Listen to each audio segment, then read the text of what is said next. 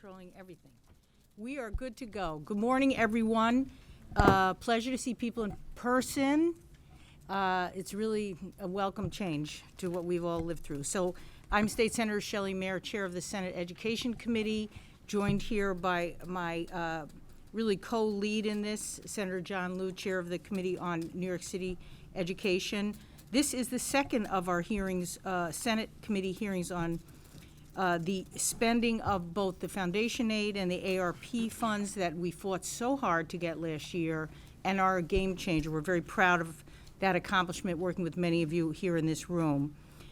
This is a hearing of the Senate Education Committee, Committee on New York City Education, and Committee on Revenue and Budget.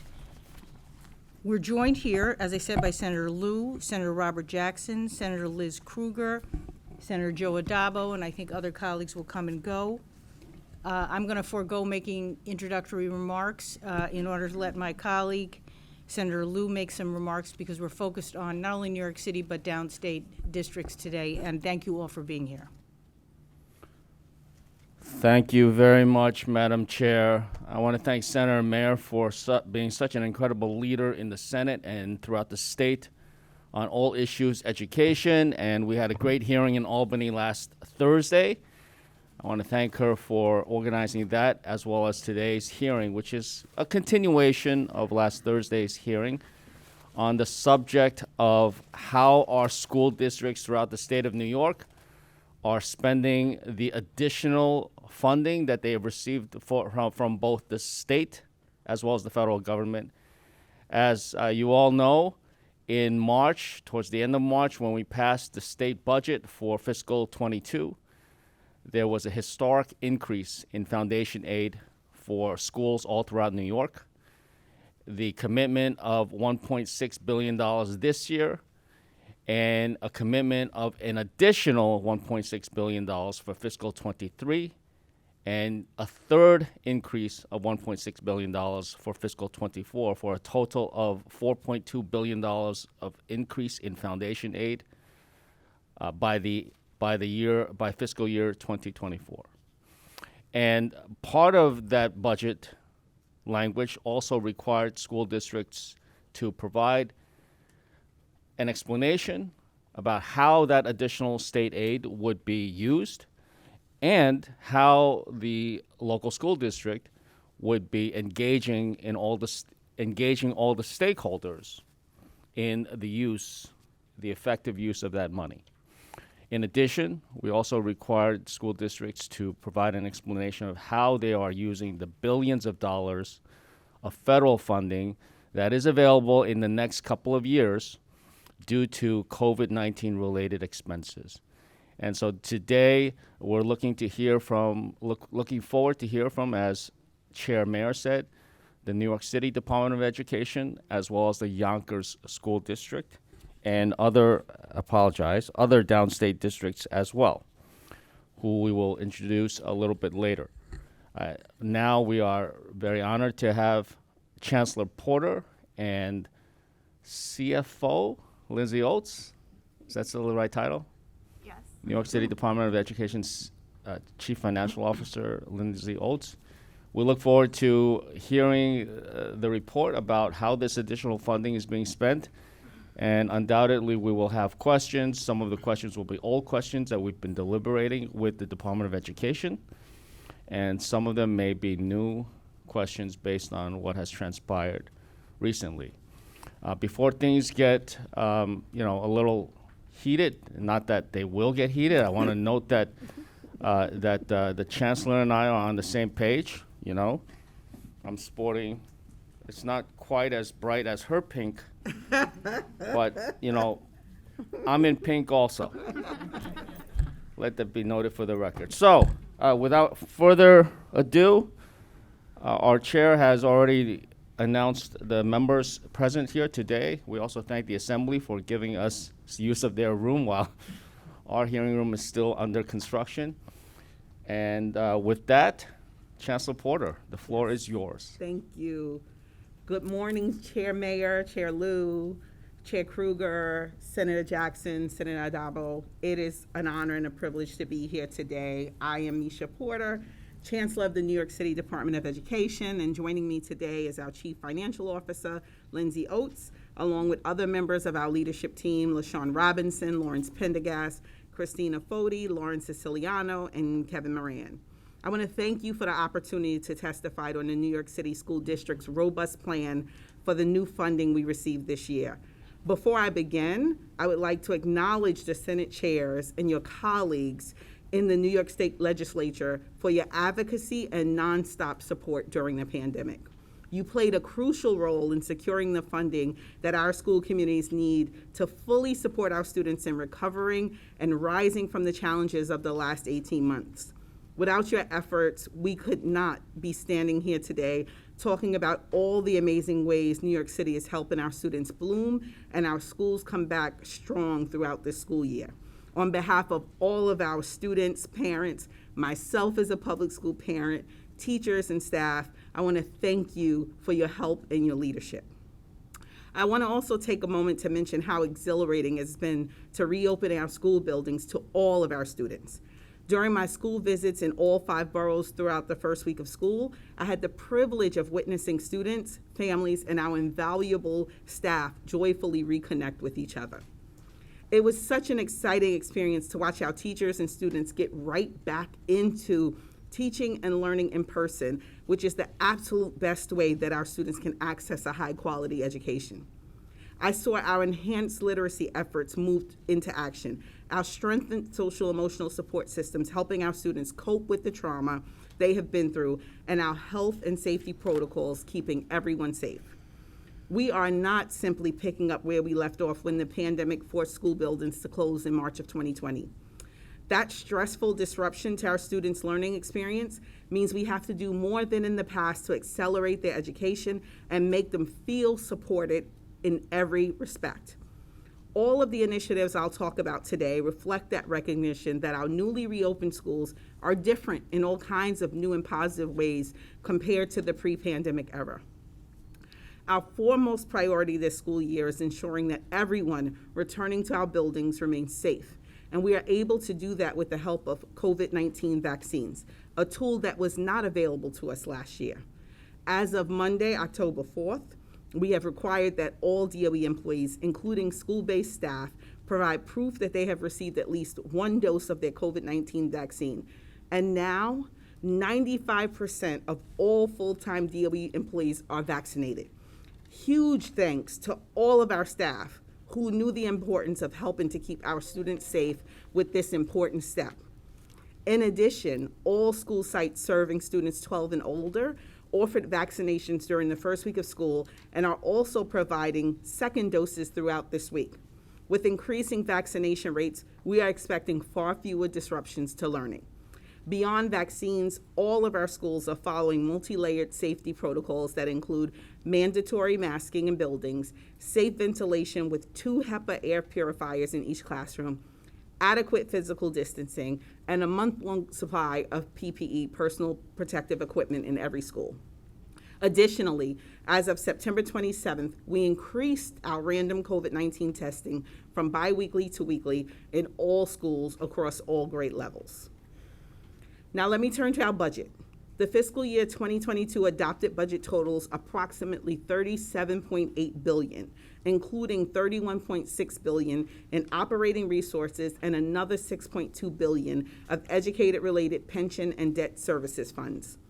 Our funding is a combination of city, state, and federal resources, with state funds and federal dollars amounting to $18.2 billion, or just under half of our available resources.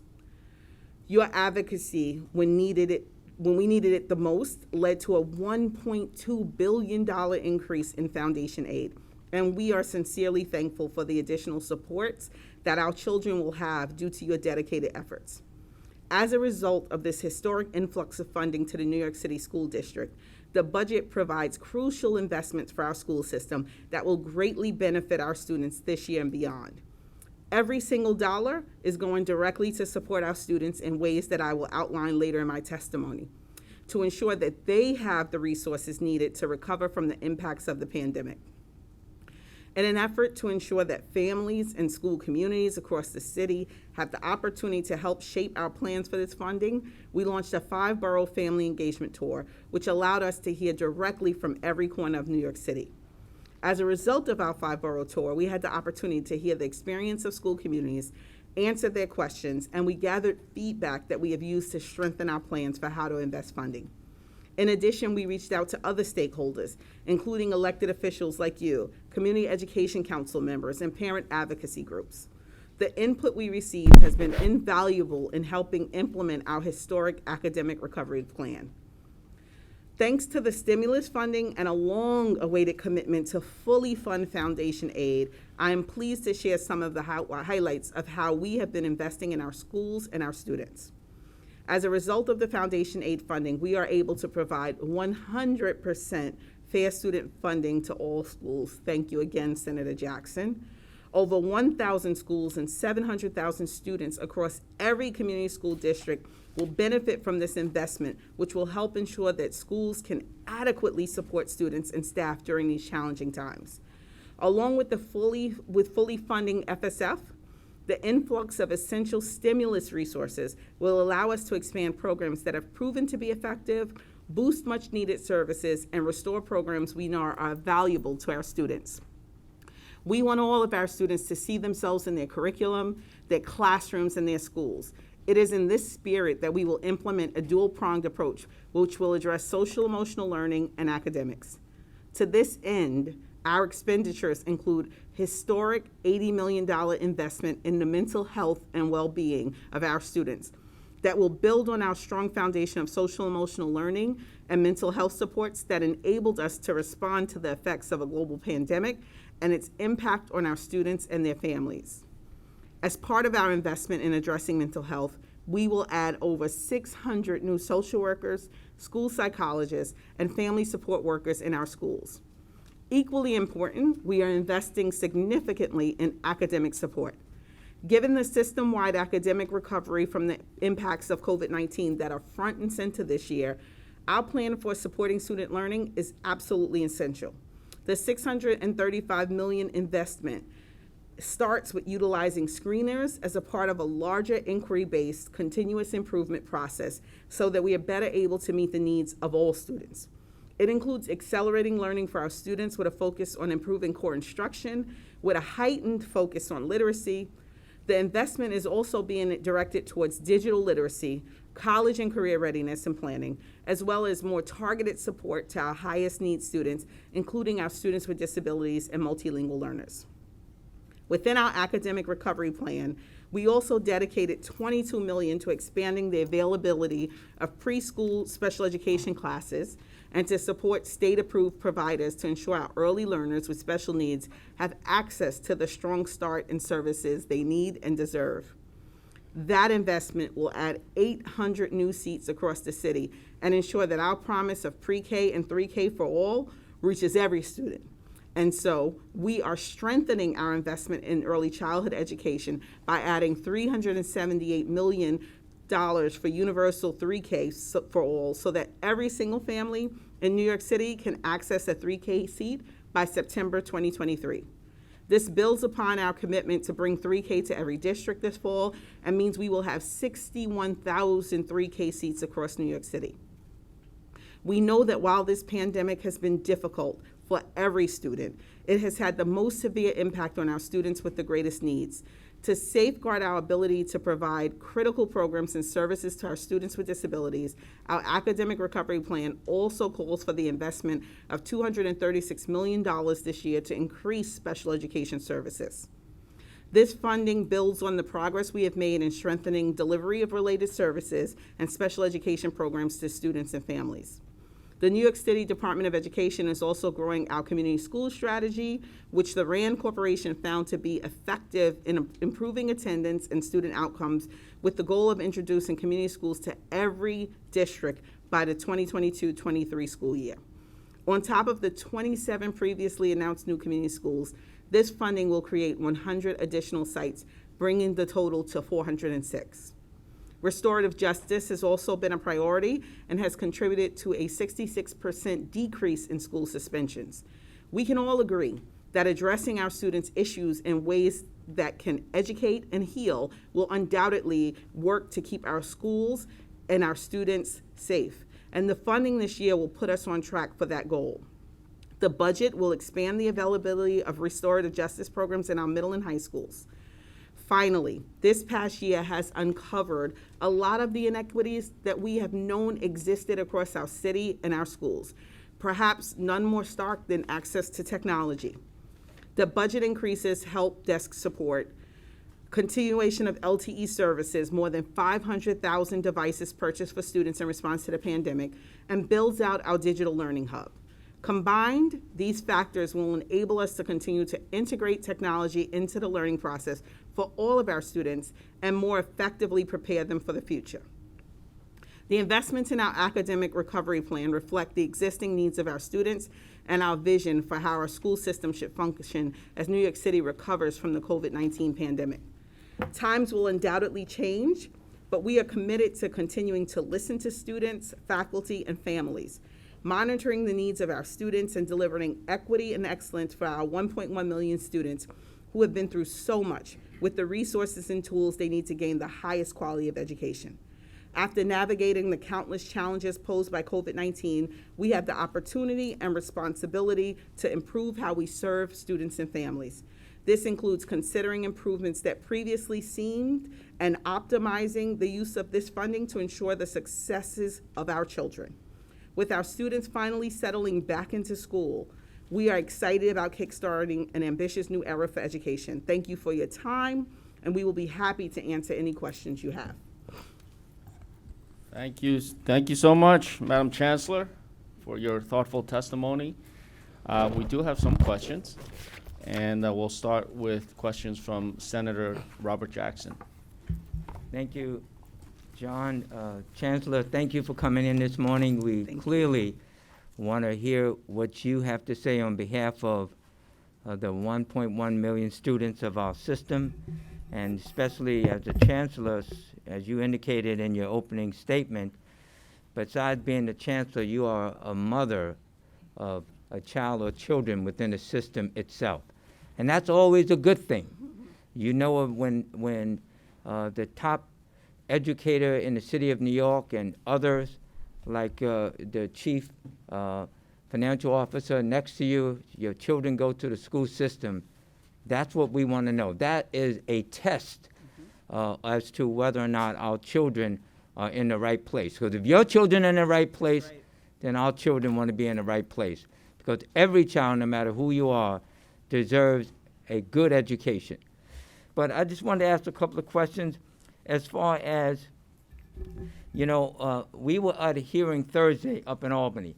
And so I want to know whether or not you meet all the requirements as per the monies from the federal government and where they're going, and also with respect to New York City, with the foundation aid, are you meeting all the requirements there? So requirement and transparency in the process. So if you or your director will give us an update on that. Thank you, Senator Jackson. And yes, you know, so first of all, again, we cannot say how thankful and grateful we are for the resources that have been poured in public schools.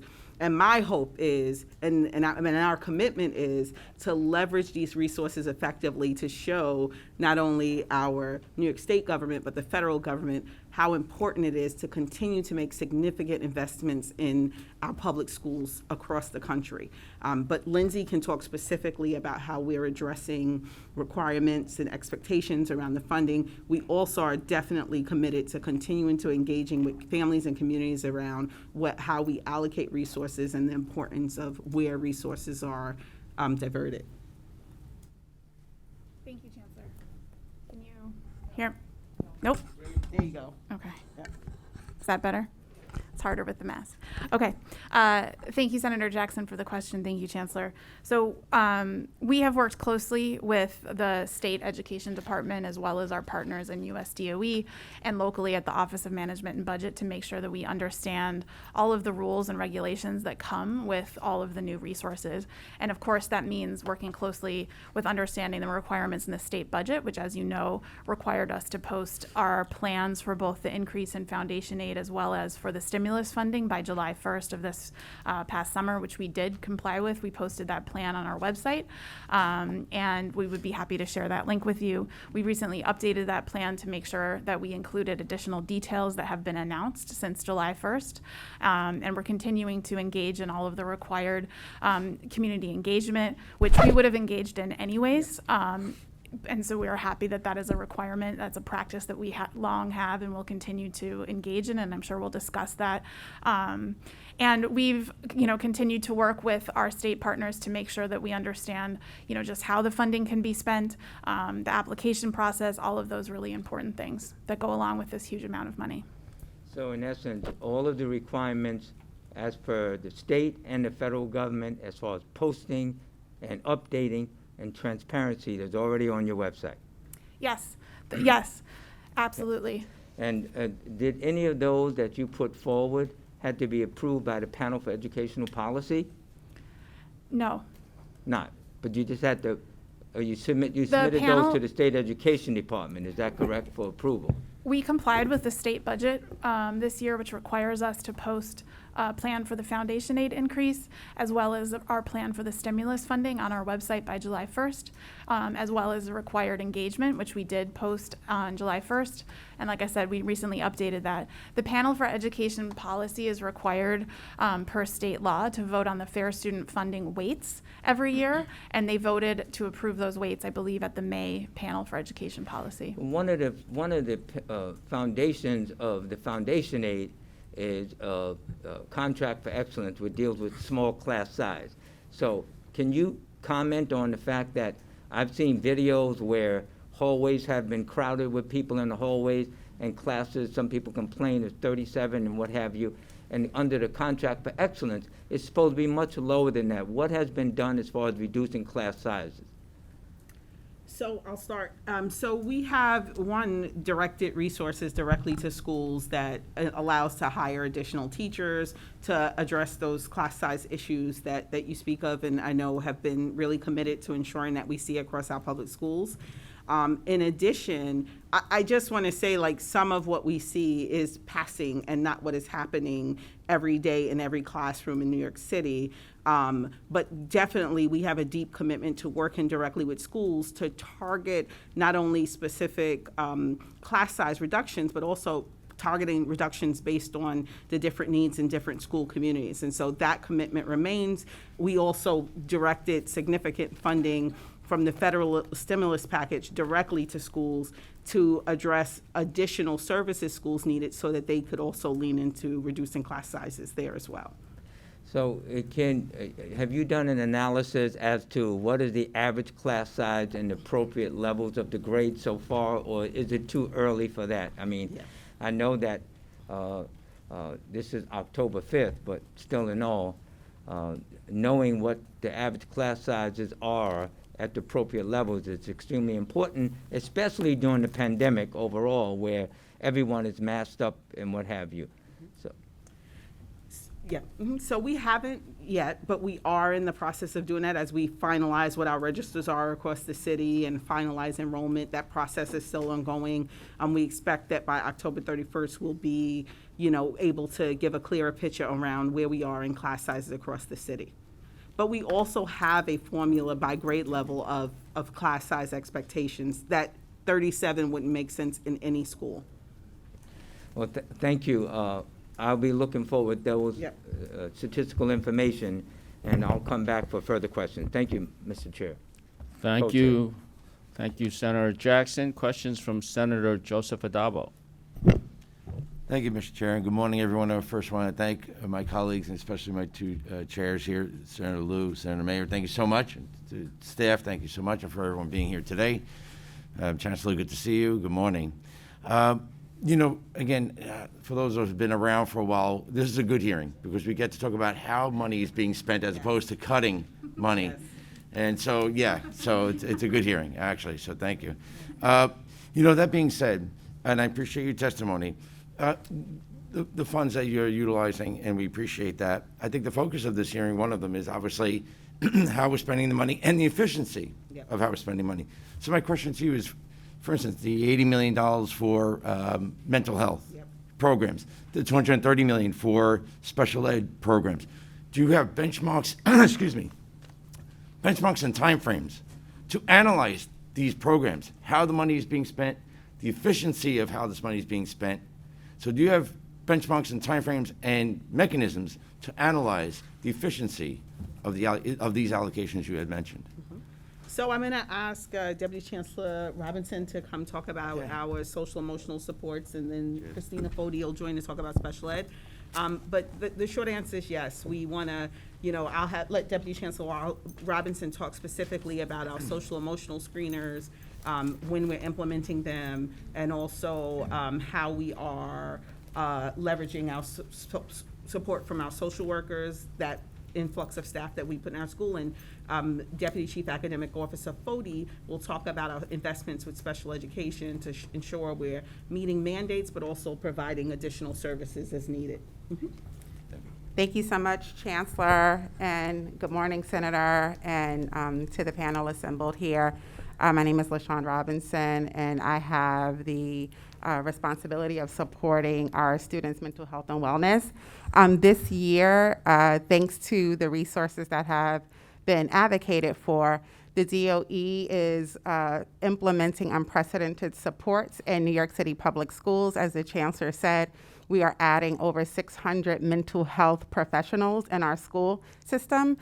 We have over 93% of our social workers that have been hired or being finalized in the process to date. So schools have certainly went to task in terms of staffing for their social workers to have those resources and supports in place.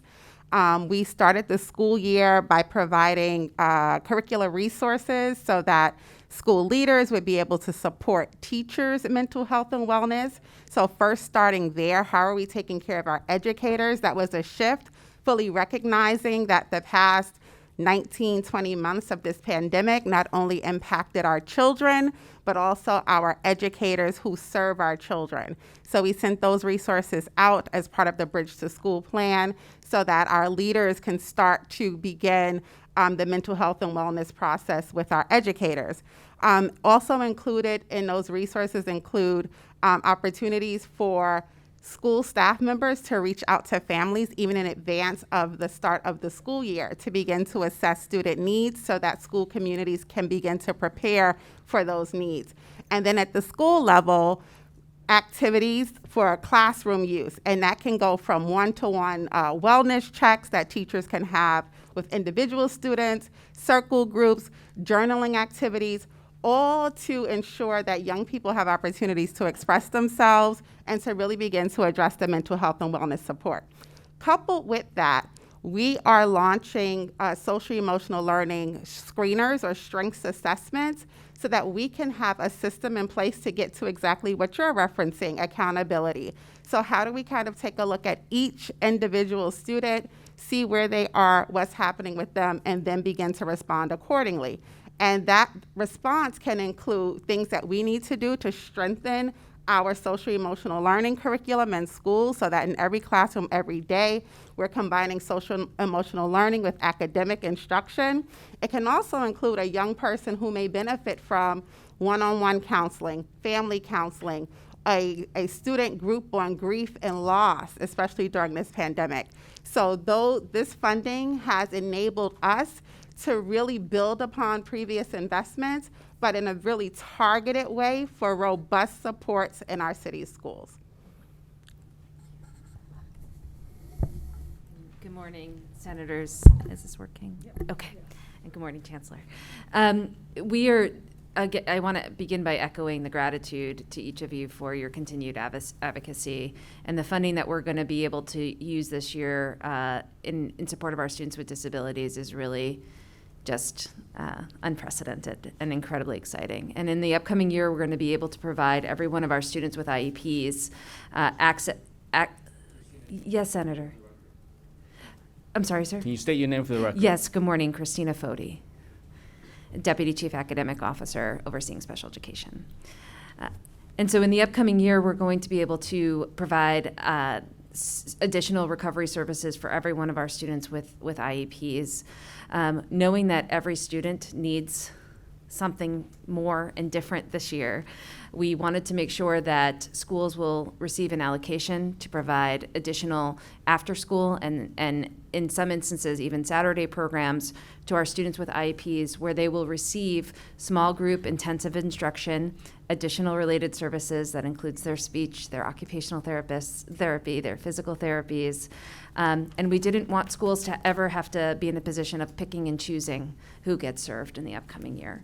And so because of the advocacy and the amount of funds that we're receiving, we've really been able to prioritize funds for our students with IEPs in a way that everybody gets access. And of course, we're going to be creating individual recovery plans for every one of our children with IEPs, because some kids will need more intensive services. And we want to make sure that those plans are tailored to the individual needs for our students.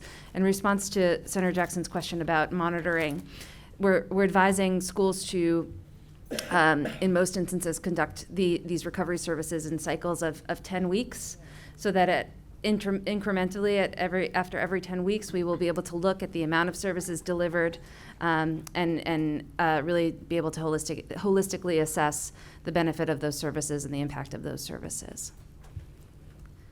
Mr. Chair, just to conclude as a quick follow-up, Ms. Fode, Ms. Robinson, thank you so much for the explanation.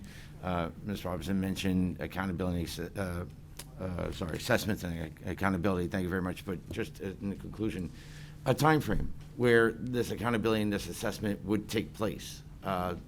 Any idea of a time frame? Absolutely. The screeners launch on, well, we've already started. In So a September, lot of right. the work that I mentioned earlier that we started over the summer leading up into the school year.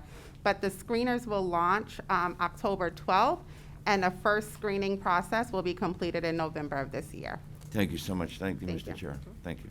Thank you, Senator Addabbo. And now we have questions from our finance chairperson, who was instrumental in making sure that the foundation aid was increased, the finance chair, Senator Liz Krueger.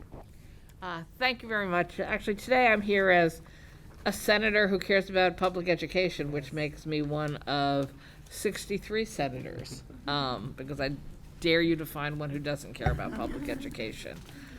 But I just want to follow up on Senator Addabbo's questions around mental health and wellness at this time of crisis for our young people. I actually held a town hall last week with the participation of people from Department of Education and Department of Health, working in coordination on mental health services for young people in our schools. And they were terrific, but they laid out such a complex set of new initiatives that are either started or in process that the response I got back after the town hall was from parents saying, I still don't know where I go in search of the answer.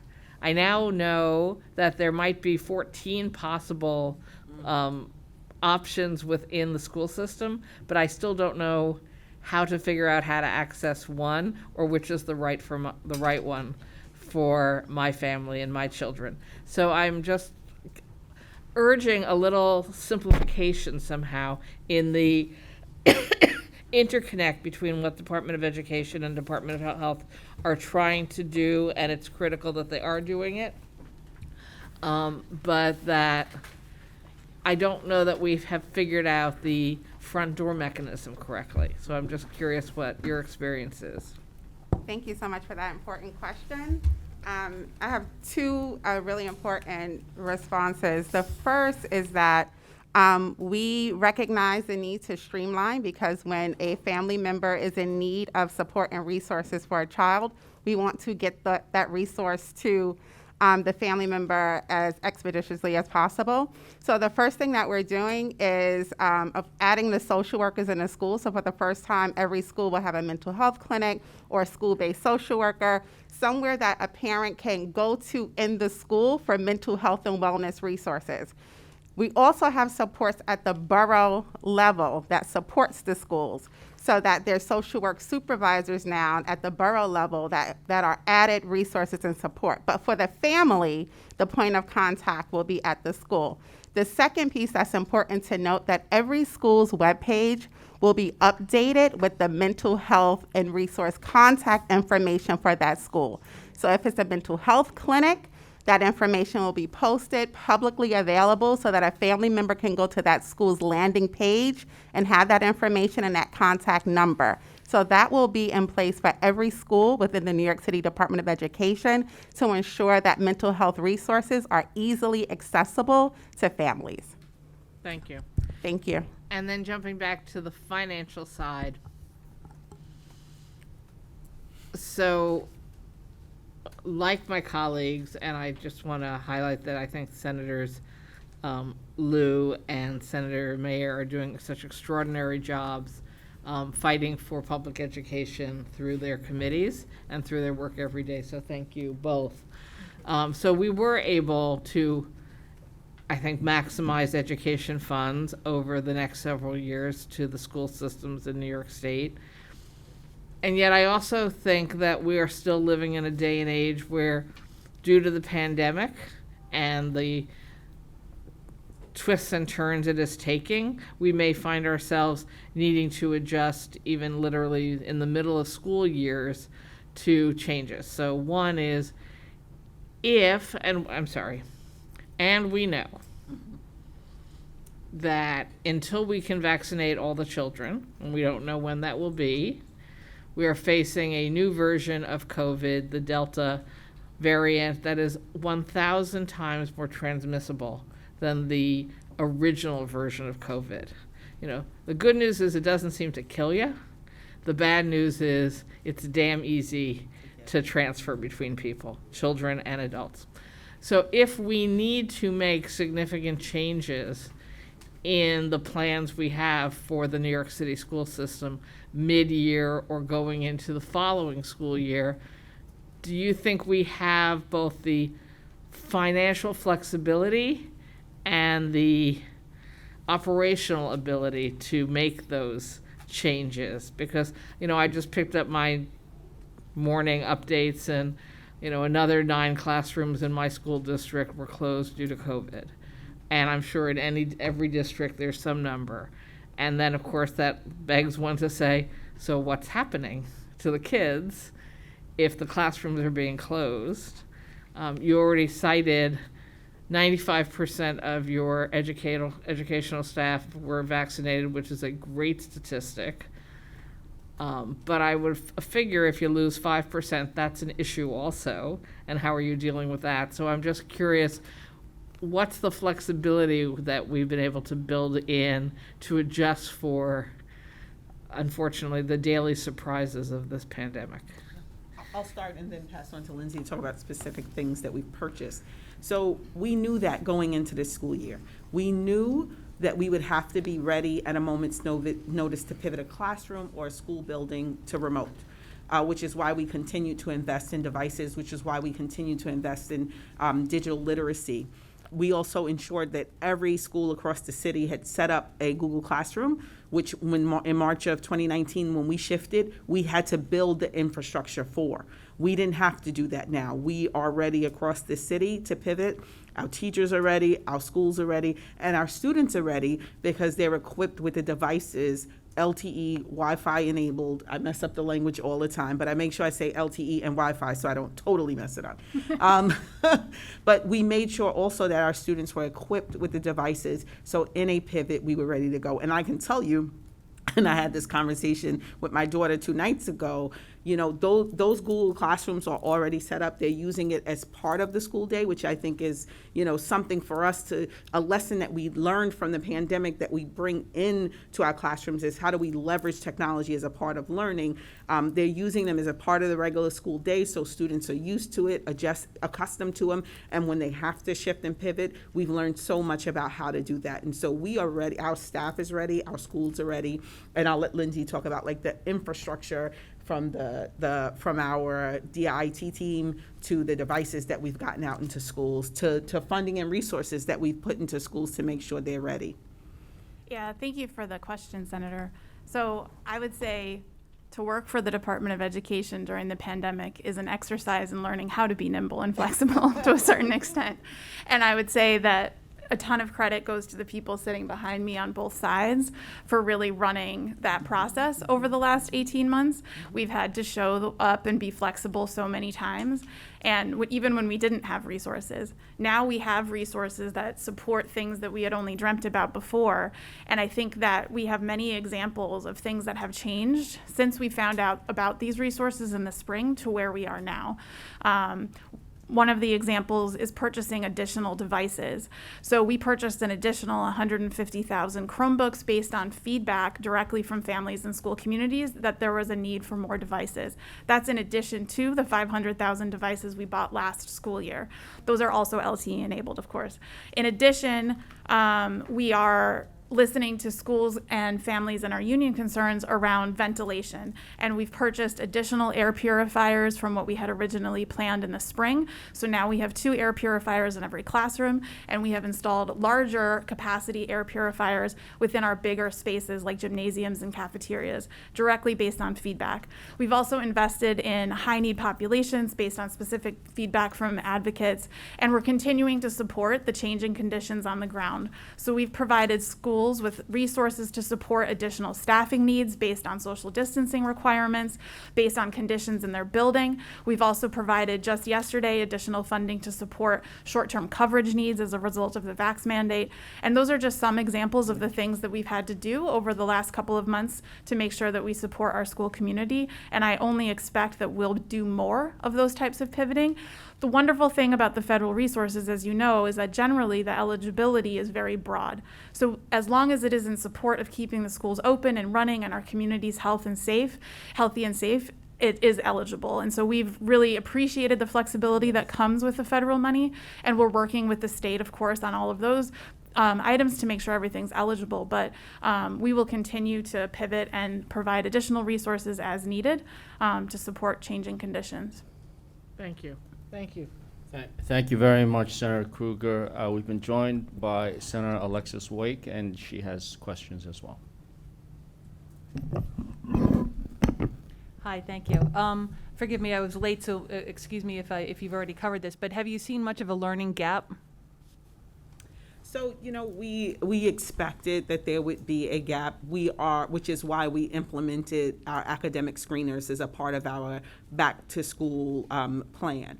And, we are really leaning into leveraging this moment from our academic side to our social emotional side to recognizing that, we all lost something in the pandemic. We lost time, we lost, our students lost time in classrooms, and so we're leveraging 2 primary screeners, Acadians and iReady, so that we can, on a regular basis, see where our students are in math and ELA. We started that process. We don't have the data yet across the system, but our schools are using it to ensure that they can make individual learning plans for students, support their academic learning needs. But I also just want to lift up as a teacher and a mother that it is important that we lean into also what our students gained so that they don't feel, that the gap is so wide that is unattainable, because it actually is. And we have to recognize in this moment what we need to do as a system to pivot and flex to meet the needs of our students, but also leveraging our assessment practices to lean into what our students have learned, what they know, and how we need to cover gaps moving forward.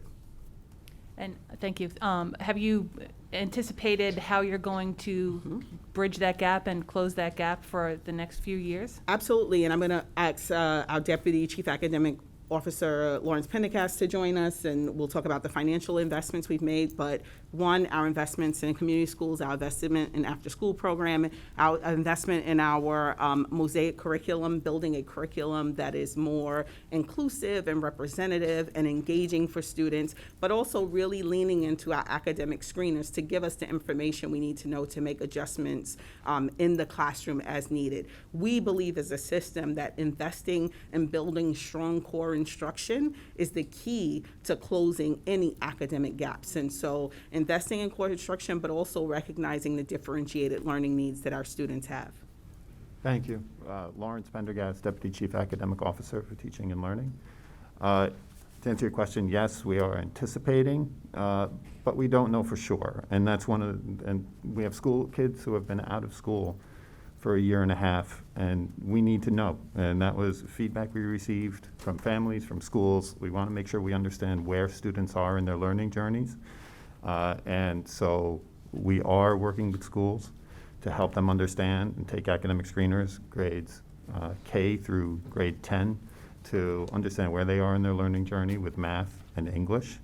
And then we have provided a lot of funding for schools. We know we have faith in our schools and our school leaders and our teachers as they understand where the students are, to make sure that they have the resources to provide for them if they need academic intervention services. And this is for special students with disabilities, for multilingual learners, who we have so many of and who found it in many cases particularly difficult during the remote learning process. So as we go through the process right now, and we've started implementing our screeners, and the window closes in the next couple of weeks, and we'll know more about where they are academically. We have a great deal of professional learning we've developed, curricular resources we are developing, digital resources that they can still build upon if needed to help individualize learning to help students address the gaps. We're also working on professional learning to address core instruction, like every day inside the classroom. We also have a very strong and deep commitment to checking back in mid-year again. Do we understand where they're going so we can make adjustments as necessary? In addition to this, though, as the Chancellor said, we're not only approaching this from a deficit-based model, saying, well, we're a little behind or we're a little ahead, and so we automatically are going to jump into high-intensive tutoring. All of our students need arts. They need the enrichment. And so there's been a huge investment in the arts as well. We want to make sure all of the benefits of in-person learning that our students missed over the past year and a half, they have the opportunity to get to. And we deeply believe that the whole learner is involved here, and the whole learner needs opportunity to grow, particularly in areas of enrichment and the arts. Thank you. Thank you, Senator Wake. And we've also been joined by Senator Brad Hoylman, who I'll turn to for questions when he gets settled. Thank you very much. Madam Chancellor, would I be out of line if I give a shout out to one of your stars? Absolutely who works not. for you in Queens, and not an evening goes by that I can feel complete without seeing her on Zoom. That would be the accomplished and awesome Adrienne Austin. All right. All right, and while we're giving shout outs, I might also give a shout out to possibly our future colleague in the New York State Senate, and that would be Cordell Clare. Great to see you, Cordell. We can't wait. All right, I did say possible, so I'm not getting ahead of things. But if I was a betting man, which I'm not, but if I was, I know where I'd place my bet. Madam Chancellor. Yes. There have been reports about high absentee rates. Mm-hmm. What's the current situation? How many students are missing from our classrooms? Yep. So I'm going to ask Deputy Chancellor Robinson to join me to talk about attendance. And I have to say attendance has been increasing every single day. As you know, at the beginning of the school year, the number is pretty fluid in terms of we're continuing to enroll students and admit students every day. Our schools have been working every single day to follow up on students who have not been in attendance. We don't feel like the normal is significantly different than it has been in any school year of students who we call no-shows that haven't shown up yet. But our schools are doing the work to follow up with each of those students to find out where they are, whether they've moved, whether they've transitioned to another school system, and what we need to do for students who are home to bring them back into our school communities. So, like, reports of 100,000 students missing are greatly exaggerated? Chancellor? Yes, absolutely, Senator. That is greatly exaggerated. We are at 88% attendance year to date. Well, that would be 100,000 students right there. That's If there's attendance. That means every student coming every day. That's not missing students from our school system. It's important to note that that's above where we were last year this time during the pandemic when we had, hybrid learning happening in our school system. I'm so excited that you posed the question because this month is actually Attendance Awareness Month, where we're launching, thank you, our Every Student, Every Day campaign. It is a community school strategy, and we know that the community school strategy has been extremely successful in increasing attendance in our schools. It's been evaluated by RAND, and the evidence is certainly in that this strategy works. So I'm hoping that we get a little support here in ensuring that all of our young people are in schools. We are seeing similar data trends that we've seen pre-pandemic, and we're certainly trending north of where we were last year at the first full school year of the pandemic. So in terms of the supports that are out in schools, our schools are working really hard to engage families and students and to keep them engaged. And we look forward to continuous increases in our attendance percentages and looking forward to the Every Student, Every Day campaign this month. Thank you, Ms. Robinson. I don't mean to interrupt, but 88%, it's still, I mean, if 12% of the students are absent from our public school classrooms, 12% of a 1.2 or 1.2 million, that's 144,000 students. We still That's have a lot of missing students. We still have work to do. Okay. We are seeing an upward trajectory in the data. I appreciate your testimony that it's greater than last year. Mm-hmm. Last year, I would submit, is not the year to measure against. I mean, how does 144,000 absent students compare with the prior school year before COVID hit and years past? I submit it's much higher.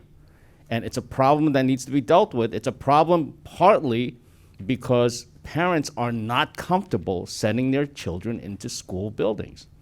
And therefore, for 144,000 students, even if 50,000 students at this point of the school year might be absent in any given year, you still have thousands, tens of thousands of students who need some kind of instructional support, such as a remote learning option.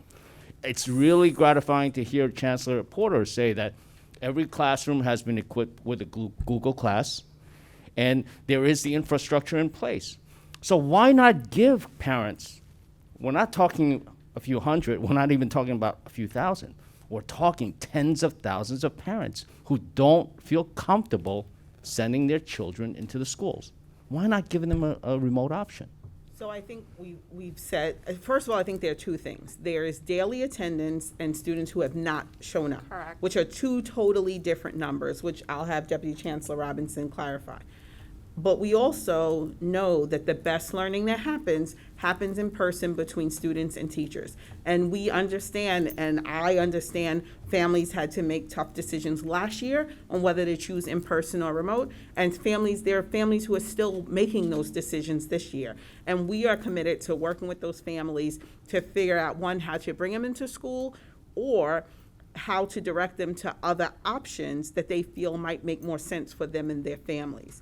And which is why we introduced the medically fragile option as well for families. And so we're committed to continue to work with each and every family, particularly those families who you mentioned may be struggling with thinking about whether they feel like our system is safe. But based on vaccinating 95% of our faculty, based on what we know where effective teaching happens, our commitment is to working with families to bring students into school.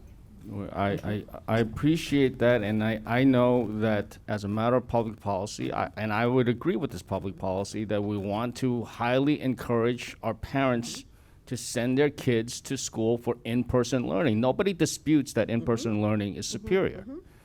However, we still have a lot of families. It's a substantial portion of the school population. So Respectfully, Senator, I just want to correct the record on the 140,000 number that you're stating, because that is not accurate. We started the school year, our attendance is improving, and we're seeing stronger and stronger outcomes as more and more families become engaged. We're still in a pandemic, and I absolutely understand a parent's concerns. I know that more parents, as they see the teachers are vaccinated, we're all committed to children's safety in our schools at 95%, is evidence of this school system coming together to ensure the health and safety of our children and educators. So there is a difference between attendance percentage and young people just not re-engaging. In terms of re-engagement, October 31st will give us the clearest idea of where we are once registers are clean and we get to that date where we understand enrollment. But I just want to say factually, the 140,000 number, respectfully, sir, is not accurate. Respectfully, Ms. Robinson, we have 1.2 million school kids. Is that a wrong number? We don't have our final register number. Okay, but Right. it's over a million. It's probably over 1.1 million. No, we actually think we're under a million at this point. Because students have left the system. But that started pre-pandemic. I mean, Okay. I think we were that's- like. All right, that's fine. Let's say we have 1 million school kids. If 12% are missing, that's still 120,000 students. So But it's, they're Go not ahead. missing, and I think that's where what you're expressing is not accurate. And we're happy to get the numbers back for. okay. All right, Yes. that's fine. So we'll wait, I mean, say October 31st comes along and enrollments at all of our schools have stabilized. Will the Department of Education release the enrollment numbers as well as the absentee rates? And could you do that by school so we can get an idea, how many of the high school students are missing versus, or absent Absolutely. versus That will public, be, it's primary publicly schools and posted. Okay, so you'll release those numbers by school. That would be enrollment numbers as well as absentee rates. Yes. Okay. And can you also make sure that shows what the previous couple of years enrollment as well as absentee rates were? We'll make sure, but I'm pretty confident it's there, but we'll make sure. And if we Okay. need to prepare something for the committee, we're happy to. Okay. I suspect that the absentee rates will still be rather high come October 31st, but we'll see. If they are still high, I strongly implore the Department of Education to provide some kind of remote option, because at that point, the game of chicken with parents is going to be over. They're not coming in if they still don't feel comfortable with sending their kids into public school buildings. So please consider that remote option if those October 31st numbers are as what I suspect them, as I suspect they will be. I hope they're not. I hope we have attendance rates back to the pre-pandemic levels in person. But if they're not, we need to provide that remote option. And we're not playing chicken with parents. We are working with families to do what we need to do to build their trust, to bring our students back to school. And so I think it's important to note that what our schools are doing are working directly with families to bring them in. Okay. With regard, and thank you for thanking us for the foundation aid. We Yes. thank you for pushing us, and we thank everybody around the world for doing this. And we thank RJ for walking to Yes. Albany twice. Now, we need to understand where that additional money is going. And Chancellor, you mentioned in your testimony that it's going to fully fund the Fair Student Funding. Yep. Now, does that mean it's the Fair Student Funding for every school is now 100% funded for this school year that we're in now? Yes, and I'll let Lindsay talk specifically about how the foundation aid breaks down into our schools. But yes, thank you so much.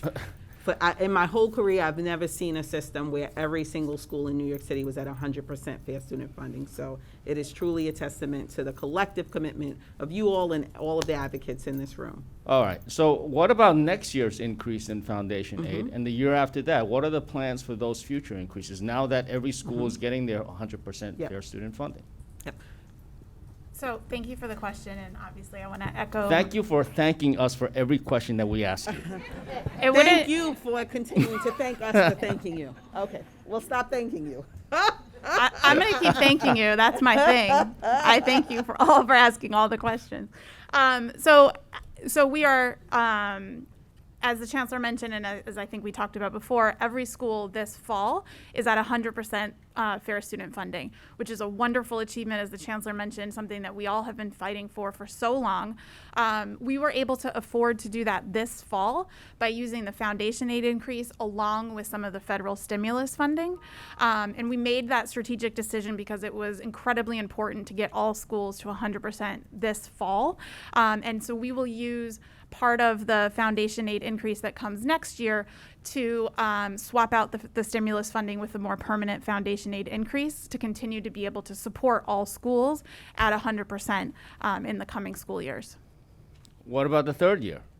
Because my recollection, based on your previous testimony, is that the New York City Department of Education was short about $1.6, $1.7 billion, shy of being able to fully fund the fair student funding formula. Well, if you got 1.2 this year, supplemented with some federal funds, next year it should be more than enough to cover, and then you'll have another 1.2 increase in fiscal 2024. What are the plans with that funding? So I'll start. Go ahead. So again, continuing on 100% fair student funding, but also beginning to look at, how do we ensure that we are applying equity-based funding formulas, directing resources where they are needed the most. I think this is a point where we're in a position as the federal funds start to go away and the foundation aid continues to increase, that we can look at ensuring that our communities who need greater resources for particular groups of students that they serve actually get it. Well, that's great news. I mean, I'm hearing that beyond fair student funding, there will be money for additional programs to promote equity, to provide even more academic programs for all the students of the city. So my question is, what are some of the ideas for how to use that extra foundation aid that is not needed to fully fund the fair student funding formula? So, I think, our Deputy Chief Academic Officer, Lawrence Pendergast, started to talk about it. But, my vision is, what should every school in every community and every student have access to? They should have access to the arts. They should have access to after-school programming. They should have access to enrichment. They should have access to, technology, all of those things. And so what we want to make sure is that your community, your zip code, nor your enrollment prevent a school from having access to those kinds of resources. Okay, well, it would be nice if we got some detail, and you can provide that in the next week or so, if you'd like. But again, I'm looking at about, not this year. This year, you fully committed the $1.2 billion foundation aid increase for fair student funding. That's fine. In fiscal 2023, which is next school year, that's, you committed some of that additional foundation aid. But by my count, there's still another $700-800 million available for new funding. For new programs. And Chancellor, you and as well as your academic deputy chancellor talked about some ideas. They sound like ideas because there are no numbers behind them. There's no, there's no measures. How are we going to measure whether those programs were successful or not? So if you could provide that, that'd be very helpful to this committee. And then furthermore, the third year of $1.2 billion increase. I don't hear anything about that. Now, if you would have said something about Comptroller DiNapoli's report a couple of weeks ago, where he very clearly said that the Department of Education is using federal funding not just for COVID-related items, but also to start new programs, and that those new programs would be short $1 billion a year after fiscal 25 when the federal funding dries up. That could have been an answer. But, it would have been a way to address Comptroller DiNapoli's report as well as kind of answer my question. But however you want to slice it, we need clarity on what the Department of Education is actually going to do with the additional foundation aid. Okay. And then on the question of fair student funding, how's the you mentioned the weights before that were approved by the Panel for Educational Policy. When were those weights put in place? So if I can just make a comment to your last point. So I think the Chancellor did mention that one of the things that we will absolutely be doing in the future with the foundation aid is looking at how to use that continuing revenue source to support the federal stimulus funding that will be phasing out over the next couple of years. That's absolutely something that we will be looking to do, and we're very grateful to have a permanent funding source that's increasing at the same time that we're going to have a temporary funding source that's decreasing. I also want to go back to the community engagement point, because every school year between this year, next year, and the year after are going to be very different from a public health perspective and from a community perspective. And as we've talked about, the community engagement about the resources is tremendously important. So I want to make sure that we are clearly committed to that process as we move forward and work with the additional foundation aid that we'll receive over the next 2 years. So I don't know that we want to commit today to what we're going to spend the money on over the next 2 years without being, conscious of the fact that we need to be nimble depending on the health circumstances, and we obviously want to be responsive to community engagement, as well as all of our, fiscal priorities that you point out. Okay, that's fair, but so to the extent possible, give us an idea of what your ideas are about how to efficiently and effectively use the additional foundation aid. And, please be reminded that there are members of the legislature who have been somewhat reticent about providing the additional foundation aid because of potential lack of accountability for what the additional money will do. So let's all keep that in mind. We want to make sure that the additional foundation aid, which is taxpayer dollars, get used and used appropriately and effectively. So what about those fair student funding weights? So what year were they put in place? The weights that were approved by the panel this past spring are a combination of weights that have changed. Some of them have changed more recently than others, but the weights did not change year over year from last school year to this year. Right. You remember that great meeting we had back in 2019? It was with the City Council, and the Department of Education said that that summer they were going to have the task force to re-examine those weights. And that report was required by local law to be ready on December 31st, 2019. We're approaching 31st, 2021. So I appreciate that the Department of Education has fully funded fair student funding, but unfortunately, a lot of people think that the fair student funding formula is no longer fair. So is there going to be anything done anytime soon about those fair student funding weights? So absolutely. I think that I would say a couple of things. One is, I think the shared priority of everyone in the system has been to first and foremost fully fund the formula that was created many years ago. We have now achieved what we thought was impossible in doing that with your support. Now we can look at where might we make changes to the formula to better serve high-need populations, to account for changes as a result of the pandemic. Those are incredibly long work streams, and was not something that we could contemplate only finding out about the new resources in this spring. It's something that we can look at going into the next school year or the year after as we get additional resources.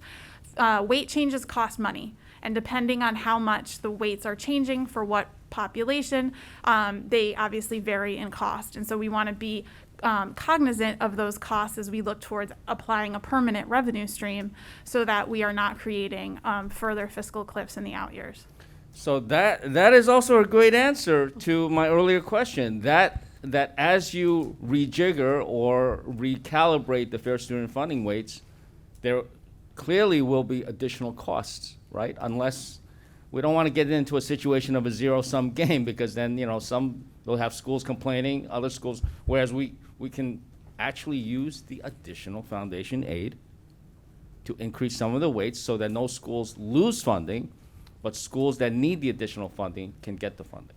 So it would be great if in these next few months we turn some attention to making those fair student funding weights more fair and to be funded in the next school year and the year after that, and for the foreseeable future with the additional foundation aid. Let me throw out one thing, right? I think that we have lots of students with disabilities. I'm glad to hear that you're talking about this individual recovery plan for students on IEPs. possibly directing more funding to the schools with students with IEPs. That might be an area where the weight could be increased and funded by the additional foundation aid. That's just one example, and that's certainly many others too. If you want to have a discussion beyond this hearing to talk about where those additional weights are, that would be welcomed by this committee.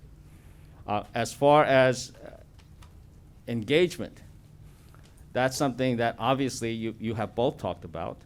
I'm glad to hear it. But the engagement has, I think, been falling short, at least in a couple of areas. First of all, I would suggest full engagement in resetting the weights for, or adjusting the weights for the Fair Student Funding Formula. Now, earlier this year in February, the mayor himself said very clearly that gifted and talented programs have an important role in our school system. And that over the spring and summer, meaning the past 6 months, the Department of Education and City Hall would be fully engaging parents and communities on the issue or the question of how gifted and talented programs should be run in the city of New York. And, we've been asking, we've been waiting. What's the status of the engagement on this important topic? And I'll note that I waited until school started, and you got that out of the way, even though obviously there's still more work to be done. But this question is coming up. It's coming up with many of our constituents, and so what's happening with that? So we remain committed to that engagement, and for me personally, and I think for the department, it is crucial. We cannot roll out a plan without engaging communities. There's so many voices around gifted and talented, and so we look forward to centering engagement as a part of our plan forward. And look forward to beginning and launching more information around the engagement process soon in the coming days. Yes. Madam Chancellor, I would submit to you and the Department of Education and Mayor de Blasio that the time for engagement has long gone. It's too late. It was supposed to be done this past spring and this past summer. So at this point, it's probably too late for this administration to start rethinking the gifted and talented program. Leave it to the next administration, who will then be responsible for fully engaging the community. But the parents are expecting some guidance by January, and it's already October. There's just not enough time to truly engage unless the Department of Education and City Hall had some preconceived notion that they were going to try to steer people to. But to have a constructive and productive community engagement, there's just not enough time for that. Well, I'll say that I disagree.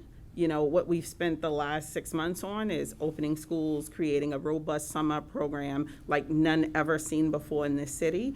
And I think that while the next administration is going to absolutely guide the ship forward as it relates to gifted and talented, I think that it's never too late to engage families in the process and in a conversation or in recommendations that'll inform the next administration. The mayor himself said in February of 2021 that in the spring and summer, meaning the following 6 months, parents and communities will be fully engaged in how the GNT program should proceed going forward.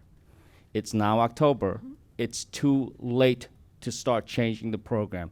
Give parents the predictability and stability that they need for their own kids and families, and let the next administration take over any changes to the GNT program.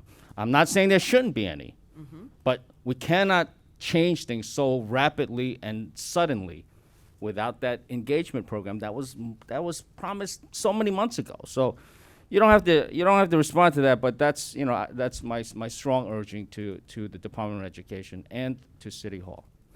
I will come back for a second round, but I know we've been joined by Senator Brad Hoylman, who always has questions, the very thoughtful questions, and then we'll also have a second round by other members of the Senate. Senator Hoylman.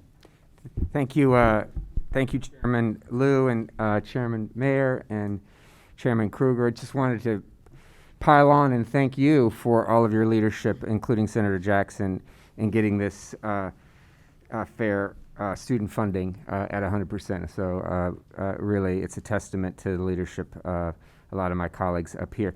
I'm a public school parent. My youngest, Lucy, started pre-K this fall. The good news is, as it was reported to me by my husband, she hasn't bitten anyone. So we consider that to be a bang-up start to the new school year. But I will say that as a parent of a little one who is younger than 12 and ineligible for a vaccine, I, like a lot of my fellow parents, and I'm sure the teachers and staff and her school, PS 41 in the Village, are understandably uneasy. So I will echo what Senator Luce said about a remote option. I support Senator Luce's efforts in that regard and urge you to consider that. But I also urge you to work with the city and our new state health commissioner and understanding how we can include COVID-19 vaccines as part of the battery of vaccine requirements that are already established for our children. And I was wondering if you have, in fact, inquired with the city and state health commissioner about the possibility of that. We understand that the vaccine for children younger than 12 may be announced as soon as Halloween, as in terms of emergency youth authorization. And we also know that California, through administrative action, is requiring the vaccine for school children 12 and older. Do you have thoughts on how we can move that along in New York? I'm always surprised that New York City and New York State seems to drag its feet on vaccine requirements for children. We had the mayor, unfortunately, just a couple of years ago, not weighing in on the measles outbreak in a manner that required state action to close the religious exemption. And a few weeks ago, I was very disappointed to hear him say that he's not looking at the option of vaccine requirements for school children because he didn't think it was right for New York and thought it might encourage, continued mistrust in the vaccines, which I think it's, in fact, just the opposite. So shouldn't New York follow California and maybe make the remote option a complementary effort to getting our school children vaccinated as soon as we can? So I am an educator, not a medical expert, so will not be making decisions about, make medical decisions, but look forward to continuing to be in conversation with DOHMH around what makes sense for our schools and our system. What I can tell you is that we are ready and excited about the potential of the 12 and under vaccine coming out beginning as early as October, and I'm going to ask Kevin Moran to join me to talk about our plan to shore up vaccinations for that group of students as well. I think it is a very sensitive topic. It is a new vaccine. We've done a lot of work, and I hope that getting 95% of our staff vaccinated helps to show how important this measure is.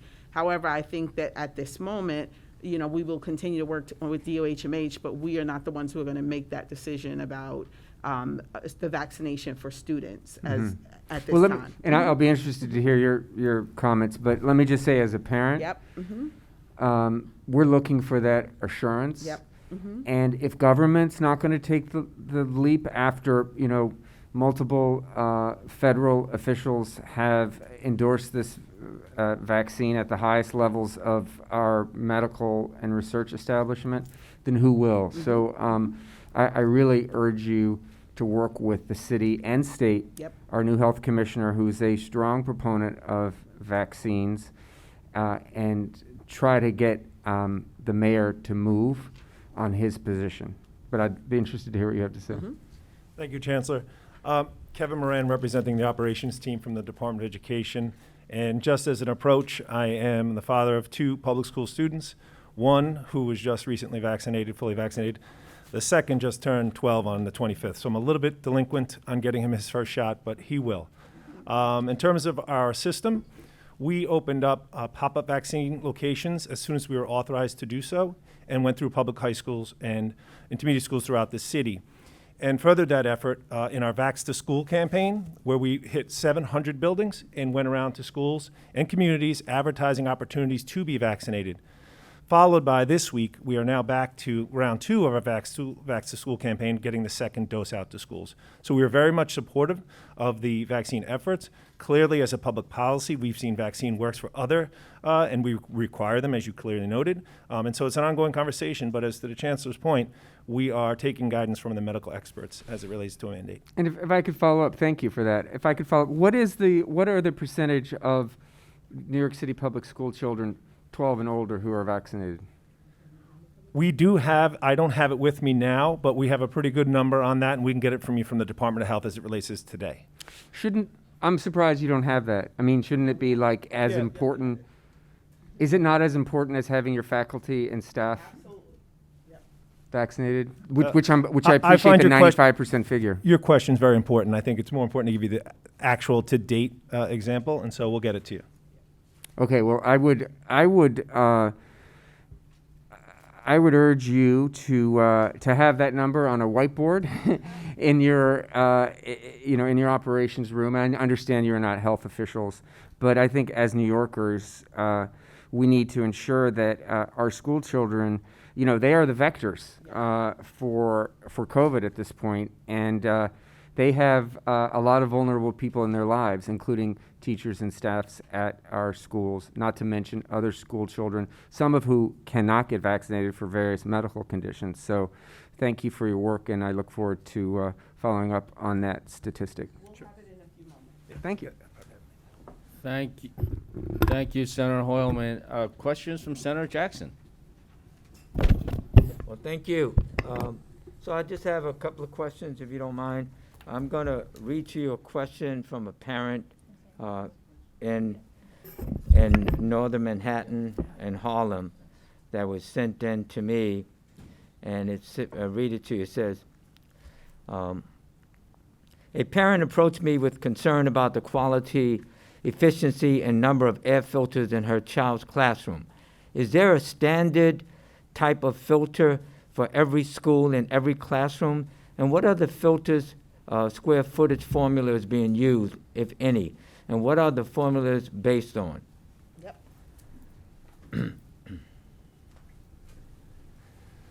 Hello. So in terms Hi, of Kevin. Yes, good morning. So in terms of the ventilation guidance, we approach this as foundationally what we want to accomplish in a school environment is to keep infectious aerosols out of the space. Much like this space that we occupy now, you have supply and intake fans here that go to a return that actually have a filter. And the recommendation of the CDC is to have a MERV 13 filter in that it'll pull out, in this system, pull out infectious aerosols to make sure that air is not being recirculated, it's being removed from the space, and fresh air introduced. In most of our classrooms, we rely on natural ventilation. We rely on open windows, and which is fresh air in many ways is the best air. It helps dilute the CO2 in the space, introduce fresh air, and keep a constant air exchange. We use air purifiers as a supplement to that environment. So whether it's mechanical means, much like we have here in an HVAC system supported by MERV 13, or through natural means through windows. We also have exhaust fans on roofs that pull air out to remove CO2s. We also have fresh air intakes into classrooms. So it's definitely a multi-layered approach, but the air purifiers that we use are rated at about 500 square feet each.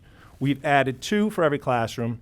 And for any classrooms that folks feel that are a little bit tight, we put in a 3rd air purifier. We actually got industrial-sized ones for our cafeterias, coupled with exhaust fans and windows that you'll see if you walk in every high schools, where we put in the windows just enough to continue pulling air out of the space, complemented with those other larger air purifiers plus open windows. So our custodians can see this in real time.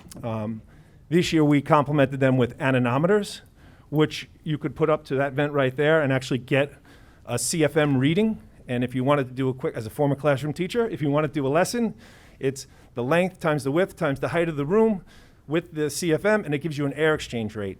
What we'd like to see in our classrooms is around 4 to 6 air exchanges per hour. And our custodians can figure that out at the school level. They could also use CO2 readers that we provided to actually see if anything that you exhale is leaving this space. I didn't bring mine with me today, but I could give you a reading. As long as it's south of 1,000, we're comfortable. But we make adjustments in real time. Custodians go from classroom to classroom, making sure that the ventilation is working, working with principals and custodians. Are they all HEPA filters, or some people have reported IntelliPure filters and not HEPA filters? What Yeah. are the requirements? So there's the nomenclature there is it a HEPA filter or is it exceeding a HEPA standard? The unit we bought exceeds a HEPA standard. When tested, a HEPA filter by itself is just that, it's a filter. But if it goes into a unit and it loses pressure and it can't pull through, it actually doesn't meet the HEPA standard as a unit. And so there is a bit of a wordsmithing there, but we're very confident with those units that we purchased. We're very confident with the results. We, as you know, administered over 1 million tests in our city schools last year and had a less than 1% infection rate. So we really believe in the product. Folks in the classrooms are very happy to have it. As our, there's a Mayo Clinic study that you could Google if you like to show that when those purifiers are in classroom spaces, they're up to 5 times more effective at making sure that the air is circulating and safe. So earlier, Chancellor, I think it was Ms. Robertson talked about 600 new social workers, school psychologists, and family support workers. How long is that going to take for full implementation? I mean, you heard the saying, talk is what? Talk is cheap. Talk is cheap. So when are we going to have full implementation? Obviously, we know it takes time. Yep. But is it going to be done this entire year? It's going to be done in 6 months and be ready in January?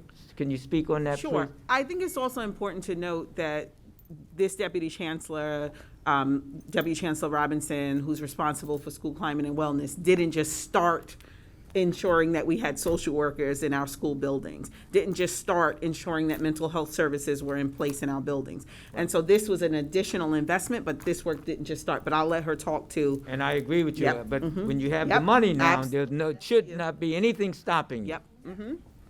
So, good morning again. I'll speak specifically to the social workers that I've been supporting schools with staffing. We're already at 93% of staffing for our social workers. We recently received the funding. Schools hit the ground running. Principals were excited, and we'll continue staffing until we get to 100%. But this level of staffing we haven't seen in prior years for our social workers. So we're 93% implementing in terms of implementation of having the social workers in our schools, and they're fully aligned with the other practices that we spoke about earlier, the cell screening and mental health and wellness supports. And now, those social workers, who hires them? Is that done by DOE centrally, meaning that they have their certification? Are they MSW licensed and what have you and so forth? Or are local principals along with the school leadership teams hiring them? They're licensed social workers, and they're hired by principals and their school leadership team. So they're hired at the local level. Each principal works to determine the social worker that best fits the needs of that school community. They're hired at the local level. So is there a list, for example, because if I'm a principal and this is the school leadership team, do I get the one that you send me and then I say, no, we don't like this? Can I look at 5 and 6, just like a normal interview process? Absolutely. They have access to hundreds, over 1,000 social workers that's been vetted. They're certified at the state level. Okay. And they apply to the New York City Department of Education. They fill out an application, and principals have access to that information. So we don't send them a list. They have access to the full pool of eligible, highly qualified, state-certified social workers.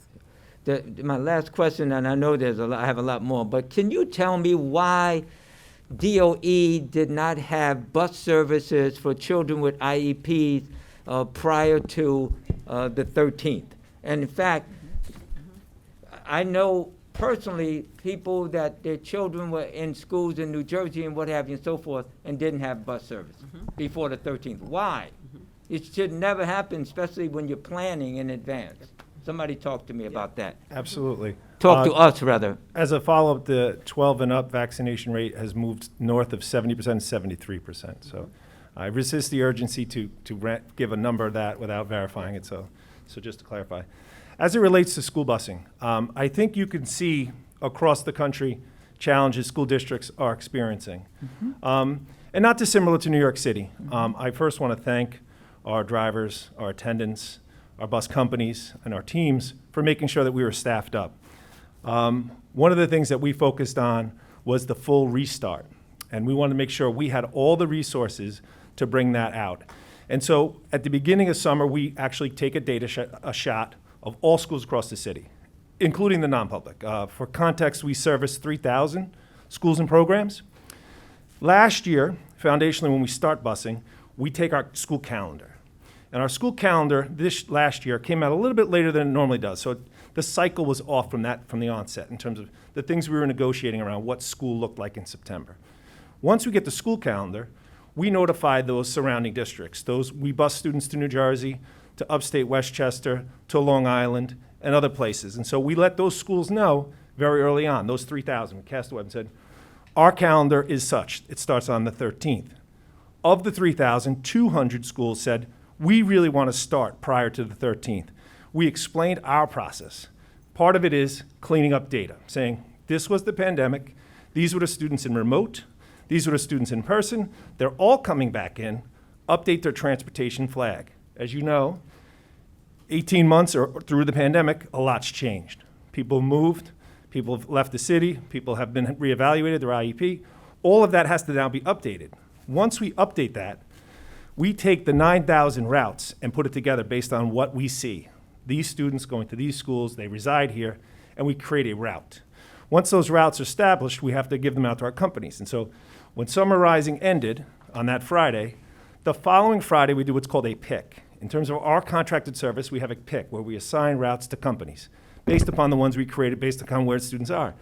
And so when that starts flowing, within 5 days, we had put those routes for parents to see online.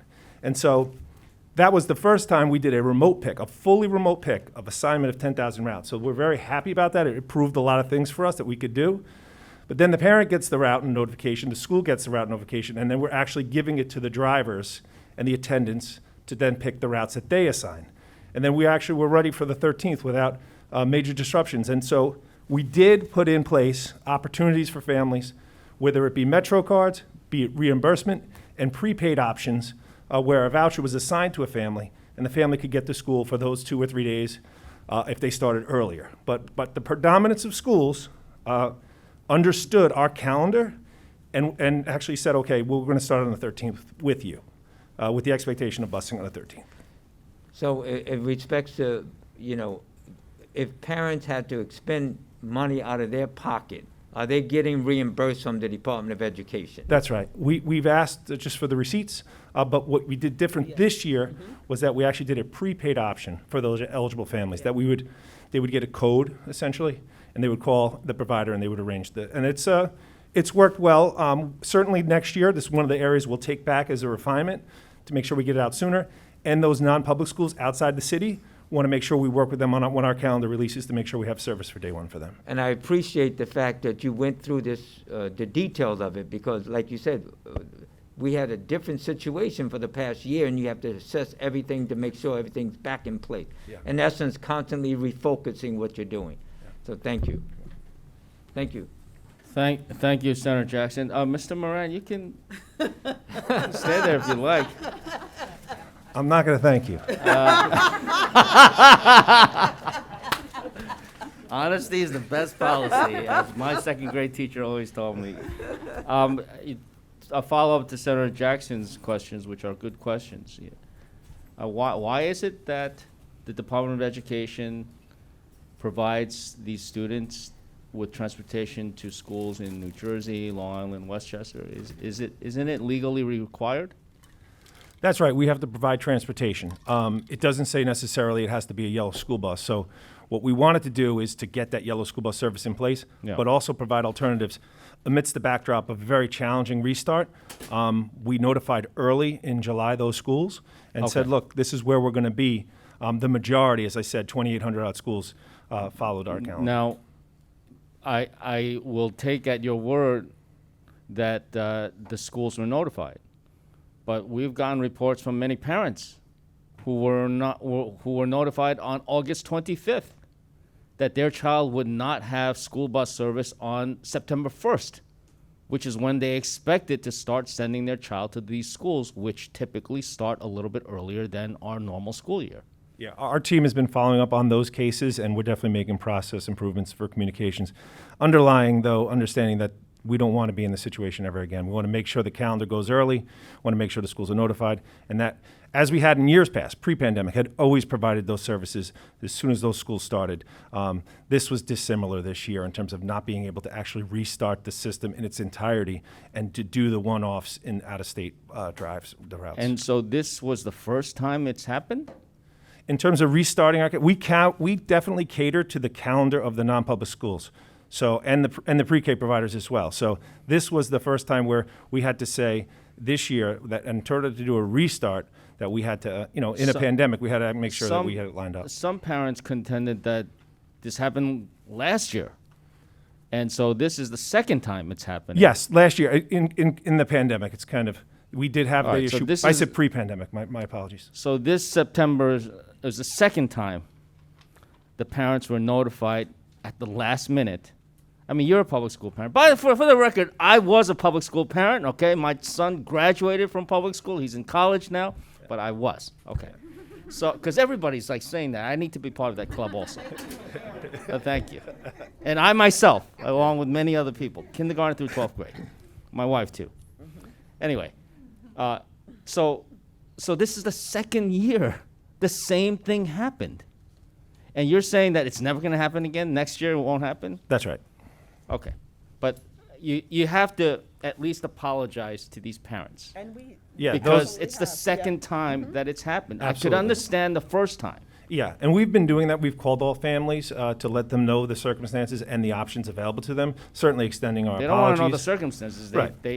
To them, it's a They want the follow-up. Like service. I was about to ask you, your kids are going to school. You expect them to have school bus transportation to take them to school, and 6 days beforehand, the DOE tells you, by the way, we'll send you a Metro card, or we'll give you an Uber, and not to mention that we're talking about students who are not only disabled, but many of these are severely disabled to the point where we are legally required to send them to schools outside New York City because we don't have the kind of schools that can properly educate them. So, this is an unacceptable and untenable situation. Let's not have three strikes on this issue. we agree. Thank you. Point well taken. Thank you. Senator Wake. Thank you. So we kind of touched on this topic before, but it has to do with the social emotional wellness of students. And of course, I hear this throughout all of my districts, and it varies so severely from district to district. And I'm just curious, what is the extent of the social emotional circumstances that you see in your school, and what plan do you have in place to address it moving forward? Yeah. So I think it is a wide range of circumstances, obviously, right? From students having experienced loss in their own families, to losses in their school communities of teachers or beloved staff members. Also, students watched our world turn upside down, racially over the last year, in addition to the disconnect of being out of school for over 18 months. So it's a combination of things. And so we're doing, as Deputy Chancellor Robinson spoke to very clearly, adding additional social workers into our schools. But I'm going to ask her to talk more specifically this time about the cell screener that we're implementing across every school to every student, and how we're going to use that information to support students in our system. Thank you, Chancellor.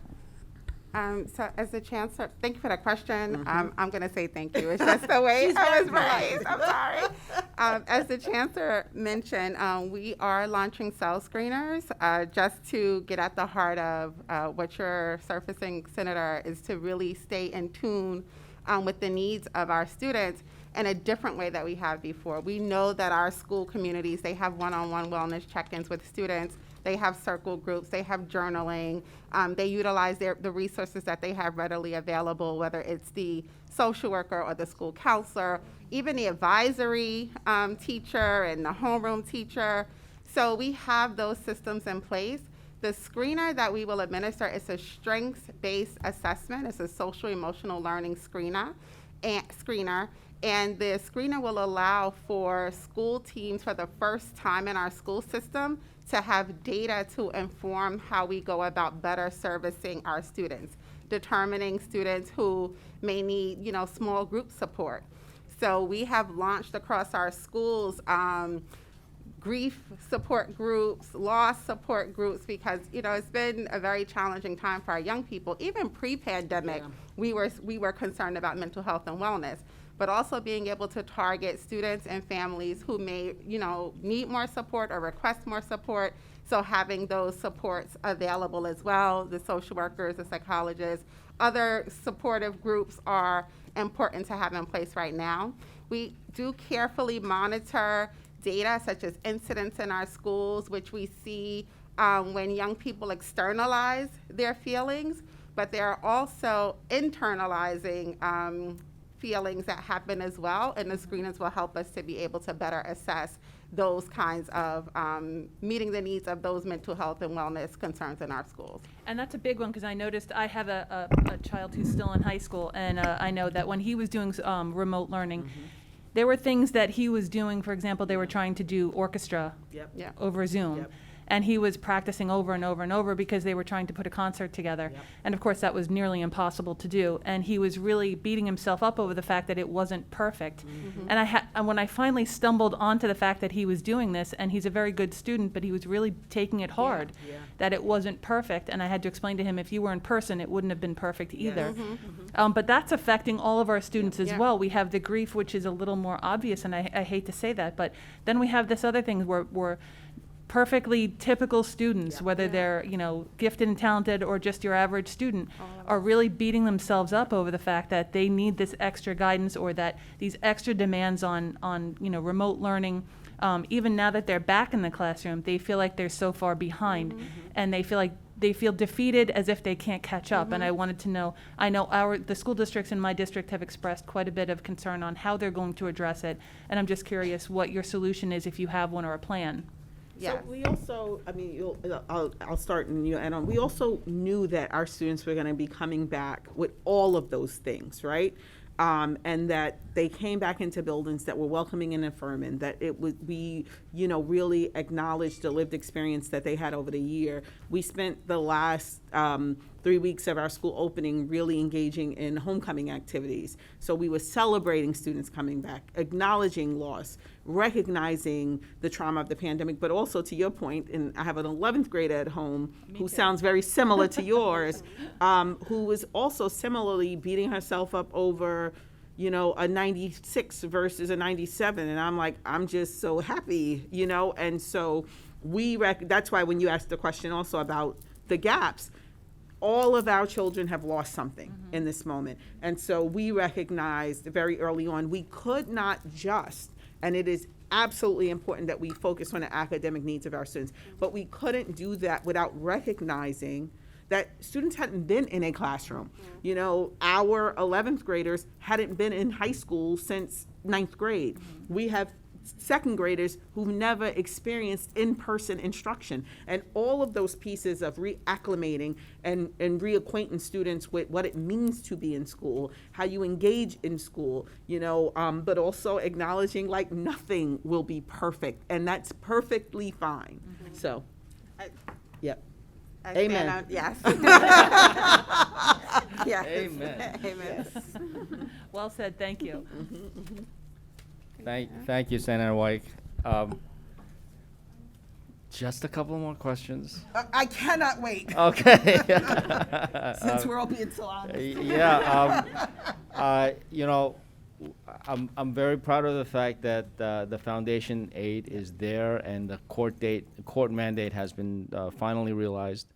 But, you know, that in no way, I will speak for myself, but I believe it represents the views of my colleagues here also. We're not done with education funding, right? There's still more that needs to be done. One of the things that, well, there are a whole host of issues, but one of them that has been kind of part of the law for a long time is this thing called Contract for Excellence, which requires school districts to limit the size of their classes. Yep.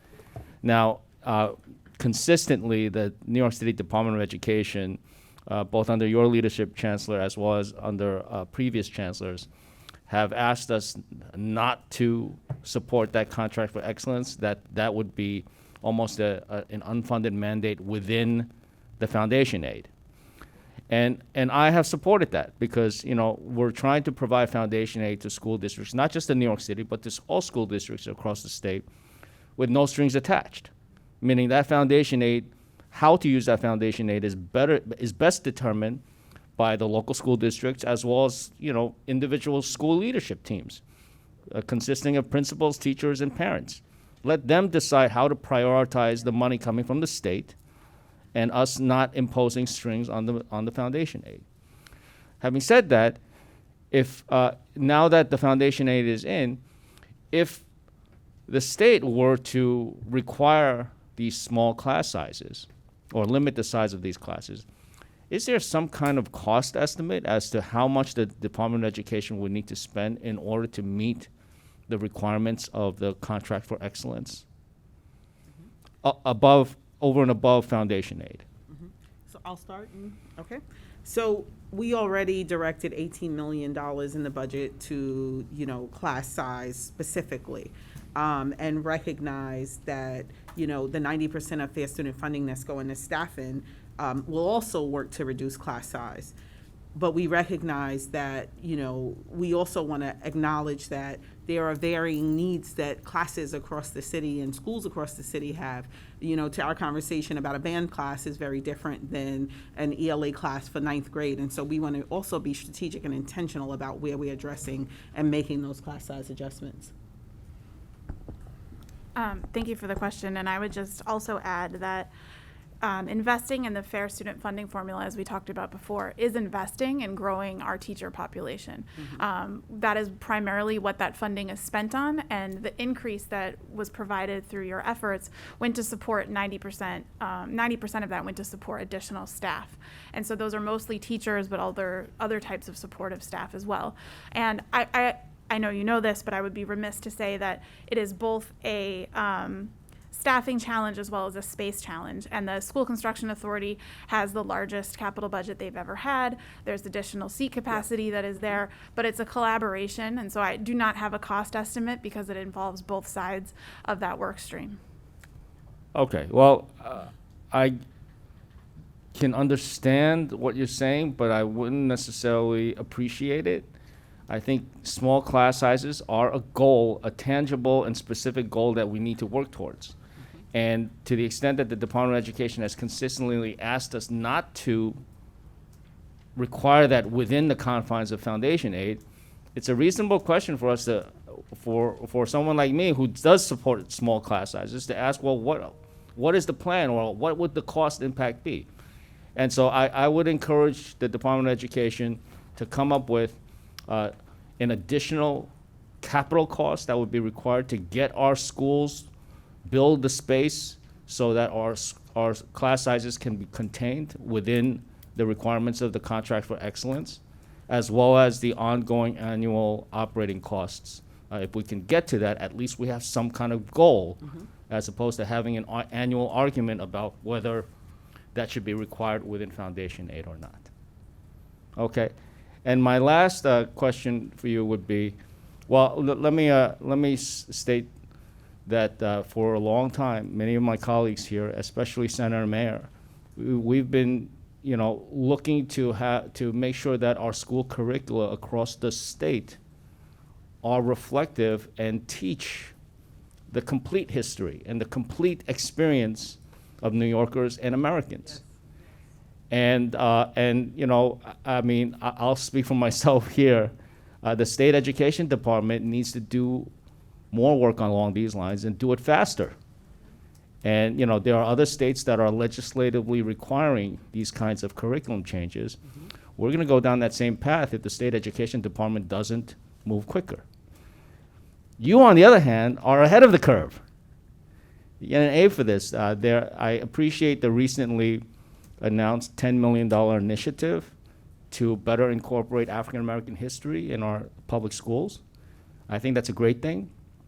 I just want to put a plug in for other, you know, we need education for other cultures and histories as well. Asian Americans have had a spate of the most virulent anti-Asian hate that I've seen in my life, 18 months now. And I think a lot of it has to do with the fact that people don't understand who Asian Americans are. Yep. In a recent survey of 2,000 Americans across the nation, people were asked, can you name an Asian American? Like just one? And only 42% of Americans could name a single Asian American. And the most common answer was Jackie Chan. Now, I like Jackie Chan, but he's not American. He's in Hong Kong. And the second most common answer was Bruce Lee. I like Bruce Lee too, but he's been dead for decades. And it just speaks to the lack of understanding or knowledge of the Asian American community. If people understood more about the Asian American experience, then perhaps these attacks that we have all seen on video would not seem so hateful, treating Asian Americans almost as we were subhuman. Certainly not Americans, we're perpetual foreigners, which is the problem that we continue to face.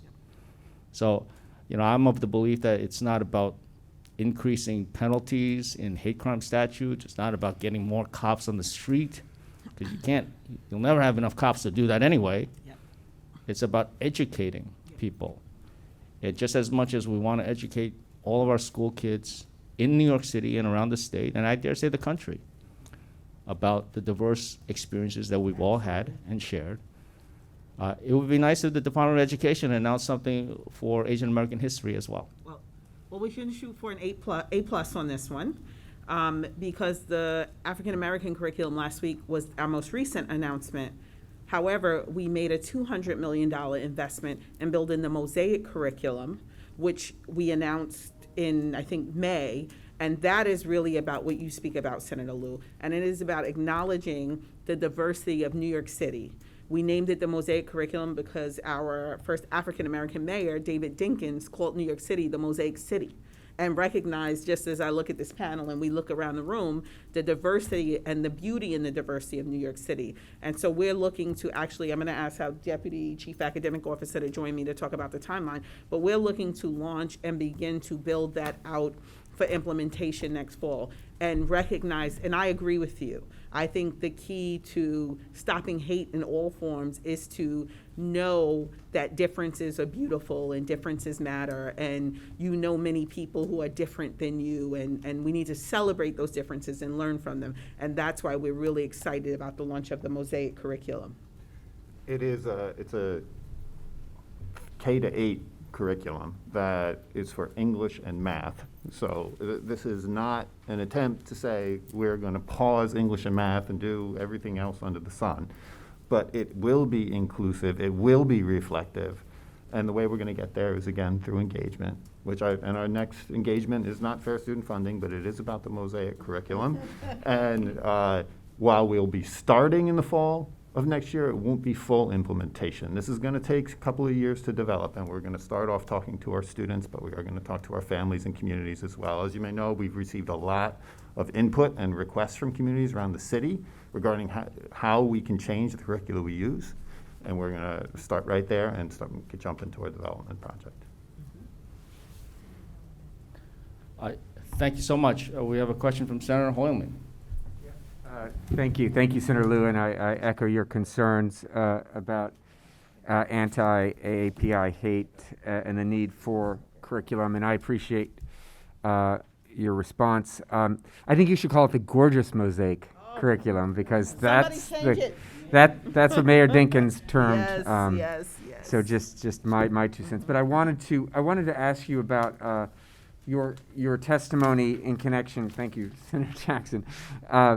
On restorative justice, you state that it's been a priority and it's contributed to a 66% decrease, and that additional funding this year is going to put you on track for that goal. What is the goal, and what does the restorative justice program entail, and how much is that going to cost? It sounds like an extremely worthwhile endeavor, but I just wanted to hear a little more. So thank you.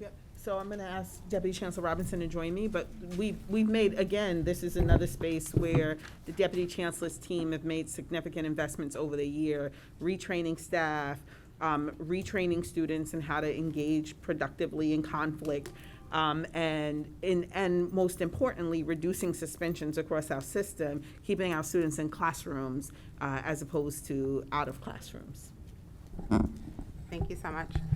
The goal is to bring restorative justice programming to all middle schools and high schools across the Department of Education. We started this work pre-pandemic through Safe, Resilient NYC. We made shifts in the discipline code to respond to students in a more restorative way, to get training across the school community. We see this work as environmental, meaning everyone in a school must be trained in utilizing these tools and resources and strategies that we have. Restorative practices, as you may know, they're indigenous practices. They're circle groups. They provide opportunities for young people and educators to get to know each other, to lean into communication, to meet the root cause of what's happening with a young person instead of responding in a more traditional disciplinary approach. So we've utilized these practices successfully here in New York City. We've been able to drive down incidents in schools, suspensions in schools, but more importantly, the metric that I appreciate that we monitor is that we're seeing more supports. So schools are leading with more supports, and we've seen increases in supportive interventions being utilized instead of punitive interventions in schools. So that's an important data set to track as well. And just one quick follow-up, but it's a complicated issue, is the connection between learning differences and disabilities and issues of students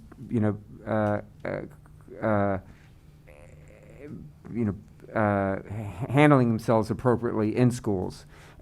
We know there's a connection, for example, between dyslexia and the prison population. Democratic nominee Adams has articulated that, I think, very clearly. Do you have plans moving forward on dyslexia screening and intervention as part of this, or as a separate endeavor? And will any of the new monies that we've been so lucky to receive for New York be directed in that area? Yeah, so I'll start, and then Deputy Chief Academic Officer Foldy will continue. So we are, we talked about this also, I mentioned this in my testimony. We're making significant literacy investments, and dyslexia is a print-based disability.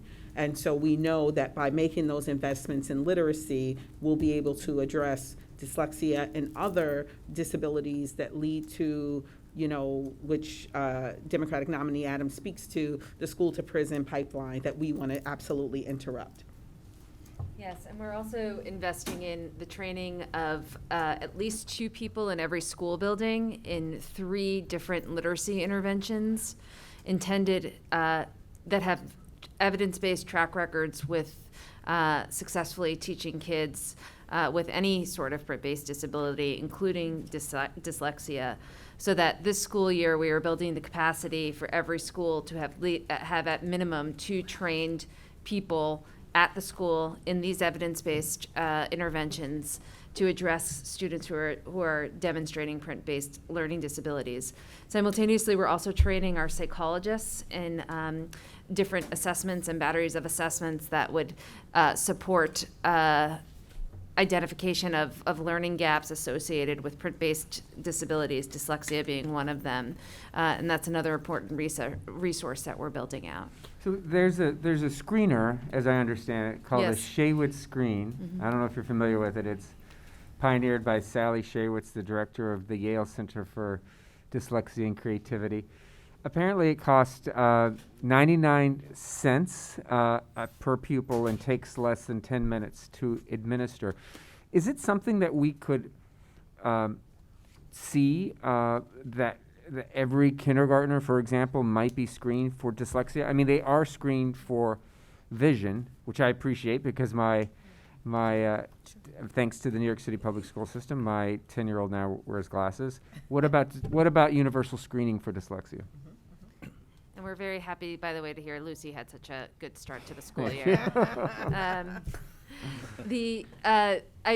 Senator, we're absolutely exploring many options, including, I believe we have done, our partners in teaching and learning have done work with the Shaywitz screener. I think that we could certainly get back with more concrete decisions around what our universal approach is going to be, but I can say that two facets of the universal approach are going to be the increased training to our psychologists to help support identification of issues. It is not as fast. It does not happen as quickly as the screener type information that you're talking about. And the second is when we see kids struggling, we don't want schools to grapple for what tools to go to when kids are struggling, right? We want schools to have those at the ready. We're paying for that training. We're paying for the materials. And that is something that is available to every school in the city in this year, which is very, very exciting, and definitely can come back with more information about potential screeners. Thank you. Thank you, Chancellor. Thank you, Senator Hoylman. And with that, Madam Chancellor, it has been a pleasure. Survived my first Senate hearing. Thank you. Thank you very much for you and your team participating in this, and we'll continue to engage on some of those follow-up items. And thank you for all of your efforts on behalf of our nearly 1 million school kids. Yes. Thank you.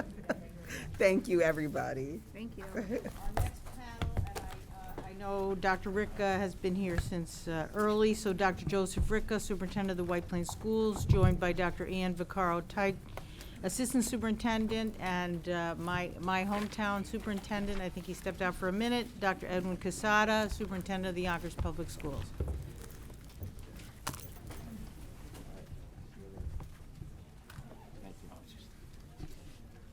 Nice to see you. Very good. Thank you very much. Yes, thank you, Joe.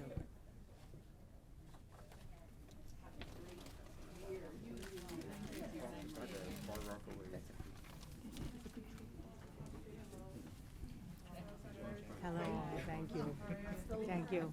Thank you. Okay, I'm looking for Dr. Quesada.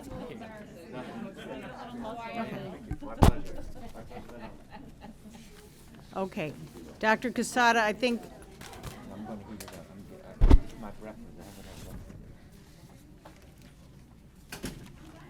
Okay, Dr. Ricca, we're ready for you when you're ready.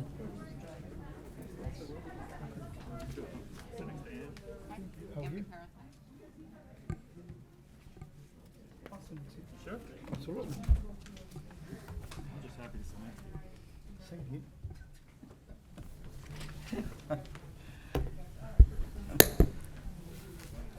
Okay, who's going first? You? Dr. Quesada. Oh, Dr. Quesada, okay. Is that an executive decision? Mind if I take a mask? Okay.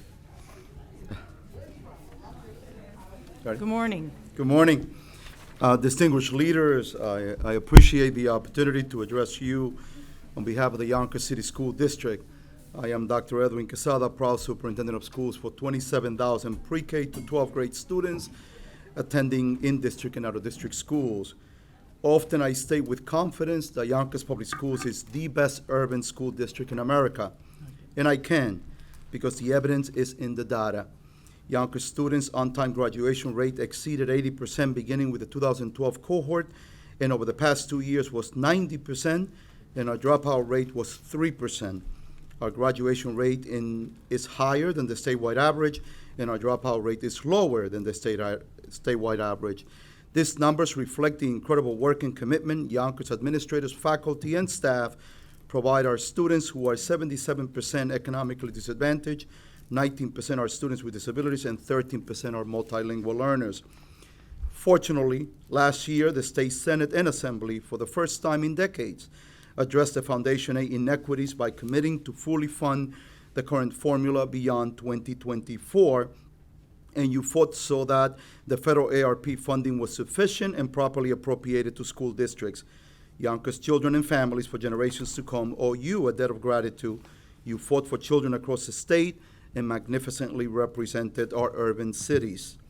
For Yonkers, based on current wealth statistic in the formula, our Foundation A increased this year by $21.9 million and is expected to increase another $11.2 million over the next 2 years, totally $44.3 million over 3 years. This funding allows Yonkers to rebuild critically needed pupil support professionals, such as school counselors and psychologists, as well as instructional programs that have proven to support our students' academic progress due to the loss in learning time. With the legislative commitment to fully fund Foundation A beyond 2024, we have an opportunity to sustain these programs and support. Once again, thank you. Equally important is the $70.3 million ARP funding. With these dollars, the Yonkers Public Schools is able to provide staffing and programs that are foundational to educating the whole child and begin to restore a comprehensive academic program with opportunities for all students to thrive. Collaboration has been and will continue to be a key ingredient on how we allocate these funds. The trustees of the Board of Education, actions and policies are explicit regarding ongoing communication with stakeholders. During the summer of 2020, 10 virtual and in-person town hall meetings were held. For the current year, to gather stakeholder input for the ARP funding, 5 meetings were held in April and May with stakeholders. Moving forward, there are 10 community meetings in English and Spanish scheduled from October through June. To meet the academic needs of our low-income children and families, students with disabilities, and English language learners, Yonkers will initiate a variety of programs, platforms for learning, and increase professional resources and supports necessary to address our students' unique needs. Additional teachers were hired in the areas of special education, English as a new language, and speech. An aquatics therapy program was initiated to address the needs of children with autism. Multilingual learners and students with interrupted formal education will benefit from summer and extended learning programs, after school and Saturday programs as well. To accelerate students' learning and close the achievement gap exacerbated by COVID-19, we have expanded our culturally responsive curricular programs and hired additional staff in Korean technical education, art, music, and physical education, library media specialists, and reading specialists. We offer an elementary literacy, numeracy, and arts enrichment summer program for 2,000 high-needs students embedded with a social-emotional component and a parent academy. Based on its success, we will replicate this summer program in 2022 and double the enrollment. To mitigate the technology gap that is prevalent in urban communities and to empower extended learnings in the home, Yonkers provide access to devices and connectivity, which is a significant impediment for low-income families. Critically important is the significant increased need for students experiencing mental health and social emotional well-being issues. This requires the hiring of additional school counselors, psychologists, and social worker. District personnel will monitor the implementation of all new initiatives and will evaluate their effectiveness using formative and summative assessment. In addition, we will survey parents and staff regarding the efficacy of new initiatives. Finally, I will be remiss if I do not remind you all that Yonkers Public Schools must be rebuilt. Mayor Mike Spano has championed a $2 billion investment in our schools.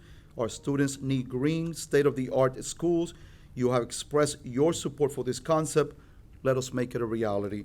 Once again, thank you for this opportunity, and let's continue to work together on behalf of Yonkers children. Thank you. Thank you, Dr. Casada.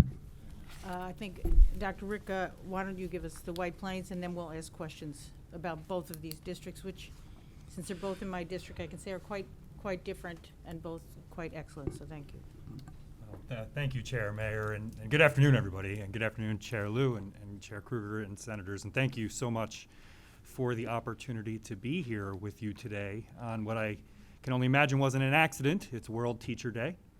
And certainly, in classrooms all throughout the state of New York right now and all throughout the nation, teachers are working diligently to support our children, and we're grateful for that. I'm Joe Ricca, and I am the proud superintendent of schools of the White Plains City School District. I'm joined this afternoon by my teammate and colleague, Dr. Ann Vaccaro-Taish, Assistant Superintendent for Business and Operations. And I bring to you thanks and humble appreciation from the City of White Plains, certainly our Board of Education, parents, guardians, and our students. It has been a long road over the last 18 months, and I'll never forget it. I've been superintendent of schools. This is my 13th year. I'm 43 years old, and I dare say over the last 18 months, for all of us, this will be imprinted in our brains. And, I think it's important to focus on the positives. We talk a lot about what our children lost or what our children don't have or the struggles and the difficulties, and they all exist, and that's very real. But our children have also come through a very difficult time. And with the support of communities and with the support of family and, of course, caring educators in the classroom, I dare say that this generation of children will emerge strong, and they will emerge with resilience. And they will also emerge as problem solvers, recognizing that the world is indeed a complex place. Sound bites don't fix problems. People do. And so it's fitting that we're sitting in front of the Great Seal that reads E Pluribus Unum. Because truly what we've done is we've come together in the state of New York, out of many one, to make an investment in our future. But like any investment, we want to make sure that the return is there as well. And in the White Plains City School District, we have worked since the outset of the pandemic, number one, to support every one of our children, no matter where they are in the city. And that was through access, 100% access and connectivity, to ensure that every single child, and if you have 7 children in your house, you have 7 iPads in your house, and if you need 7 hotspots, you wouldn't, but if you did, you'd have them. Food, clothing, access to literature and books, all of this was done continuously throughout the shutdown, and then subsequently as we reemerged. The White Plains City School District endeavored to create a true committee structure for our district reopening committee, which still meets.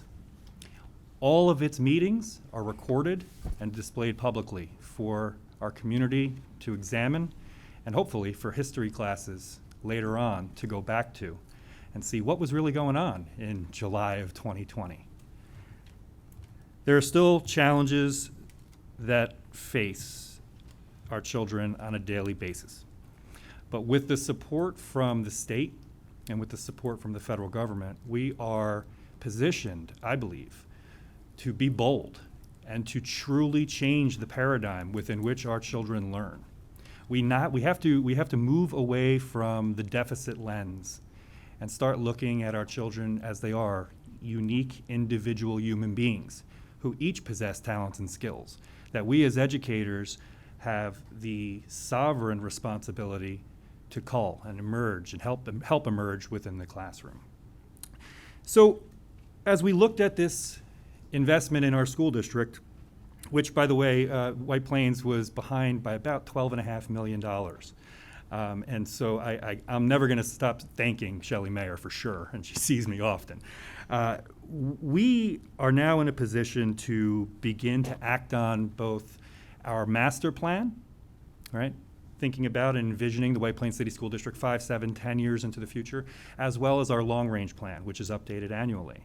So utilizing these funds to invest not just in instructional capacity and outcomes, but also, as Dr. Quezada mentioned, our infrastructure is critically important to us.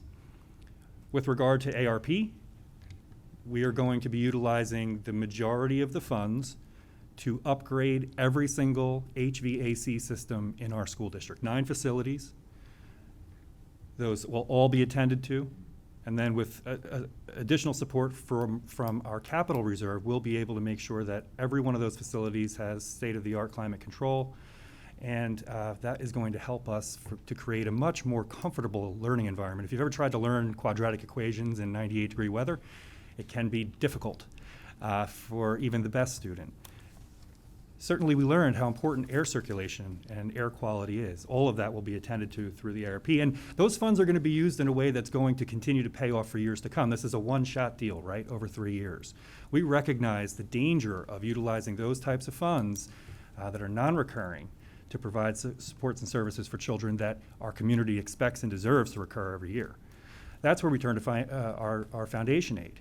We're going to be utilizing our foundation aid to ensure that we're sticking with our long-range plan to increase the capacity of our helping professionals. Those are our social workers, those are our school psychologists, those are the folks in guidance, those are the people who are with us working with our children day in and day out to deal with all of the different problems, challenges, concerns, and aspirations that kids have. We're also going to make sure that those funds are directly connected to our instructional program, offering continued access and equity for every one of our kids. Chairman Liu made a great comment before about being afraid of history. The only thing to be afraid of with regard to history is not knowing it. We're committed to ensuring that our children in the White Plains City School District both learn their history, local, learn their history, national, and learn their history, global. We believe that this will position our children for the very, very challenging world they will face when they graduate. So what are we looking for? Increased graduation, of course, increased access to high-level courses, both at the college level that you can take in high school, and also we're a district that is committed to enrichment for all. And what does that mean? It means we're not going to segregate children based on a perception of talent. It means we're going to look at each individual child and give every single child access to expand their own personal horizons. If we focus singularly on mathematics and English language arts, we run a great risk of not knowing our history, not knowing our science. I think that was a mistake 20 years ago, and I think we're back on track to correct this now and recognize how important those components are in a whole child's educational course. It wouldn't have been possible, none of this would have been possible without the support of you. And so again, on behalf of our community, I just want to offer my heartfelt thanks and gratitude for everything that you've provided for our children. New York continues to lead the way, I think, in terms of education and our investment in our kids, because we recognize that this investment is an investment in our legacy. Thank you. Thank you very much. I have a few questions, and then I'll turn to my colleagues. So first, Dr. Quesada, thank you very much. Yonkers received $21.9 million additional funds in foundation aid, which you point out, and you reference a lot of things, and I know you have posted the plan on your website. Thank you for that. That's required under the statute. But let me ask the specifics, because Yonkers had traditionally had to lay off in past years, as you and I both know, due to real challenges with the funding. How many special ed, English as a new language, and speech teachers were or will be hired back, if you know? Of course. Just, first of all, Senator, it's so good to see you. Nice to see you. Outside of the district. It's, but when we think of ARP, for this year, we were able to restore 125 positions to the district. Wow.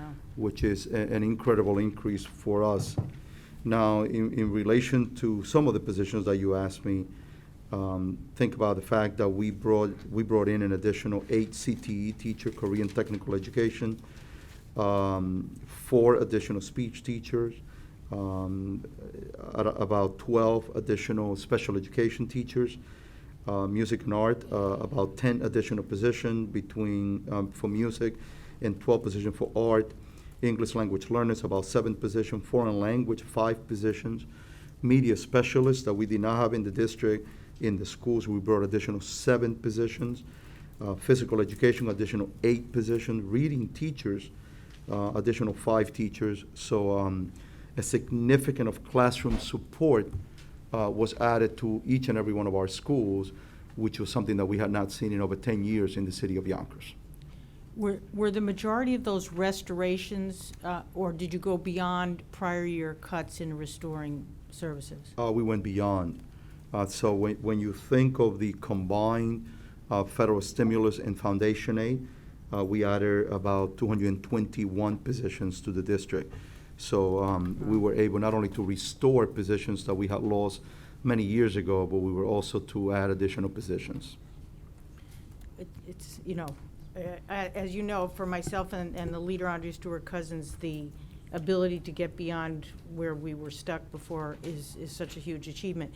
You know, Yonkers, and we didn't get to enough to discuss this, unfortunately, with the New York City team, but what percentage of the students in Yonkers come from families where Spanish is their predominant language? Absolutely. Currently, our district has 60% of our families are from Spanish-speaking countries.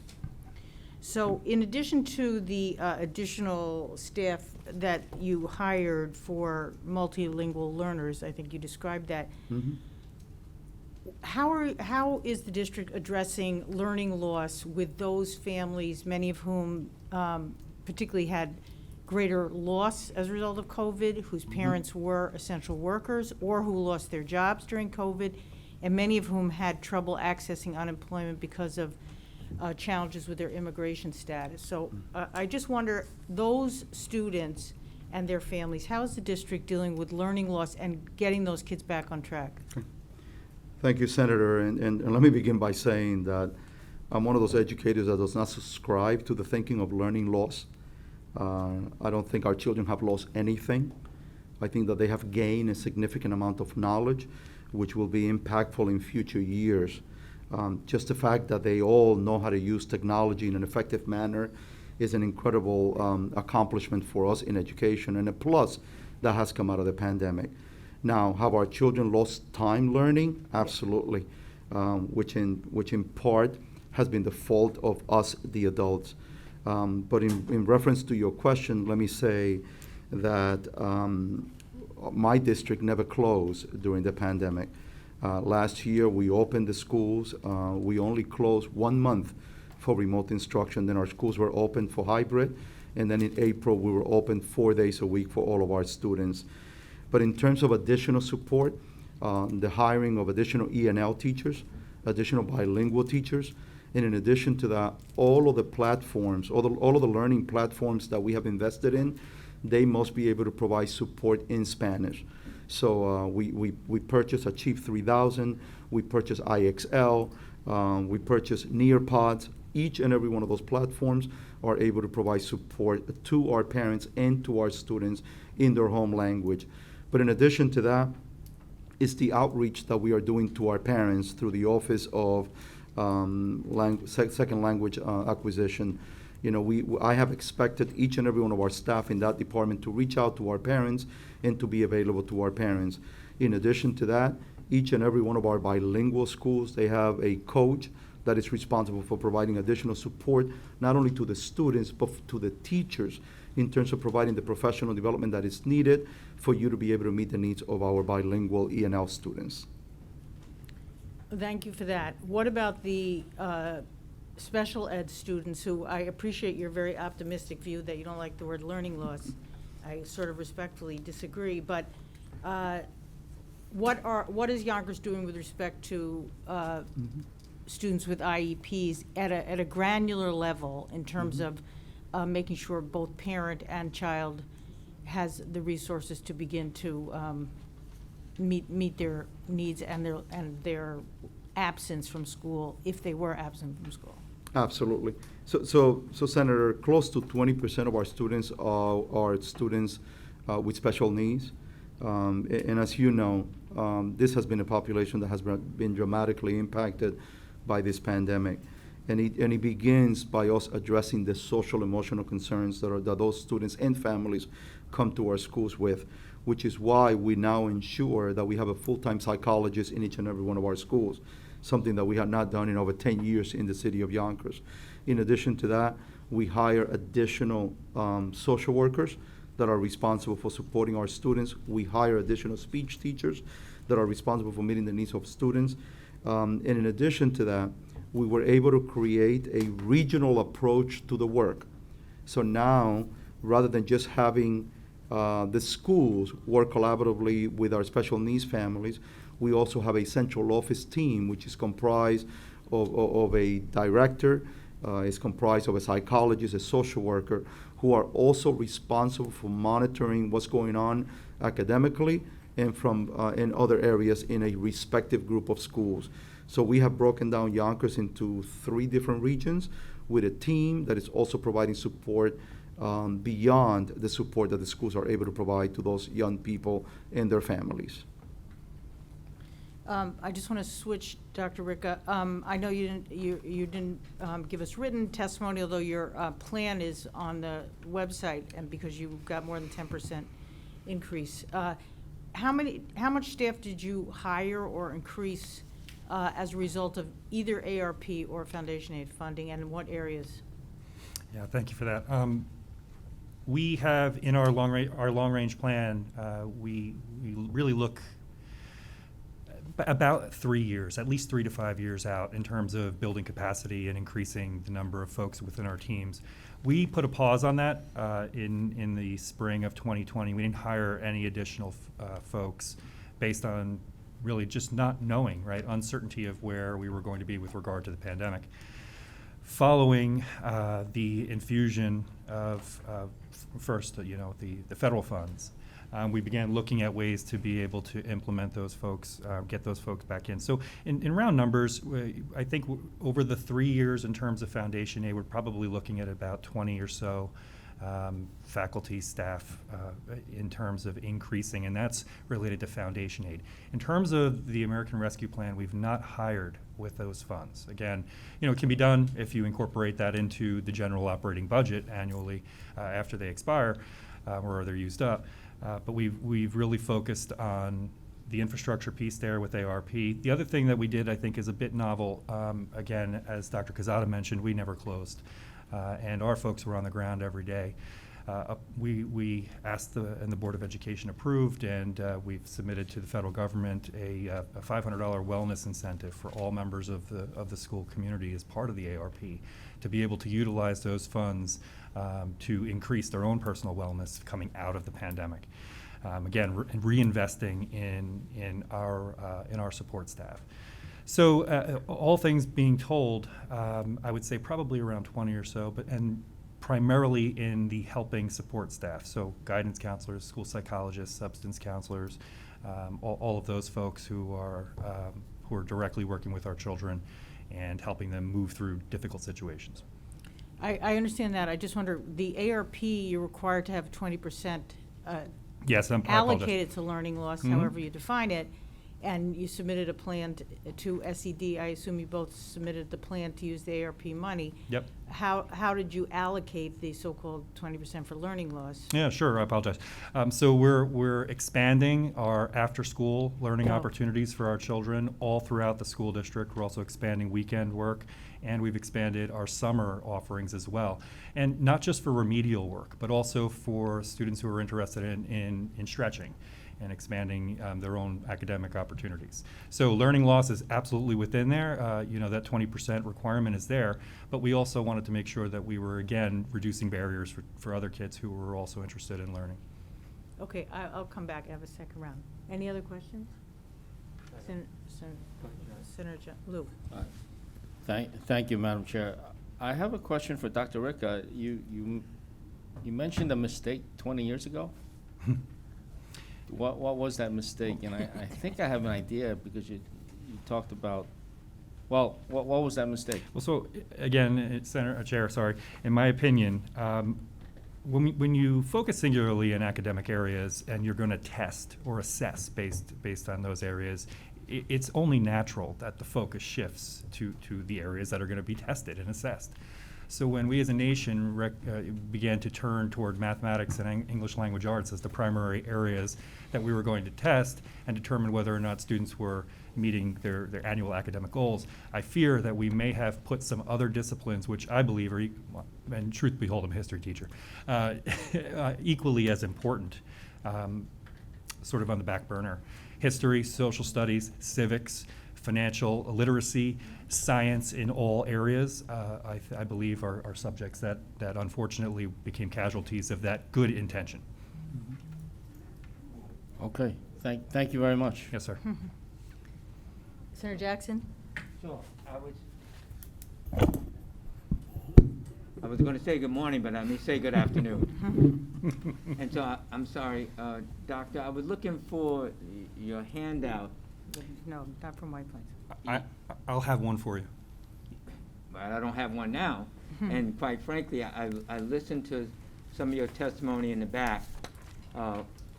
If you can, from a staff point of view, can we make copies of this, please, if you don't mind? Lisa, if you don't mind. I'm sorry. No, go ahead, Senator Jackson. I'm going to ask both of you the same question that I asked earlier and I asked up in Albany last week. As far as the timeframe of submitting your game plan as far as education excellence in your district, and did you meet all the requirements as far as submitting by July and/or September 30th, which just passed? I just need to know that because, so you can, Dr. Rick, what's your last name, sir? Ricka. Rick. Okay, you first and then the superintendent from Yonkers. Yes, Senator, we met all the obligations with regard to reporting as well as collaborating and communicating with our communities. Okay. Absolutely, Senator Jackson. We met all the requirements and deadlines as expected by the federal government and the state education department. And so one of the requirements was that you need to confer with parents in your district. And can you, each one of you, explain to me what process did you use in order to engage parents in your district? So for years in Yonkers, I instituted what is called Let's Chat with the Superintendent. So we had multiple meetings last year. We had several of them during the month of April and May. We had also several meetings with the bargaining units, with the leadership. I also brought the bargaining units and the board and the parents together to be able to discuss how the ARP should be funded. And for this year, we have 10 Let's Chat with the Superintendent already scheduled, and it is to discuss issues related to funding and other relevant issues in the district. You say you have 10 workshops scheduled, is that what you said? 10 Let's Chat with the Superintendents are scheduled. Okay, and what about with the parents? Do you have a citywide parents association, or is it broken down based on the number of schools? No, we have a Yonkers Council of PTA. Okay. Which sort of oversees all of the different units PTA that we have in our 40 schools. And just yesterday, I was at their School of Instruction. Mm-hmm. And at the beginning of this September, I also met with all of the presidents of the school, and part of the funding was on the agenda. And just from a statistical point of view, how many schools are there in Yonkers and how many students in Yonkers? So we have about 25,000 students in our 25,000. schools. Uh-huh. We have 40 schools, and we have PTAs in each and every one of them, some of them functioning higher level than others. Uh-huh. Now, Doctor, you responded to a question as far as this, you have, the Yonkers School District has about 60% of students their primary language in their family is Spanish speaking. Mm-hmm. Do you have statistics on the others? Absolutely. So 18% of our students are Black or African American. 18%? 18%. Okay. 60% are of Latino descent, and then we have about 20-something which represent the multiple ethnic groups within our community. Okay. Okay. And let me turn to White Plains, if you don't mind, to respond to the same question as far as, can you tell me how large or the size of your school district, how many school buildings? And then I want to ask you a question about one of your responses to my colleagues. Yes, sir. 9 schools, just about 7,000 children. That's how many children that live in my building where I live. No, I'm joking. We're a small school district by New York City standards, sir. 9 schools, and how many students again, please? Just about 7,000. 7,000, okay. And so I heard you respond to that your 3-year planning out and focusing on about possibly hiring about 20 staff members going forward over that period of time.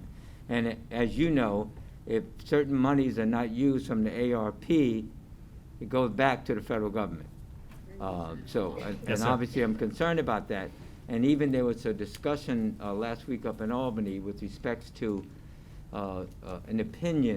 different opinions.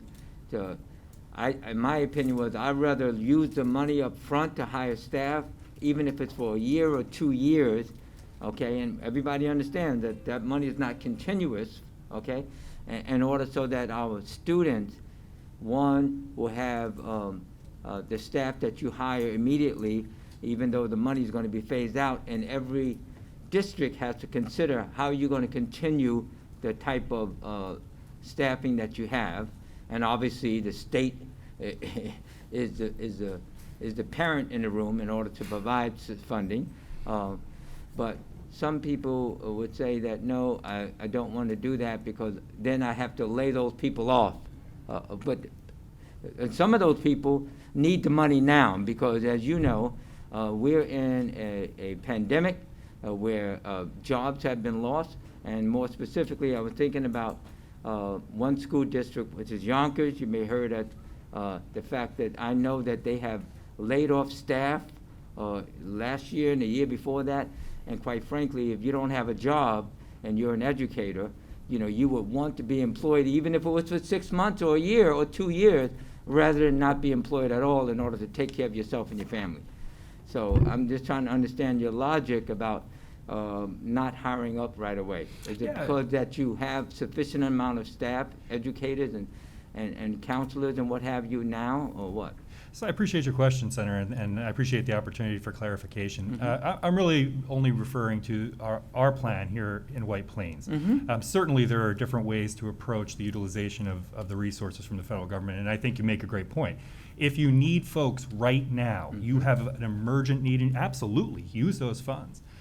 The approach we used for the ARP was to focus primarily, except for the 20% set aside for student learning loss, was primarily to ensure that our facilities were going to be at a 21st century level so that we wouldn't have to be concerned, God forbid, we enter another situation where we're dealing with, you know, air quality and so on and so forth. That expenditure will actually exceed our allocation of ARP funds, and we're going to utilize additional resources to get that done. But you're absolutely right. You know, you want to expend the entire amount, but and definitely attend to those areas that are of emergent nature immediately. And I heard you give that explanation when I was sitting in the back trying to have my breakfast, even though it was lunchtime. But can you tell me? I'm sorry. Sure. What was the foundation aid amount and the ARP amount of money for White Plains School District? ARP, I think, was about $9.8 million. Foundation aid is about 3.4 over for this year. over 3 years. Yeah. That's over 3 years. Yes, sir. Okay. So basically 1/3 of that, which is about 1.1 whatever. No. Okay. All right. Very good. That's it for the moment. I appreciate that. And Thank you. okay. And I do have your testimony. Yeah. Yes, sir. Yeah, thank you. Do you have anything, John? No. Okay, so I have a few more questions for both of you. One is, I understand you both raised using the ARP funds, particularly for capital expenditures, school improvements. I'm very familiar with the Yonkers challenge, and looking at the SED's application for use of your funds specifically allows capital. I understand that. Dr. Quesada, do you know how much you allocated of your ARP funding for capital for new schools, if you know, or renovation? My immediate answer, Senator, will be no dollars were appropriated for capital improvement.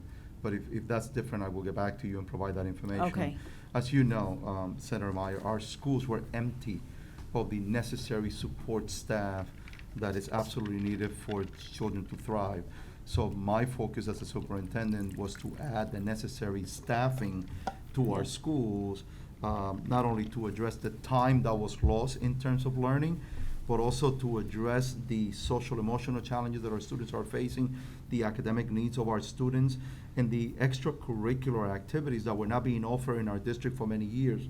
I have to tell you that we are a new district, full with activities, full with resources, And the question becomes is, how do we ensure that we don't ever take those resources away from our children in years to come? We have 3 years to figure that out, and I think we will collaboratively, and it's absolutely correct. I think Senator Jackson indicated that you are the mom and dads of our district, so we are going to be going to each and every one of you to ensure that the $111 million that was appropriated between the 3 stimulus does not go away. That is something that we cannot allow to happen. That is something that we need to figure it out, and we need to figure it out together. Well, I appreciate that particularly the additional staff was hired. To Senator Jackson's point, Yonkers particularly had to make up what we have lost over the years, and I appreciate that.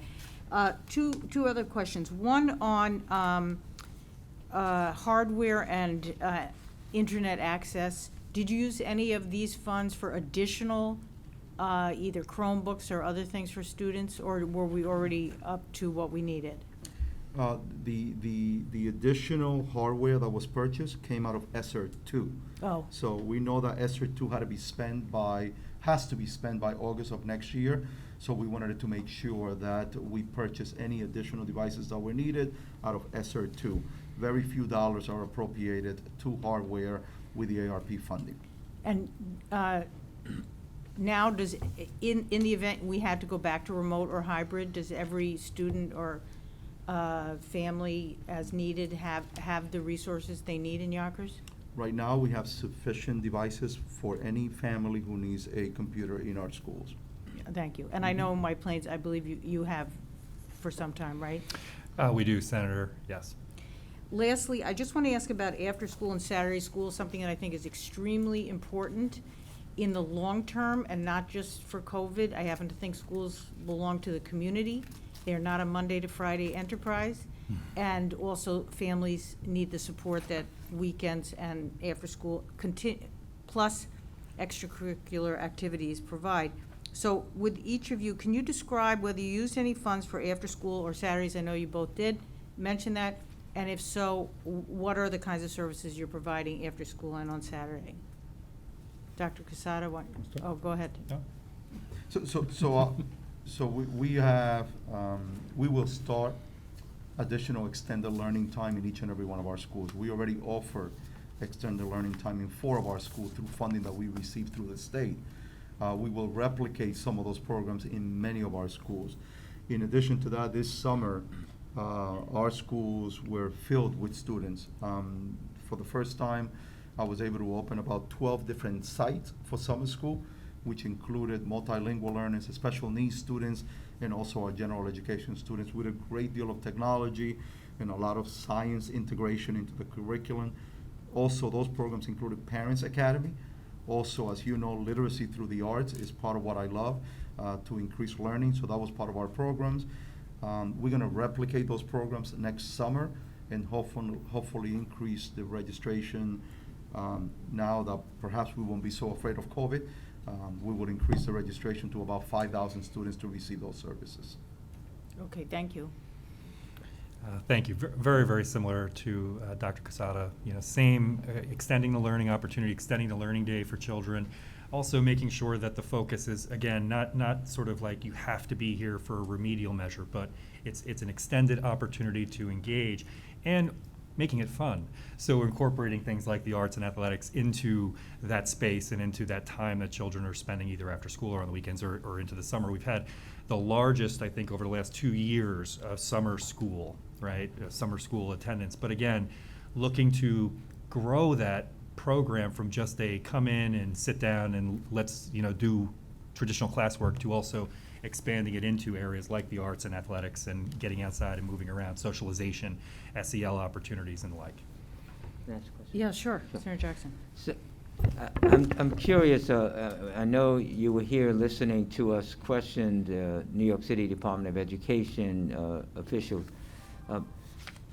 Have you closed any classrooms or with respects to COVID-19? And I'm just curious, and I understand you're not 1.1 million, 1,800 schools and whatever 1,000 classrooms, but I'm just curious, both in your districts. So if you don't mind. the superintendent from Yonkers? I have closed 0 schools since schools open, Okay, and I'm not planning on closing any, unless the Department of Health tells me that I have to close a school. I have shut down 4 classrooms since. partial or whole? Full classrooms. Full classrooms, uh-huh. You know, and I believe 3 of them were special needs classrooms. As Okay. you know, there are significant concerns with students with significant needs in terms of using masks and whether they are able to keep their masks on. So I will always err on the side of caution when it comes to special needs classrooms. So about 4 of them so far, and about 3 of them were special needs classrooms. And they were shut down for what period of time, if you don't mind? Or have they been reopened or what? Oh, they are all reopened, and it was due to having to quarantine the students due to having been exposed to someone who tested positive. I see. In White Plains, Superintendent? Yes, sir. You know, again, we never closed, and we're very proud of that. We were very proud, similar to Edwin and many schools in our region, to welcome all of our children back full-time in April, and we even had a visit from the Secretary of Education as an example for how schools can work together collaboratively with government and local officials to make this work, if you will. I hate to talk about this because I feel like, I'm not superstitious, but I feel like every time I do, I could jinx it. You know, in Westchester County, we were about 85 or 88%, I forget what it is, vaccinated all throughout the county, but we also know that people pass in and out. In our school district, so far, we've had 1 class that was impacted for a very short amount of time. It was a kindergarten class. They're all back in. We have the capability to pivot to full remote if need be, but we are, like Edwin, you know, we're working very hard to maintain that health safety standard, increase vaccination opportunity, testing, all with the eye on keeping kids in the classroom and safe. So 1. I'm curious as to Title I funding and free and reduced lunch. What percentage is Title I free and reduced lunch, if you don't mind? I'm just curious. I know that's not part of how you spend your foundation aid and the ARP, but I'm curious about that. So about 77% of our Can families. you pull the mic a little closer to you, if you don't mind? Sure. Okay. So about 77% of our families are economically disadvantaged, but please understand that we offer free lunch to all of our students as we are a community eligible district. Okay, yeah, okay. Yeah, that's wonderful. And the fact that all children can eat lunch all throughout the country without having to worry about where the funding's coming from each day is great, and we hope that that's something that will continue. I think that's important for kids. We are about 58%, Senator, students of families who qualify for free or reduced lunch. Okay. Well, I want to thank you for answering these questions. I look forward to working with all of you, and especially Yonkers, knowing that you have Shelley Mayer, who is the chair of education, and Andrew Stewart-Cousins, our majority leader, has also share of Yonkers, and also I've talked to your assembly member, who was a former, I think, principal of the school. And Board of Trustees. And obviously, I know the situation that Yonkers was in and about, you know, underfunding. And now that we have the funding, we have to find, like you said, Superintendent from White Plains, we have to find a way to ensure that we continue at the level beyond 23, 24. So Thank you, Senator Jackson, for everything you do and for supporting my good sister, Senator Shelley Mayer. Thank you all. Thank you. Thank you. Any other questions? Thank you both very much for being patient. Thank you. And thank you Thank for being here. And just heads up, I will be continuing to make the case for school buildings to be open longer and weekends and be a community resource, particularly for our families that need. We'll be with you. And more days. Heed that heads up. Thank you very much. As well as expanded full-day pre-K, but you both, I think, have that. We love that too. Yes, thank you. Okay, next we have Michael Mulgrew. I don't know if Yeah, he's here? Yes. He's here, and President of the United Federation of Teachers, and Marjorie Miller, President-elect of the New York State School Counselors Association. I didn't see Mike, but he's here. Yeah. Oh, he's in the, oh, I see. I see Cassie. He's coming. Heads up from, give him 1 minute. Thank you for your patience.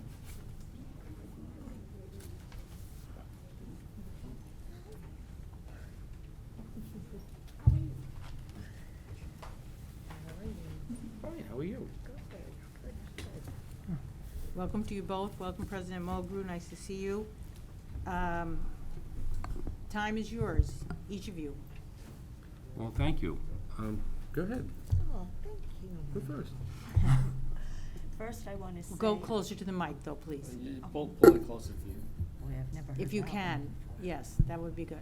Thank you. Is this better? Yes. Okay, thank you. First, I do want to establish the fact that I am a product of New York City Public Schools as well as my children. Very proud. Thank you. So, good afternoon. I am Marjorie Miller, President-elect of the New York State School Counseling Association, as well as a school counselor, middle school level, at the Walter H. Crowley School of Leadership in Elmhurst, Queens. For a point of reference, there are about 7,700 school counselors in the state, with 2,700 in New York City Department of Education. I do want to thank Senator Mayer, Chairman Liu, and all committee members for their continued commitment and advocacy for all children, their families, and our schools. It is so appreciated. NYSCA is grateful to be able to present on how foundation and ARP funds are being spent this year. The recommended use of ARP funds is to provide mental health services and supports through the implementation of evidence-based programs, full-service community schools, and the hiring of school counselors, school psychologists, school social workers, and school nurses. Today's hearing is to review how school districts are spending foundation aid increases and ARP funds. To collect information, NYSCA sent surveys to district superintendents and school counselors to gather information regarding increased employment of counselors, psychologists, social workers, and nurses. While these surveys do not provide scientific research findings, we have gathered some interesting and possible useful information which can be found in the packet that we submitted previously. The survey reveals this point. There is a disconnect between what you are hearing from school officials and what school counselors providing the services are saying. Why is there such a disparity between what school officials are saying in terms of hiring and what school counselors who are on the front line are reporting as a lack of support services being increased to their school building?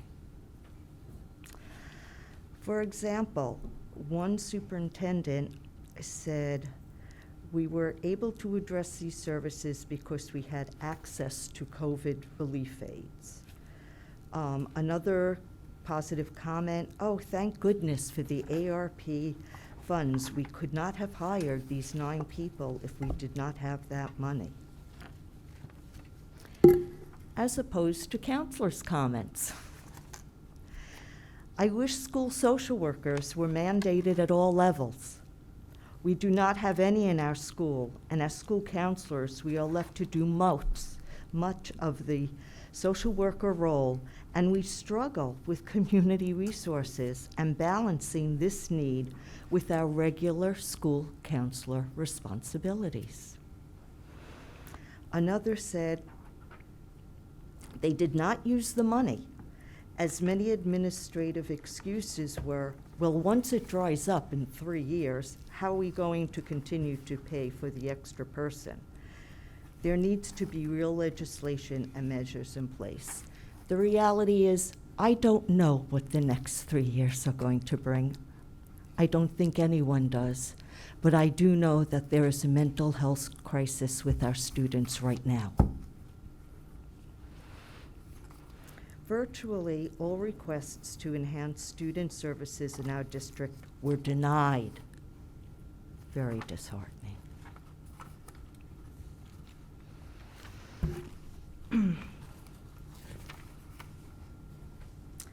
We have found from our preliminary surveys important issues. We have found that superintendents and school counselors, that most districts have not added school counselors, school psychologists, school social workers, or school nurses to their staff this year. In order to get a better understanding of what services are provided and to whom, at what level, and when I say level, I mean elementary, middle, and high school, and where in the state further research should be conducted as plans are being approved and implemented. New York State has some of the most comprehensive regulations regarding school counseling in the country. We feel that if these regulations were implemented with fidelity, and that if school counselors, psychologists, school social workers, school nurses are looked at as a support team, providing necessary interventions, student outcomes would improve around the state. Academic loss during the pandemic is real, and so is the mental health crisis. But to effectively close that achievement gap, we must address mental health first. Without the support services, this gap will only widen and potentially increase the long-term effect of trauma and mental health issues of our students. We look forward to a time when the services of these professionals are fully funded for the benefit of all students, because people make all the difference in delivery of these services and ensure the success of all our students. Thank you. Thank you very much. You. First, I want to thank all of the senators who are here, Senator Hoylman, Senator Jackson, Senator Mayer, and Senator Lou, for doing so much in last year's budget process to actually give us the opportunity to address all of the challenges that we know we are now facing.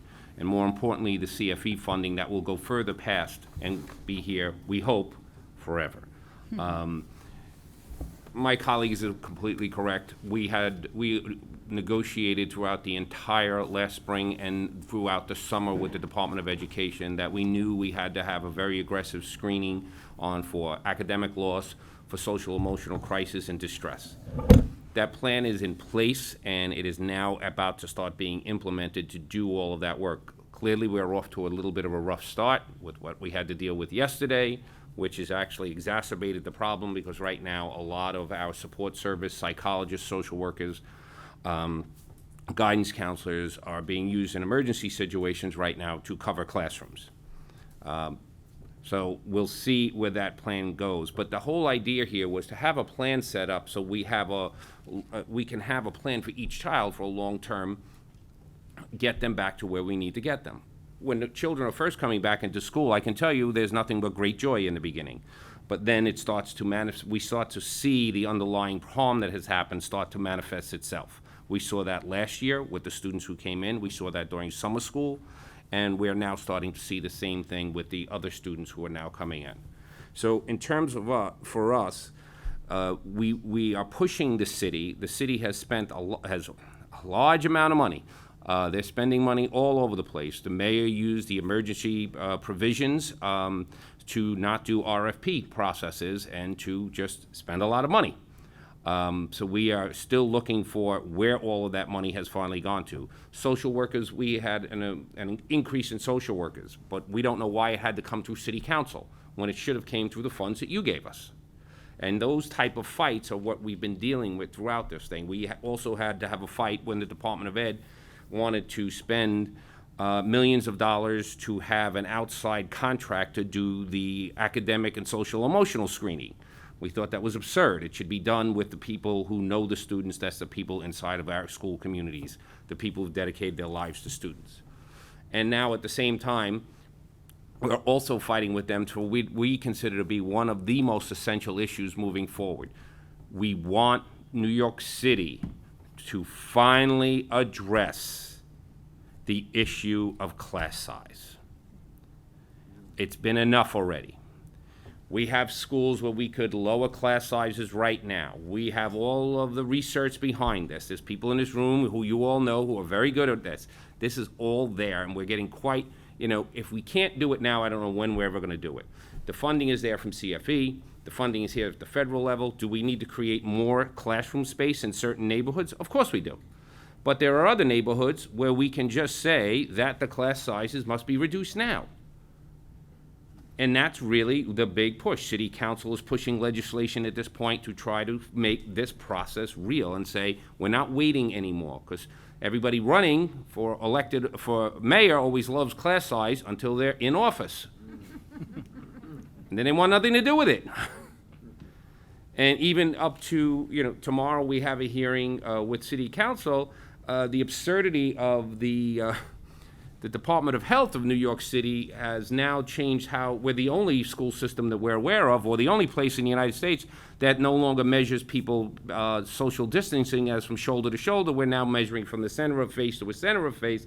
And they're telling us our classrooms, which would never have more than 34 children in them, can now have 50 people in them, and the teacher can't even walk up and down the classroom, up and down the rows. So this is the silliness that we're dealing with, and I'm using that word to be kind.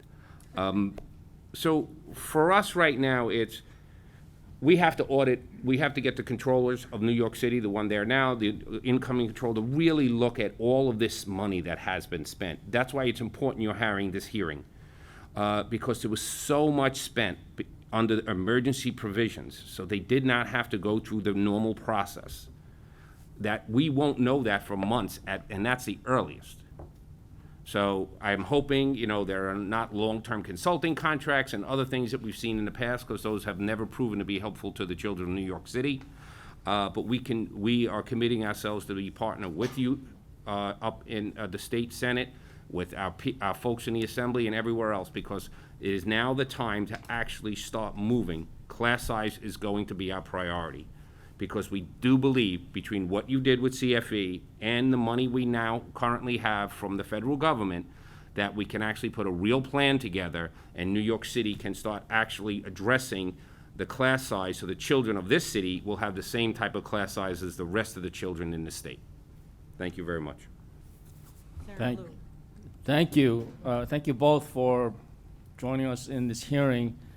And I certainly understand that we need more social workers in our schools, particularly in New York City, but in the rest of the state as well.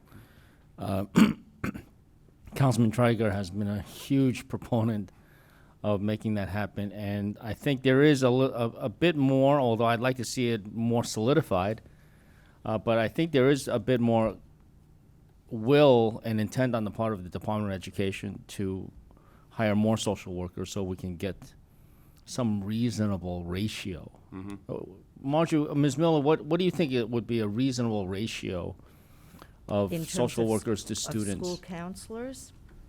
I'm sorry, Again, school counselors. School It's counselors. okay. I was thinking about It's something else, okay.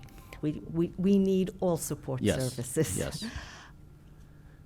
I would say, again, it depends on the district, it depends on the school, and it depends on the setting. There are still too many elementary schools that have no school counselor. And where do you, those issues don't just disappear because there's no school counselor.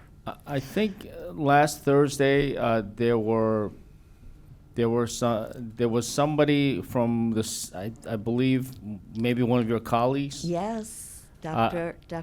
Robert Rose. Yes, I think he mentioned that it would be a reasonable ratio, would be something like one counselor for every 250 students? It was 250, but again, when you're talking statewide, you're also discussing different settings. There's rural, urban, suburban, and then the big five. So the numbers would fluctuate. Would the ratio, could the ratio be lower for an urban district, just because there's more density? Actually, no, because if it's in urban, there are more students. So again, it's not a one-size-fits-all. Okay. It's what one size makes the difference. Yeah. Okay. In terms of the guidance council ratio, I think what people need to understand is a lot of our guidance counselors are doing what is called mandated service work. So their caseloads might look much smaller, but they're much more intense. And they do a lot of both state and federal paperwork throughout that process of those students. If you would look at it as, what is this guidance counselor doing? You're talking about a traditional guidance counselor. Yeah. I believe that's what you're alluding to. Yeah. In that case, 250 to 1, you get that for us, I'm here. Because we're probably over 900 to 1 right now.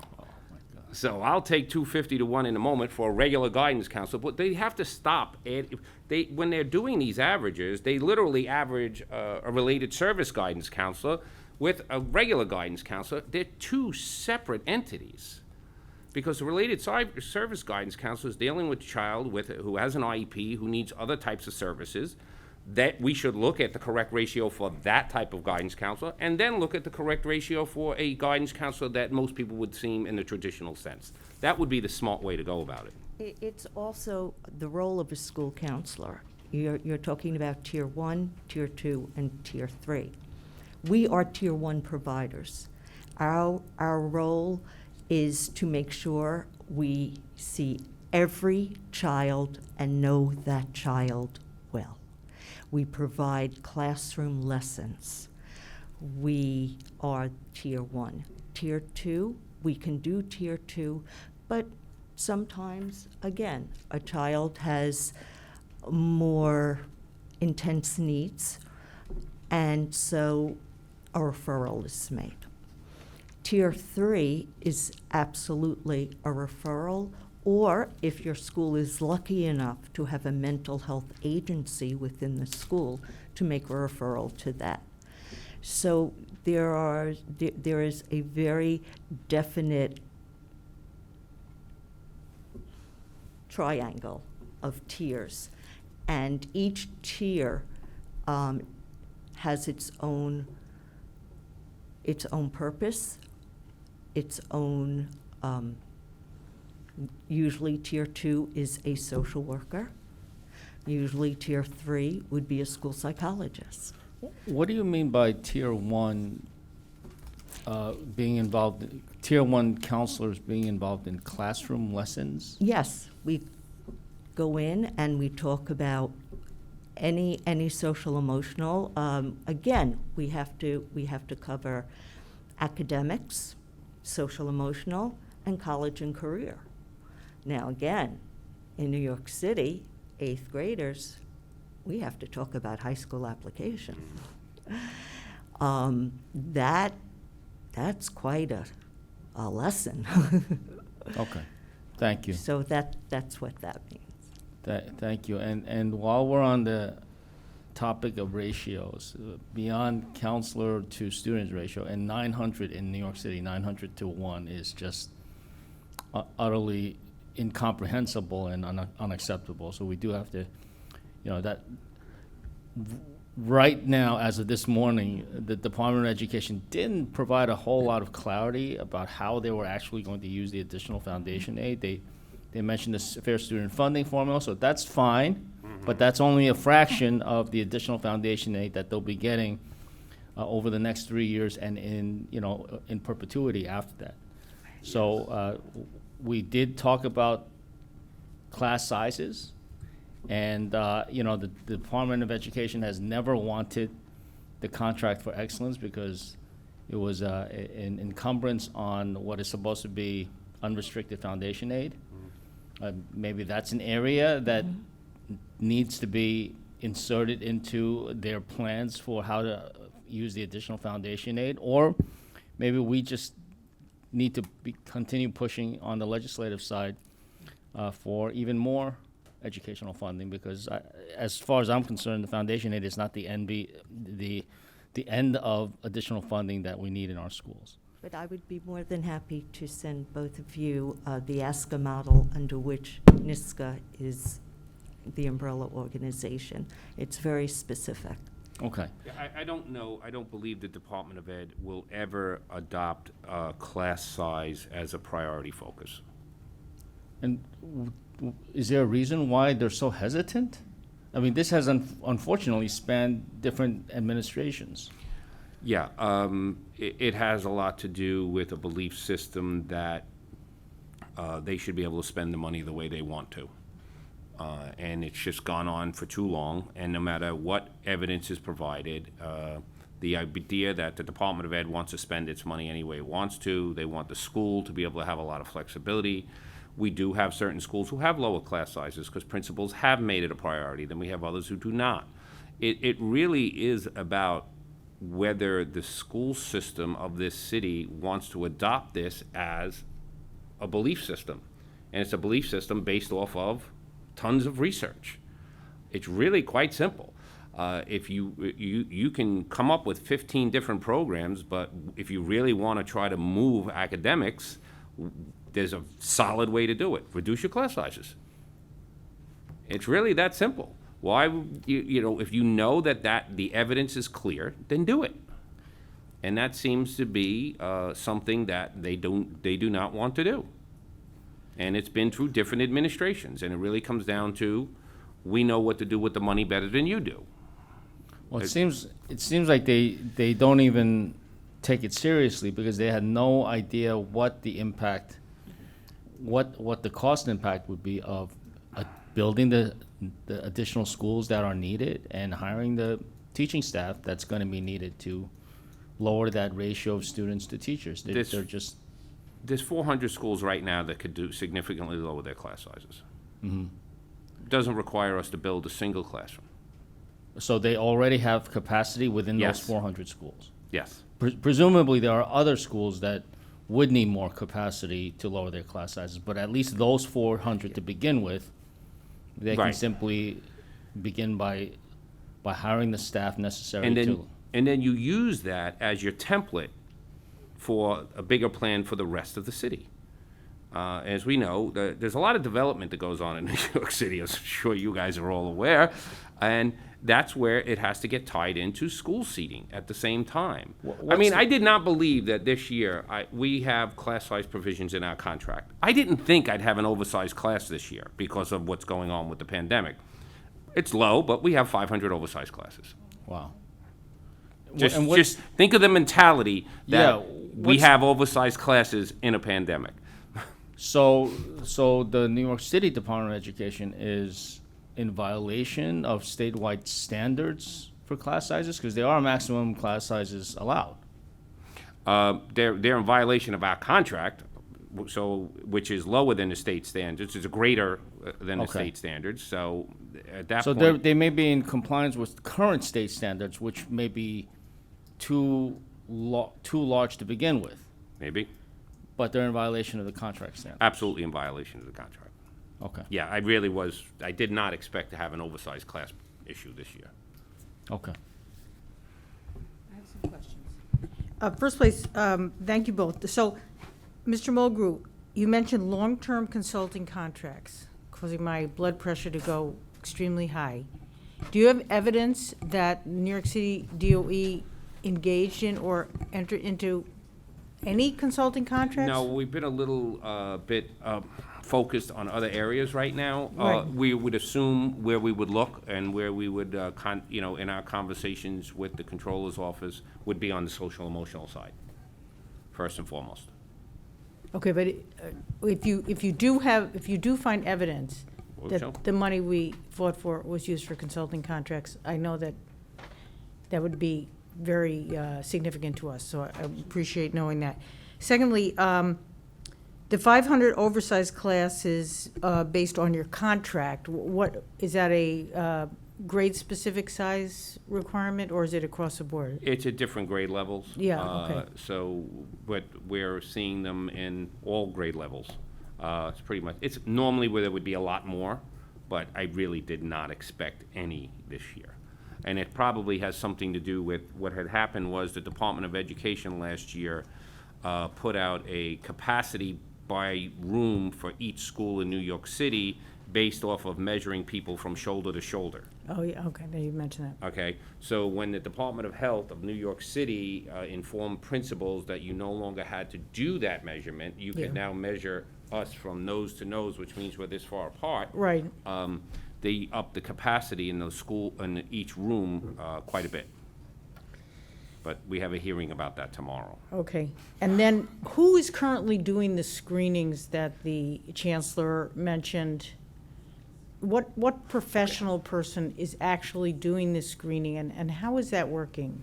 The academic screens, except for K through 2, are being done by the teachers, That's what we were able to negotiate through with them throughout the summer. That will be done by the teachers. We've trained thousands of teachers, volunteered, were trained during the summer. Thousands more have been trained since school is open. K through 2, we have to sit with the child. They're not going to be able to do it online. But the above 3 through 10th grade, they'll do it online in school. It's basically a proctoring assignment, but we'll be doing it with their teachers. The social emotional screening is a little bit more difficult because we had to arrange, we all agreed we had to put in a process for this first 2 months where if there's a crisis, we have a whole protocol set up and ready to kick into place. But we wanted the children to have at least a month, we were looking for 6 to 8 weeks where a child would be in school, where we would then have a better understanding of where they're at, and that is being done. Each school had to come up with a plan for who is the closest to the child. Most of the times, it is the school counselor. I'm sorry if I kept saying guidance counselor, that's my age. My wife's a school counselor, and she keeps telling me I'm stupid. So, sometimes it will be a literacy coach at certain levels. It's really about who has that relationship with the child. Simple screening, but it was one that we worked on with the Department of Education, and actually was done collaboratively. We trained a lot of people. That will start at the end of this month going into November. And then it's like having the appropriate, and we're triaging each student. It's 3 different levels. Okay, that's good to know and understand.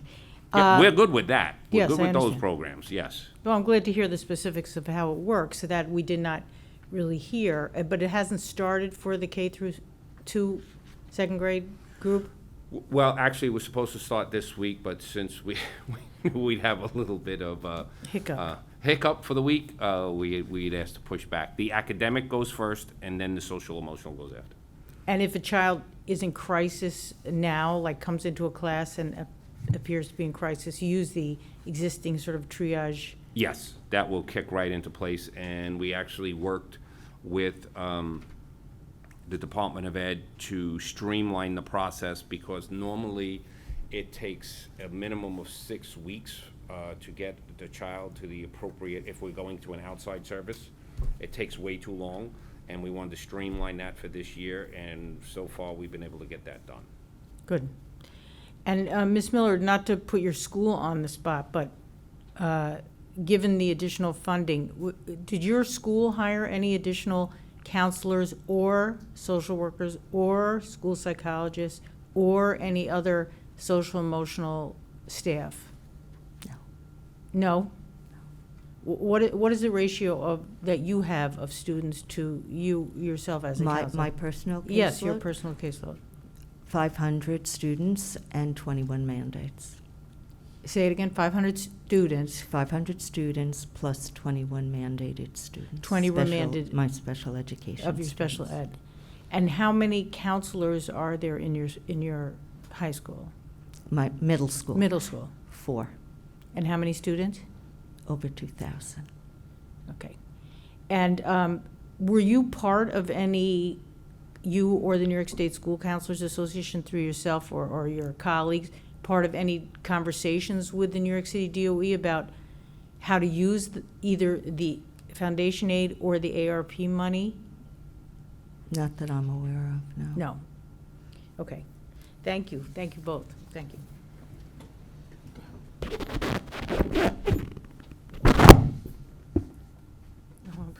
Good afternoon, everyone. Good afternoon. Good afternoon. Ms. Miller, you're saying that you have not had any discussions.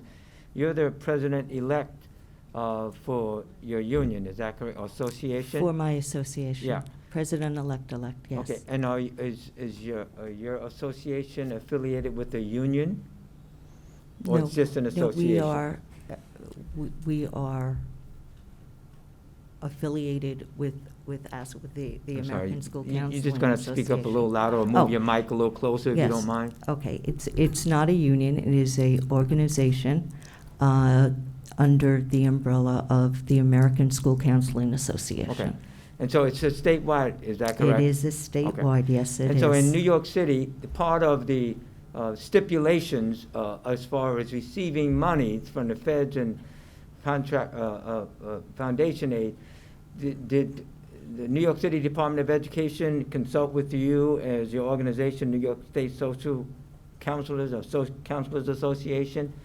I'm sure that they've had involvement with UFT and also talked about parents. So I'm asking you from your organization with regards to guidance of school counselors, and Michael, I'm just saying guidance also, I'm sorry. School counselors. You're old too. Yes. No, it's not that I'm old, it's just that you've been saying it for 30 years, and so exactly. the switch is not as easy as, around for 30 like years. he, she, they, them. You're old. I'm old too, so. So the answer is no, you're saying? No, Okay. I can only speak for my school. Okay. And, yeah. Has there been, you as a professional at your school, is your association or you represented on school leadership teams where details are being discussed at the local level? I am not part of the school leadership team. I choose to attend school leadership meetings. You do attend? I do attend. Oh, good, yeah, because it's not confidential, it's Well, has I to do need with the whole to not school. only connect with my students, I need to connect with their families. So, Michael, as far as the president of UFT, you know, we hear every single day about the statistics as far as classrooms and schools. I know that there was a school in East Harlem that was closed. Mainly that school was dealing with children with special needs. How many classrooms have been impacted with respects to the people that you represent, so changes and all of that stuff had to happen? For the first month of school, approximately 3,000. 3,000. Yeah, there should have been another school closed, but they didn't close it. They changed, what they did is, which is why we're having a hearing tomorrow. You're hearing at the city council you're referring to? City council, Okay. close contact was done by test and trace all through last year. They are no longer doing that. It is up to the school to decide who has had a close contact, which is absurd. We are not test and trace professionals. And unless they have direct evidence that spread is happening because people are inside of a school building, they will not close it. These have all been changes. They won't close a classroom, and they won't close a school. We had a school in the Bronx, which went from 4 cases to 9 to 16 to 24, and that was in a 4-day period, and they still refused to close the school because they said they had no evidence. And then we asked, they said, well, did you do the investigations? They're like, we don't do investigations anymore. I said, well, then how would you have evidence? And they're like, well, we don't have evidence, so therefore we're not closing the school.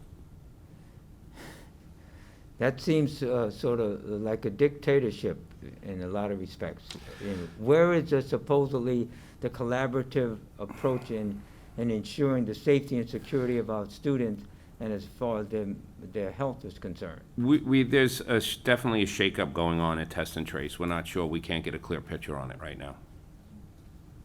So we did a lot of this work all through last year, and we're very proud of the work that we have done. Our concern is, thankfully, over the last week, we've seen the numbers dropping, and that's probably because our area is so highly vaccinated at this point, but we're seeing our numbers dropping, but we're very concerned with this strain because it has proven to be extremely harmful to young children.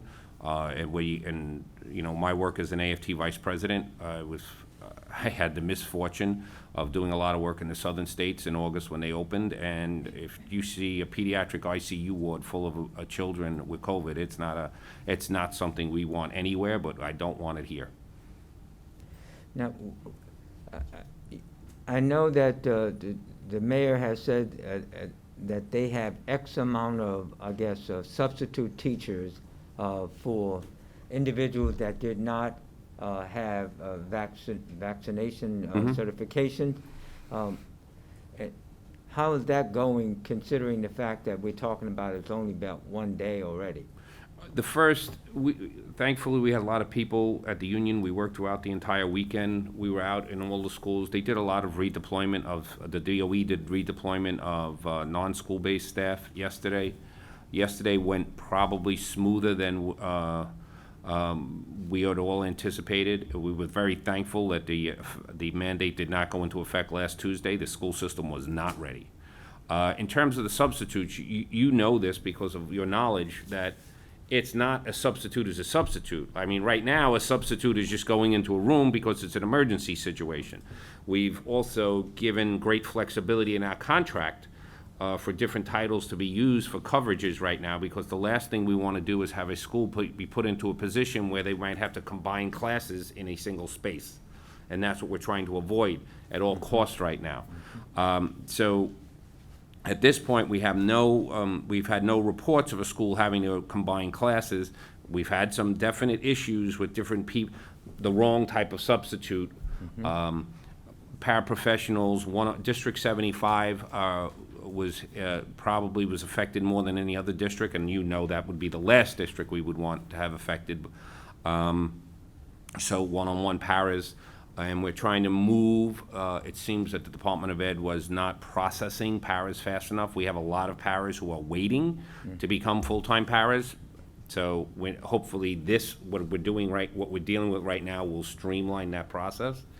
And then our goal is that by the end of the week, we have a more permanent solution for any problem that a school is facing, the correct substitute in the right classroom, grade level, and subject area throughout the city, and then we have that settled, and then we can move forward with hopefully less disruptions. Because it's, you know, at this point, the teachers and the school communities of the city have dealt with one challenge after the other after the other. And this was not, having this happen on the first Monday in October was clearly not a good thing for the school system in terms of, if you're gonna do this, let's do it. Do it in August, schools can open, they'll know what they have to do. Doing this all on the fly is not the right way to do it. What are you hearing from your chapter leaders in their schools with respects to discussions that are taking place with the school leadership teams about any issue or concerns, whether it's health, whether it's class size, or whether or not it's anything else, that considering the fact that you're just in basically in trying to fix things right now, and as far as especially with the mandation of the vaccines. What are you hearing from It's your all leaders? been the building response team, which is an entity that was always in our contract, but we have used to set up each school. The building response team works with the parents and the school leadership team. So it's really all been safety. So the things that you're talking about here, the money that was allotted, all of the other things, that has really not been any part of the discussion except for in my conversations with the Department of Ed and with City Hall. Like, you have the money. So when we're saying we need these services, the New York City Department of Ed has received an additional allotment for special education to do a real assessment of each child to see how COVID has affected them. That's all additional work, so we had to negotiate to get those, to get compensation for the people who now have to do all this additional work. I mean, there's a lot of funding out there, and that's great, but we all have to be, you guys get this. This is something, when there's this much money out there, we gotta be very careful and be looking at everything, because it'll get wasted real fast. And these are not conversations that I've heard are happening at the school level in terms of school leadership teams. There's school allocation memos coming out constantly right now. So, and people need to start looking at all of them. We send these to our chapter leaders constantly, but they're more concerned with how do they make sure they had everybody they needed for staffing, how are they making sure the staff, the safety procedures are going, and they're very upset about these changes of interpretations of policy from the Department of Health. So, Michael, you had said that there's about 500 issues where class size violations of your contract. Is that being discussed with the Department of Education, or, for example, Yes. is UFT filing, I guess, a grievance under the contract provision? Those are being done. We have put all class sizes now get done in an expedited process. So we're dealing with them right now. We have 500 as of Friday. We had 900. We got that chopped down to 500, and hopefully the next 2 weeks we'll get them all taken care of. I would like to do it this week, but I don't know how much more of a challenge that will be on the schools of what they're dealing with their staffing issues at this moment. And listening to you respond to my colleagues about class size reduction, and obviously there's different levels in elementary school and intermediate and high school, and I asked myself, well, if this is not a priority, is it not a priority of the mayor, or not a priority of the chancellor? And I know that the chancellor reports to the mayor, obviously, so I would think that whoever's responsible at the top, just like if it was with the police, you would go to the commissioner or to the mayor. So is there anything that you feel that we can do? Can we pass a law? Should we go to court? Or what should we do, in your opinion? I think we have to look at doing some sort of legislative act in terms of for New York City and class size. I mean, City Council's pursuing it right now. There's legislation has been introduced, and it will be done in the next month and a half, from what I understand. Trying to now forcing the city in terms of who's in charge when it comes to the school system. It's the mayor. I'm sure we'll have more to talk about soon on that issue, because we're getting a little sick and tired of someone who doesn't actually understand education making all our final decisions. Thank you. 57 days. Thank you. Thank you. Okay. Yeah, just one last question, Michael. Once again, thanks very much for taking part of this. What is the teacher's opinion of summarizing? Is it a really good use of? It was trying. We believed in our conversations with them, this is when we should have started the academic assessments and some of the social emotional assessments with those students while we had them there. They were not able to get that put into place. So then summarizing became, how do we get more children getting comfortable to be inside of the school system, right? So it was, let's have an aggressive summer school program, thinking that we were going to deal with the issues of, getting parents to the place where, like, look, it's safe. We want you to come to school. Just come into the school, and we're doing the right thing. We want you to come to school. So really the focus at that point, that's what it became. Overall, it helped a lot of students get reacclimated with school. Could more have been done inside of it? Yeah. But we knew at that time that there wasn't going to be a remote option, then that would never have been the strategy. To use it as a way to get families more of like a campaign to try to get parents You know, we had, our members were door knocking parents throughout the summer. We were knocking on people's houses. Look, we know your child goes to the school. I'm a teacher there. We just want to let you know that the school's really safe, and if you want, we'll arrange time for you to go to. We were doing that work. If we would have known there would not have been a remote option, then that's not the strategy we would have used Summer Rising for.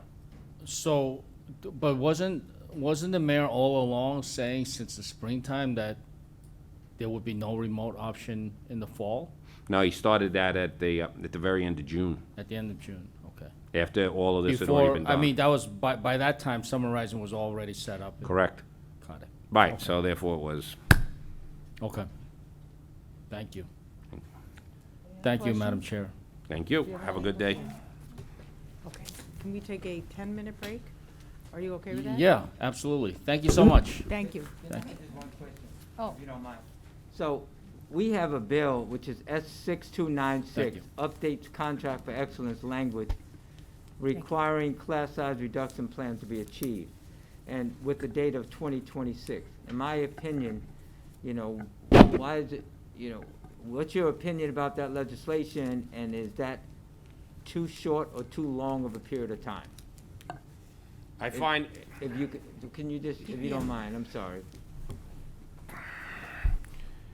so this is where I'm gonna ask you for your guidance. Okay, go ahead. If you give them that much time, they'll spend 95% of their energy coming up with a way to undo the language you just did, instead of actually trying to comply with what you're telling them to do. And like you said, that there's already at least 400 schools that they can do it right now. Yes, Right now. right. So it's really, if you give them till 2026, I guarantee you, they're gonna spend 95% of their energy just trying to figure out how to undo your language so they don't have to comply. Thank you. You know? Thank you. Thank you very much. Thank you to both of you. We're going to take a 10-minute break. I apologize. I know people have been patient. 1:39, that's 1:40. We'll come back at 1:50.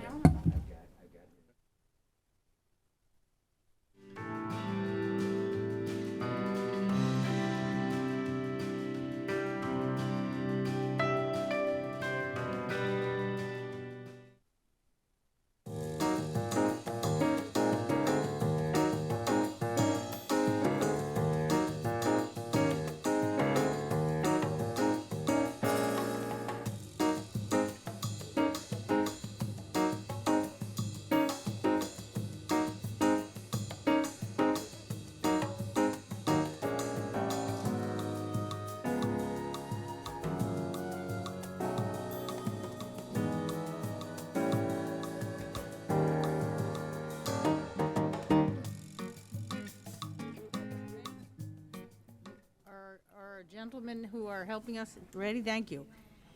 Welcome back, all. Welcome back. Yes, we are now here. Panel 4, Stephen Stowe. Took a long time, but patience wins. Stephen Stowe, President of Community Education Council 20, and Shino Tanakawa, Co-Chair of the ECC. And And Shino was joined by Nick Kwan, who is also with the ECC. yes, I just didn't see his name. I apologize. No problem. All right. Thank you. Who's first? Go ahead, Steve. Go ahead. This is on, right? Okay. Yes. Good afternoon. Thank you very much for allowing me to speak. My name is Stephen Stowe, and I am the president of the Community Education Council for District 20 in Southwest Brooklyn. Today, I will first address how state and federal aid funding is being used in our district, and second, I will request that one-time federal aid funding be used for one-time expenses of school construction. First, on state and federal aid, in terms of assessing effectiveness, the feedback I have received so far is that it is very early in the process. But here are some anecdotes from our schools. Along with the rest of the city, our district will screen students for social and emotional health. Our district does not currently know if this assessment will be repeated throughout the year. Schools are using their own methods to monitor social and emotional health. Specific initiatives include purchasing services from Bank Street College of Education and Harmony Social Emotional Learning, adding a 15-minute social emotional period at the beginning of the school day, and working with third-party consultants. In terms of academic performance, our district will be administering a periodic assessment from the vendor Curriculum Associates, iReady. One school was able to use funding to purchase a supplemental instructional program from the same vendor to engage students between assessments. Funding has also been spent on academic intervention services, including for special education students and English language learners. This funding supports services both during the school day and after school. Funding has been spent on hiring AIS providers and paying teachers per session for after-school programs. Funds have been set aside to enhance remote learning, specifically paying teachers to plan asynchronous lessons, ensuring students have devices, and purchasing online learning applications such as Nearpad and Seesaw. Finally, schools transmit this to parents using multiple methods, including websites, backpack letters, and communication apps like Remind and Uparoo. Now, I would like to make a request. District 20 is a district made and shaped by immigration. 75% of the students are from families with incomes placing them below the poverty line. 23% are English language learners. And we are a severely overcrowded district. According to the most recent DOE capacity figures, District 20 is at 125% of physical capacity. The problem is especially acute for our high schools, which are at 151% of capacity. One of our high schools, Fort Hamilton, is at 193% of capacity. Per the interim final requirements of the American Rescue Plan Act, Elementary and Secondary School Emergency Relief Fund, local educational agencies must plan for the following: safe in-person instruction, continuity of services, and modifying facilities to allow for physical distancing. All of these and more can be achieved by adding seats, reducing overcrowding, and thereby improving student learning environment. I am aware that the city has a published plan on the use of federal funding. However, local authorities are required to periodically review and update the plan if appropriate. I'm not a lawyer or litigator, but a few things I noticed I would like to bring to your attention. Of the city's total $7.3 billion in federal aid, $3.2 billion is planned to fund programs which would extend beyond the 2024 and 2025 deadlines for federal funding under the CRRSA and ARP, respectively. This creates the obvious challenge of finding funding sources past these deadlines. Furthermore, while many of these programs are well-intentioned, they do not all necessarily address the specific concerns raised by the COVID pandemic or a potential future pandemic. 2, federal education aid is allowed to be spent on construction. Guidance discourages it, citing the timelines I just mentioned, but why not allocate federal funding for near-term costs, such as site acquisition, freeing up state and local capital funding? Funding could always be redirected at a later date under the periodic review process if sufficient capital construction uses cannot be found. Money is fungible. 3, the ARP authorizes spending on, quote, any activity authorized by the Individuals with Disabilities Education Act. The Individuals with Disabilities Education Act itself states that new construction is authorized in order to improve programs authorized under the Act. In District 20, we only have seats for 14% of our most needy disabled middle school students, with the rest having to travel out of the district to receive required services. In conclusion, if any legislator can find a way to redirect federal funding to provide new physical capacity in District 20, in particular for high school students and or for students with disabilities, they would earn the district's deep, lasting gratitude. It would represent a use of short-term funding for short-term expenses, but which creates long-lasting benefits. And it would literally achieve the president's goal to build back better. Thank you. Thank you very much. Shino and Naquan, you guys want to testify together?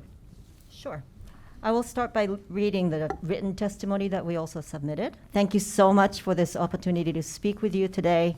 I particularly appreciate that you're holding this in New York City, making it easier for some of us to attend in person. My name is Shino Tanikawa. I am the co-chair of the Education Council Consortium, which is a grassroots organization of parent leaders across 5 boroughs in New York City. I want to start with the community engagement in planning for the use of these funds.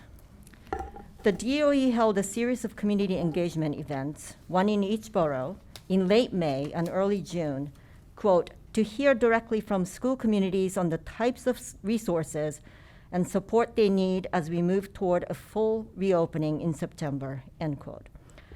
While these virtual sessions gave opportunities for parents to share their concerns, understandably, many of the questions were focused on how the DOE was going to reopen the schools safely in fall, rather than specifically on funding-related matters.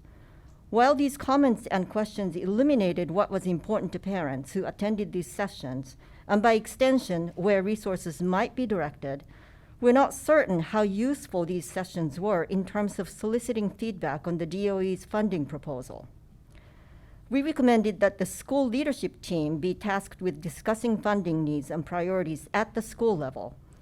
While some SLTs did engage in such conversations, we are afraid most did not. Those serving on the SLTs have the most intimate knowledge of our students' needs, and as such, funding decisions should have been informed by the SLTs. Now on to variety of funding categories. First and foremost, class size reduction. The increase in foundation aid is the result of the Campaign for Fiscal Equity lawsuit. Thank you, Senator Jackson, for your advocacy on that. As part of the settlement, the city was required to reduce class size over a certain period of time. The class size reduction plan developed by the city was abandoned after the economic downturn of 2008. However, many parents and advocates continue to demand that the city commit more resources to reduce class size, even if there is no officially sanctioned plan.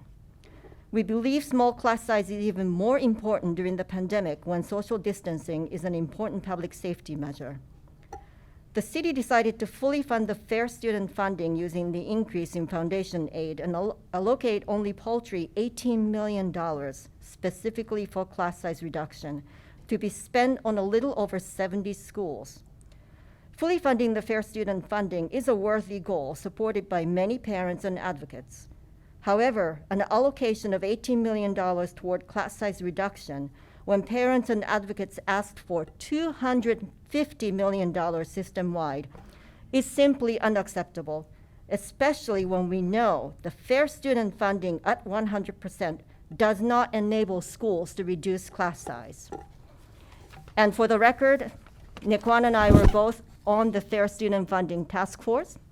We shared our advocates' version of the report with you this afternoon. You should have that on your email. And I can answer any questions regarding that report after the testimony. Our students and educators have been traumatized by the pandemic. Small class size is not only important for preventing the spread of COVID-19, but also for creating a nurturing environment for students and for addressing the social emotional needs of both students and teachers. It is also key to a successful academic intervention program, which is needed to address the educational losses that occurred, especially for our underserved and marginalized students. It is simply unconscionable that many students return to the physical classrooms with more than 30 students this September. We even heard from a kindergarten teacher who was assigned 25 students. Funding for infrastructure. In addition to inadequate funding for class size reduction, which requires both capital and expense funding, we are uncertain if there's any funding appropriated for infrastructure such as air conditioning, ventilation upgrades, broadband connectivity, ADA compliance, which the DOE seems perpetually out of compliance, and climate resiliency, such as flood mitigation. After Hurricane Ida, we know that several schools got flooded right before schools were supposed to open. We appreciate the $122 million for devices, but our infrastructural needs remain dire. Students with disabilities. Although $251 million were allocated specifically for special education instruction, we believe this allocation is not sufficient to meet the needs of students with IEPs. We have heard stories from parents whose children were unable to access services during remote learning and as a result lost years of gains made up until schools closed.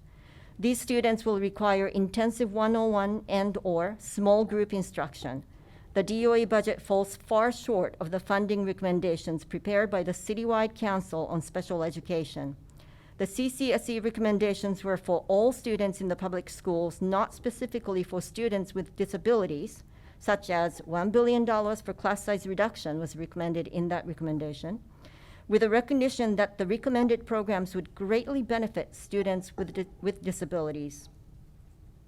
Multilingual learners and students in temporary housing and in foster care. The DOE claims funding to support multilingual learners is embedded in the Mosaic curriculum, $202 million for fiscal year '22. We are concerned that there are no specifically earmarked funds to support multilingual learners beyond $4 million set aside for translation and interpretation for communication with families, which may not necessarily benefit multilingual learners since not all children of non-English speaking parents are multilingual learners. The city has been under the corrective action plan for failing to serve multilingual learners for several years. We believe there should be funding specifically targeted to support multilingual learners. Likewise, there is no dedicated funding for students in temporary housing and in foster care. Even if there's funding available to support these students in various program areas such as college and career ready, literacy for all, etc., we believe a funding specifically targeted to support students in temporary housing and foster care would be a better approach. Interim assessments. The DOE is spending $36 million to implement standardized interim assessments to all students K through 12 3 times a year. We are concerned about this investment because we have no confidence in the utility of these standardized assessments. We believe our teachers are capable of assessing students more holistically, taking into consideration individual students' history, background, and current situation. Such holistic assessments designed by teachers would be far more useful than standardized assessments.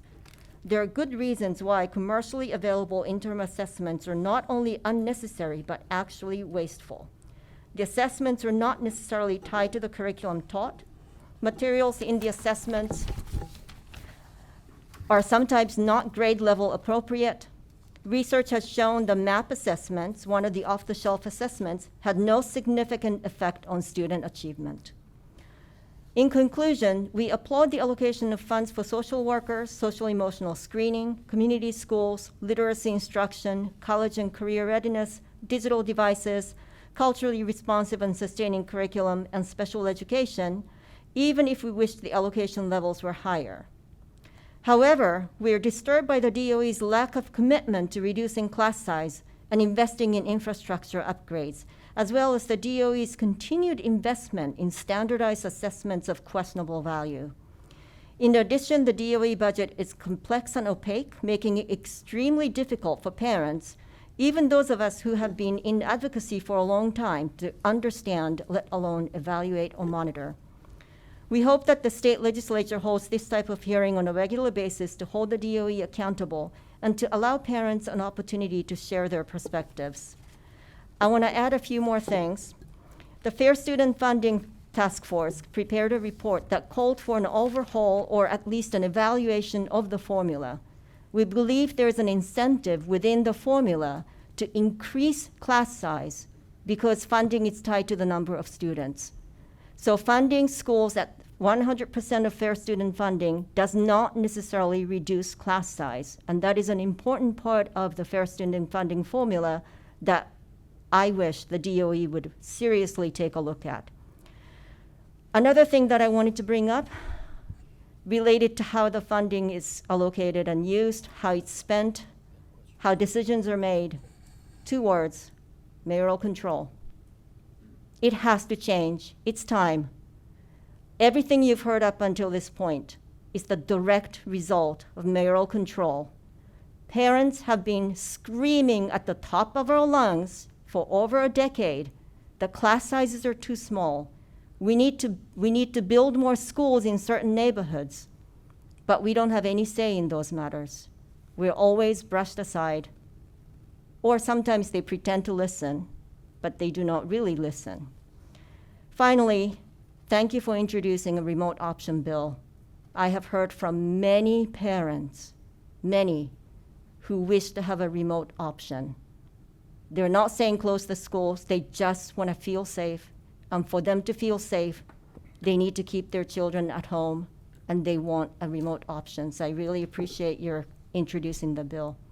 Thank you so much for this opportunity. Mr. McLean? Gina said it all. I guess we're ready to answer questions. Let me start. First is, have any of you seen the application that the City of New York DOE submitted to the New York State Department of Education for approval of their plan to spend the ARP and foundation aid funds? No. We were informed at our last hearing that I think they, because of some glitches, they were able to submit it last week on the deadline, and that ultimately the approved applications would be available.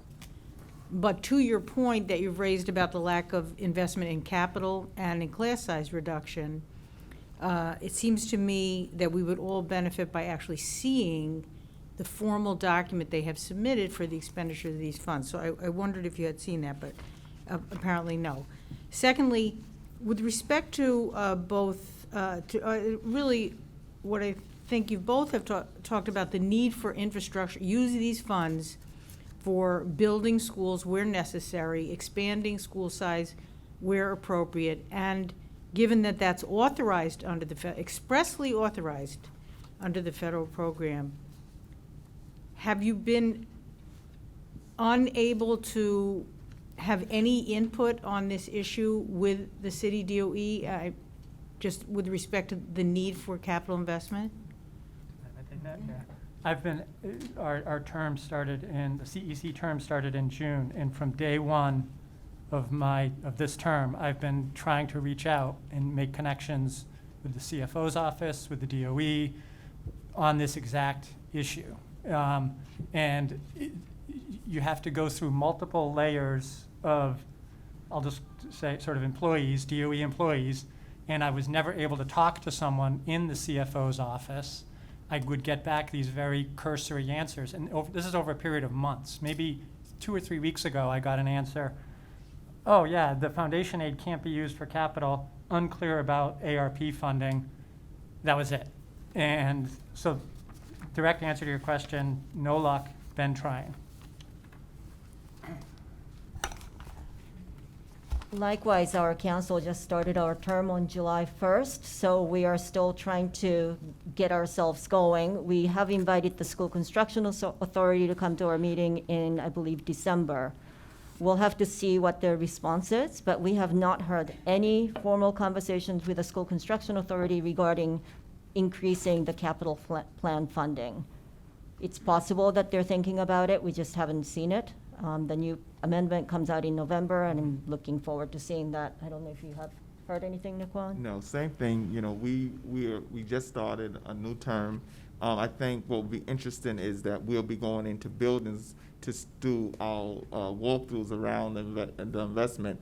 But when we look at history and we do this every year, and we put in proposals every year of things that need to happen in our buildings, and it does not happen. So it'll be interesting now that they have the money on what they decide to do with it.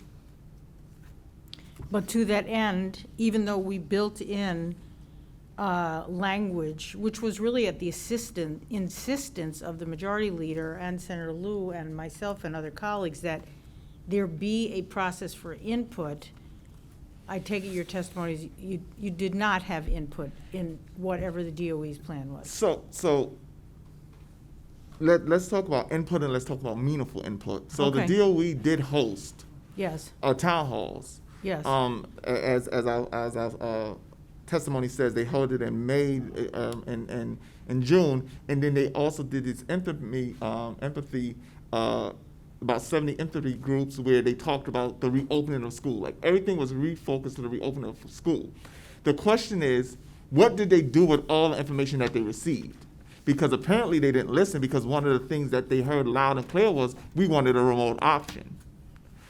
So I think what ends up happening in some of these cases is that they will do what they need to do to check the box. Yeah. But how meaningful is it?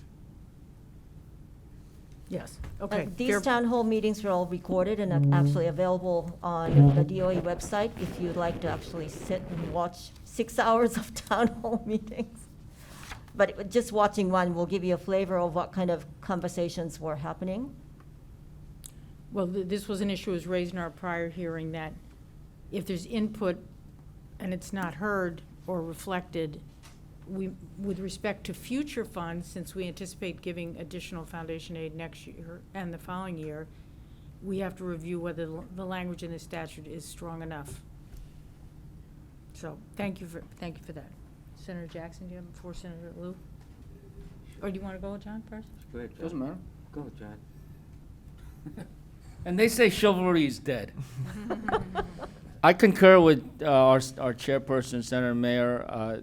You know, the whole idea of foundation aid is unrestricted aid to our schools.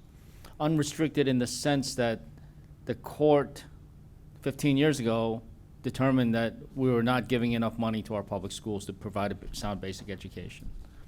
And foundation aid being unrestricted with the view that rather than legislators or politicians deciding exactly how much the money should be spent, that should be left up to the educators locally, whether they be in towns upstate or in Long Island or in New York City. It should be left up to the educators. But our intent, as Senator Mayer has emphasized all along, was not to simply give a blank check without any accountability, which is why the budget language specifically says that the Department of Education or any other school system in New York has to provide a way to engage all the stakeholders in the public schools. And I'm very disappointed at the Department of Education's testimony today. And they keep saying, okay, thank you for the foundation aid. We've now been able to fully fund the fair student funding for all the schools in New York City. Terrific, wonderful. But that only covers a fraction of the total amount of additional foundation aid. So, you know, rather than being negative about this, I want to be positive. I think this is a great opportunity for the ECC, for all the CECs around the city, for all the parents and also the teachers, because we heard from Michael Mulgrew before about reducing class sizes.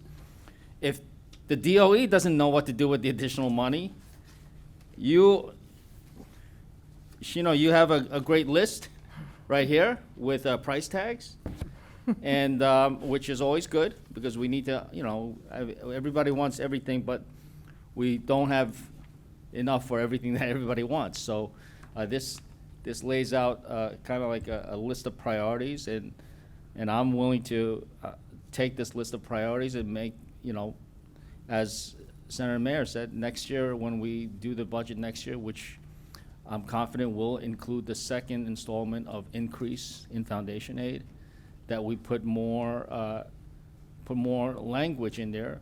We gave the Department of Education a chance to say what they want to do with the money, and they don't really have a clear idea. So we're happy to, with your input, give them that clear idea.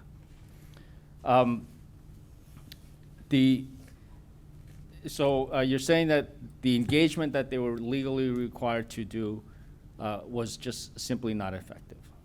Okay. And Mr. Stowe, I want to thank you for your thoughtful testimony also. The idea that the Department of Education responded they cannot use any of the foundation aid for capital. That's actually not true, because you could always pay for capital expenditures with operating money. There's no restriction.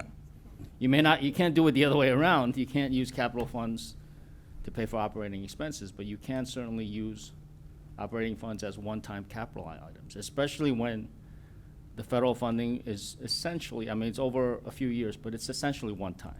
It's going to dry up at some point. The idea that, okay, maybe they can't construct a school within that time frame, but they certainly can acquire properties. That's a great idea. I guess my question to you would be, in District 20, are there any identified parcels of properties that the DOE could have and still may acquire with the federal funds if they don't have a clear idea what to do with the money, so that future capital funding can be freed up for the actual construction. Do you have parcels in mind? I don't personally, but. I'm sorry, I don't mean do you, but do you know that there are parcels that are available for the School Construction Authority to acquire? The SCA, they regularly update us on their activities in District 20. And currently there are 3 new schools at some stage of planning, not quite construction yet. And then there are sites that they've identified. They have this separate category of sites that they've identified, but for whatever reason, they're not ready to move forward on yet. And it's a little, we receive the answers you might expect when we ask, well, why not? What are the details? Can we have more information on that? So right now we have about a need for about 3,500 seats. There's about 1,400 in the planning stages. As far as properties that are available, I think that's a bigger question. The SCA says they have a real estate arm. Again, the meetings are a lot like DOE meetings where you get certain answers that are sort of safe answers, and then when you push too much for details, they're not given or there are none. So I would love to be at the stage where we can engage with the SCA on, is there land available? I know CEC members in the past have literally driven around districts looking for properties. And now we can do it online, look for commercial properties that might be available. Again, start tapping networks, but we're not seen as partners in the process. If I may, I would recommend the state consider an impact fee for developers. For too long in this city, the developer has reigned the city's real property landscape. They get what they want. Even when they go through zoning, they get what they want. The community gets shortchanged. I think it's time that we seriously consider imposing an impact fee on any development that happens in the city. They have to kick into a pot of money for common infrastructure, whether it's the sewer system, school system, fire department, whatever it is that they are going to put a burden on by developing residential development units. They should shoulder some of the burden. And I do believe it's not a novel idea. There are other cities, and Leonie can tell you all the cities that already have impact fees. And I believe Deborah Glick introduced a bill several years ago on this, and I do think it's time that we start to look at that. And also at the city level, I believe that zoning, the City Environmental Quality Review Act needs to be updated. Their idea of number of school seats that's going to result from a residential development may not be in line with what's actually happening. And this is an issue that we've been raising for quite some time, and I do believe the city ought to review how they figure out how many school seats will result from a particular residential development. So those are 2 things that, policy-wise, I think the state and the city can move on. Thank you. Senator Jackson. First, let me thank you for coming to the hearing and giving the testimony that is not sort of like shaped to show that, like the Department of Education and others may do, but straight from people on the ground. And this is important for us to hear, knowing, for example, the situation, how long the Campaign for Fiscal Equity took, and to Stephen, I say to you, based on what you described, your district is super overcrowded. Correct. And I remember years ago when District 6 was one of the most overcrowded districts in the city. We had taken over schools in District 7 in the South Bronx and District 5 in Harlem in order just to meet our needs. That's not the way it is now, but we fought and fought and fought, and sometimes you depend on the School Construction Authority. That's one thing, but a team of parents need to just go out and walk your district and see what properties are available, and in essence fight for it harder than that's happening, at least from the impression that I have. And also, considering it's overcrowded, Can you imagine if every parent and non-parent that's aware of education in your district signed a petition, and you have a petition with 20,000 or 30,000 people signed it? And I was thinking about when you were talking about District 20, and I don't know who your representatives are on the city council, in the state assembly, in the state senate, in Congress, and I don't know.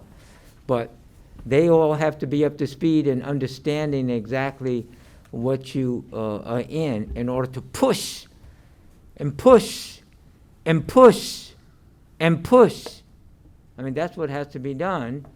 I remember when I was in the city council, and I went out to Sunset Park, Brooklyn. I forgot what district that is, and It's close to us, yeah, part of it is us. and so I don't so long ago, I don't remember who the city council member was, and people were saying in the auditorium, we went to a town hall meeting, that we've been fighting for this high school for 30 years or 20 years, and why haven't we gotten our school built?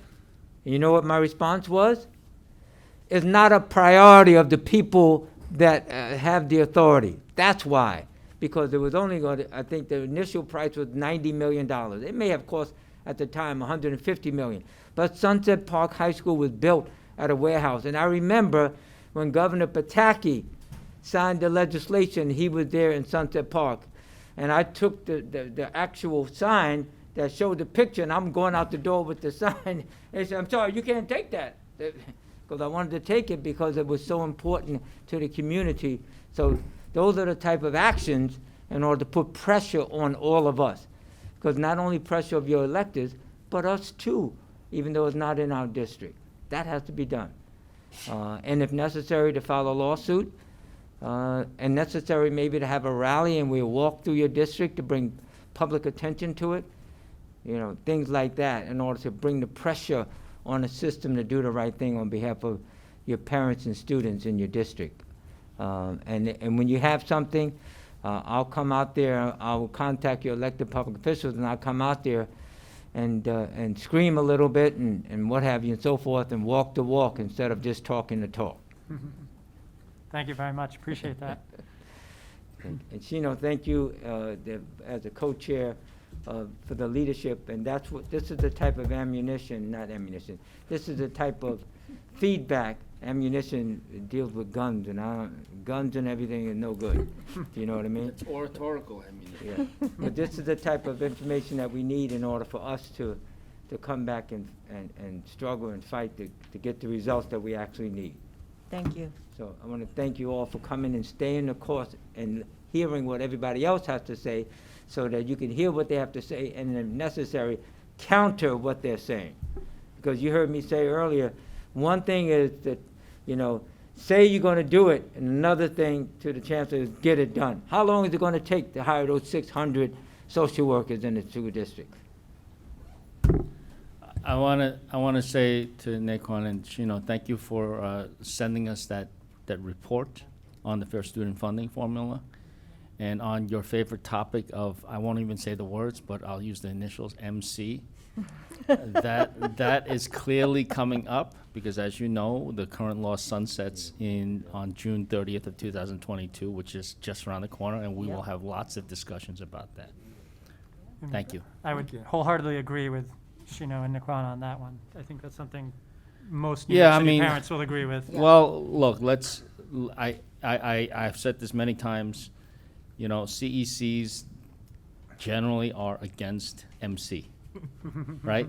And that there's a historical component there, right? The original school boards were pretty much against MC. But also, you know, back when we had the decentralized system of school boards, there were many parents who complained that they didn't have a voice either, primarily because most of the school board members were not even parents, or maybe had been parents long ago. So we want to make sure that there's a system that really incorporates the input of parents, who are the most important stakeholders. I mean, obviously the kids are, but the parents, these are minors for the most part, who, you know, still require the guidance and care of their parents. So we want to make sure that the parents have their voices and input heard to the maximum extent possible. Whether that is better under a decentralized system or whether it's under a strong centralized system such as the one we have now, that's a question that we need to answer. But I have no doubt that all of your input will be very important. Thank you. Thank you so much. Senator Jackson had one more question. So this is there's a bill, the S4466, which was had by Velmanet Montgomery, who's no longer in the Senate, and we picked it up. It redistributes appointment authority for the New York City School Board, or CEC, a panel for education policy, to increase parent voice in DOE policy. So it's S446. And we're going to look at that. And with respect to, as you know, anything that relates to New York City, people, say, well, this is a statewide bill. You can have the language in any municipality with more than 1 million people. And then you're only talking about New York City. Yeah. So thank you. S4466. Senator Montgomery was my former senator. We actually worked with her on that. That Good. bill. Yep. Good. Well, we need to pick up on some of those bills that are left off and move them. That's what we need to do. Thank you. Pressure, pressure, pressure. You bet. Thank you so Thank much you for so this much. opportunity. Thank you. Thank you. Panel 5, I don't know who's still here. Perla Rodriguez, Programs Manager, Hispanic Federation. Pearl is always here. Kaveri Sengupta, Education here. Policy Coordinator, I saw her. Coalition for Asian American Children and Families. Zakia, I saw her. Ansari, Advocacy Director and New York City Director, AQE. Thank you all for being patient, waiting all these hours. Okay. Oh, thank you. Hi, good afternoon. My name is Perla Rodriguez, and I'm the Education Programs Manager for Hispanic Federation. We are a nonprofit organization seeking to empower and advance Hispanic communities through programs and legislative advocacy. I'm also representing the Latino Education Advocacy Directors LEAD Coalition, which consists of leading educational advocacy organizations committing to improving Latinx academic outcomes and opportunities in New York State. Created by the Hispanic Federation, the coalition works to highlight and address the educational needs of Latinx students in the following ways: identifying and supporting effective practice, public policy advocacy and research, and the advancement of a shared educational agenda. This testimony highlights how schools supported by our LEAD Coalition members have utilized the funds, and more specifically, what the New York City Department of Education informed them that the funds can be utilized for. Our members have shared that schools are extremely happy with the additional funds, especially that they have options for how they can further support students. Schools can design a structured plan within their current teaching models to support English language learners with identifying needs, particularly those who are students with interrupted and consistent formal education, newcomer Ls, and long-term Ls who have received instruction in U.S. schools for more than 6 years. Students with interrupted and consistent formal education have intricate needs due to traumatic migration experiences and may have not familiarity with school culture, making them at risk for dropping out. Schools have been able to provide these students with even more individualized learning plans to ensure their academic success. Foundation aid and ARP funds further enable schools to allocate funds for the expansion of existing supports and the creation of new ones through additional hires. They now have additional resources to provide support for ELs during, before, and after the regular school day. The allocations also provide the opportunity for additional professional learning to discuss the specific needs of ELs, including content in home languages. This lends to added parental engagement activities in English and in students' home languages, giving parents guidance on the effective strategies to support their children's learning in and out of school. Since null days will now be replaced with virtual learning, indicating that remote instruction is here to stay, it is crucial for parents to be meaningfully engaged in their children's education. Parent engagement can only be possible with linguistically relevant supports that consider English language barriers that may prevent parents from helping their students academically. Home language instructional materials are in the works to further support parent engagement. These are supports that many parents desperately needed during the pandemic, but that schools could not provide due to limited resources. Schools also utilize the funding for supplemental reading programs, intervention, and professional development. The funding enables schools to convert interventions into home language instructional materials so parents can further support students' reading comprehension. Overall, these funds allowed some schools to allocate resources to strengthen core instruction for all students and plan for targeted interventions for multilingual learners. This includes specific professional learning for bilingual and ELL teachers, including training on modalities to help students with autism, like the applied behavior analysis training. The funding also allows schools to contract qualified vendors with expertise in EL students to provide relevant professional learning opportunities. Funds can also go towards purchasing text, curriculum, and other materials to support daily instruction in multilingual language learners and bilingual classrooms. Lastly, the increase in foundation aid and ARP funds have also been utilized to make order for tech devices, the hiring of social worker and ELS teachers for summer schools. There's also room to activate the funds as specific needs arise, which is crucial as staff and administrators access school environments and student needs in this return to full-time in-person learning. This includes requesting funding for additional staff or tech needs. Although these funds have been recently dispersed, there are concerns about the school's ability to sustain these expanded supports once the American Rescue Plan funds run out, since they are one-time funds to be used over the next 3 years. We ask that the Senate continues to prioritize funding for schools to maintain programs that address the deep needs that have arisen from or been further exacerbated by the pandemic. As we move forward in this return to full-time in-person learning, we continue an uphill battle to address the needs of our students and families, but the state can only recover if we continue to make bold investments in our education. Our students are the future that will carry us over the long-term devastation that the pandemic has created. We look forward to working with you, and we thank you for hearing our statement today. Thank you very much. Good afternoon. My name is Kaveri Sengupta. I am the Education Policy Coordinator at the Coalition for Asian American Children and Families, or CACF. Can you take your mic a little closer? Sure. For Oh, us there's a little. older Sorry about members. that. Okay, is that better? Like RJ and I. We're all in that category. Is that better? Yes, Okay, much better. Amazing. First of all, thank you so much to Chair Mayor, Chair Liu, Senator Jackson, for inviting us here to testify today.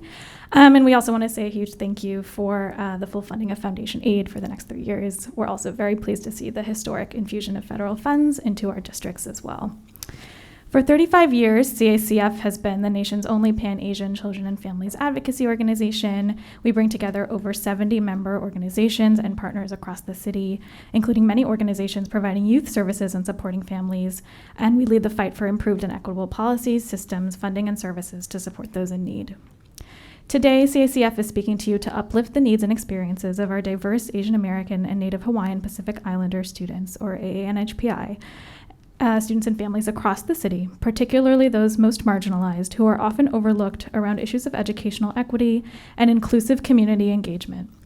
AANHPI students account for 16.2% of the New York City student population. The community as a whole is the fastest growing in our city. The community is also very much not a monolith. Rather, community members make up tens of ethnicities, language groups, and religions, and have a multitude of cultures and immigration experiences. First off, on community engagement, the New York City DOE did provide some opportunities for community engagement. For example, they shared an email address that was open for idea submissions and also hosted borough-based town halls. We're definitely appreciative of these efforts, and we understand that it is a challenge to meaningfully engage communities across such a large and diverse city. But at the same time, CACF does remain concerned that significant attention was not placed on ensuring that those most marginalized, and particularly those who are low income or limited English proficient, had equitable access to sharing their perspectives. We'd like for districts and the DOE specifically to actively consider who is missing from the tables that they convene and make a concerted effort to reach those populations so that engagement on funding is more inclusive and legitimately community informed. Overall, we have heard from families and membership organizations that the virtual environment of the past year and a half did allow for some increased engagement, but at the same time, the digital divide and the lack of in-language sessions in most Asian languages do increase barriers to full participation.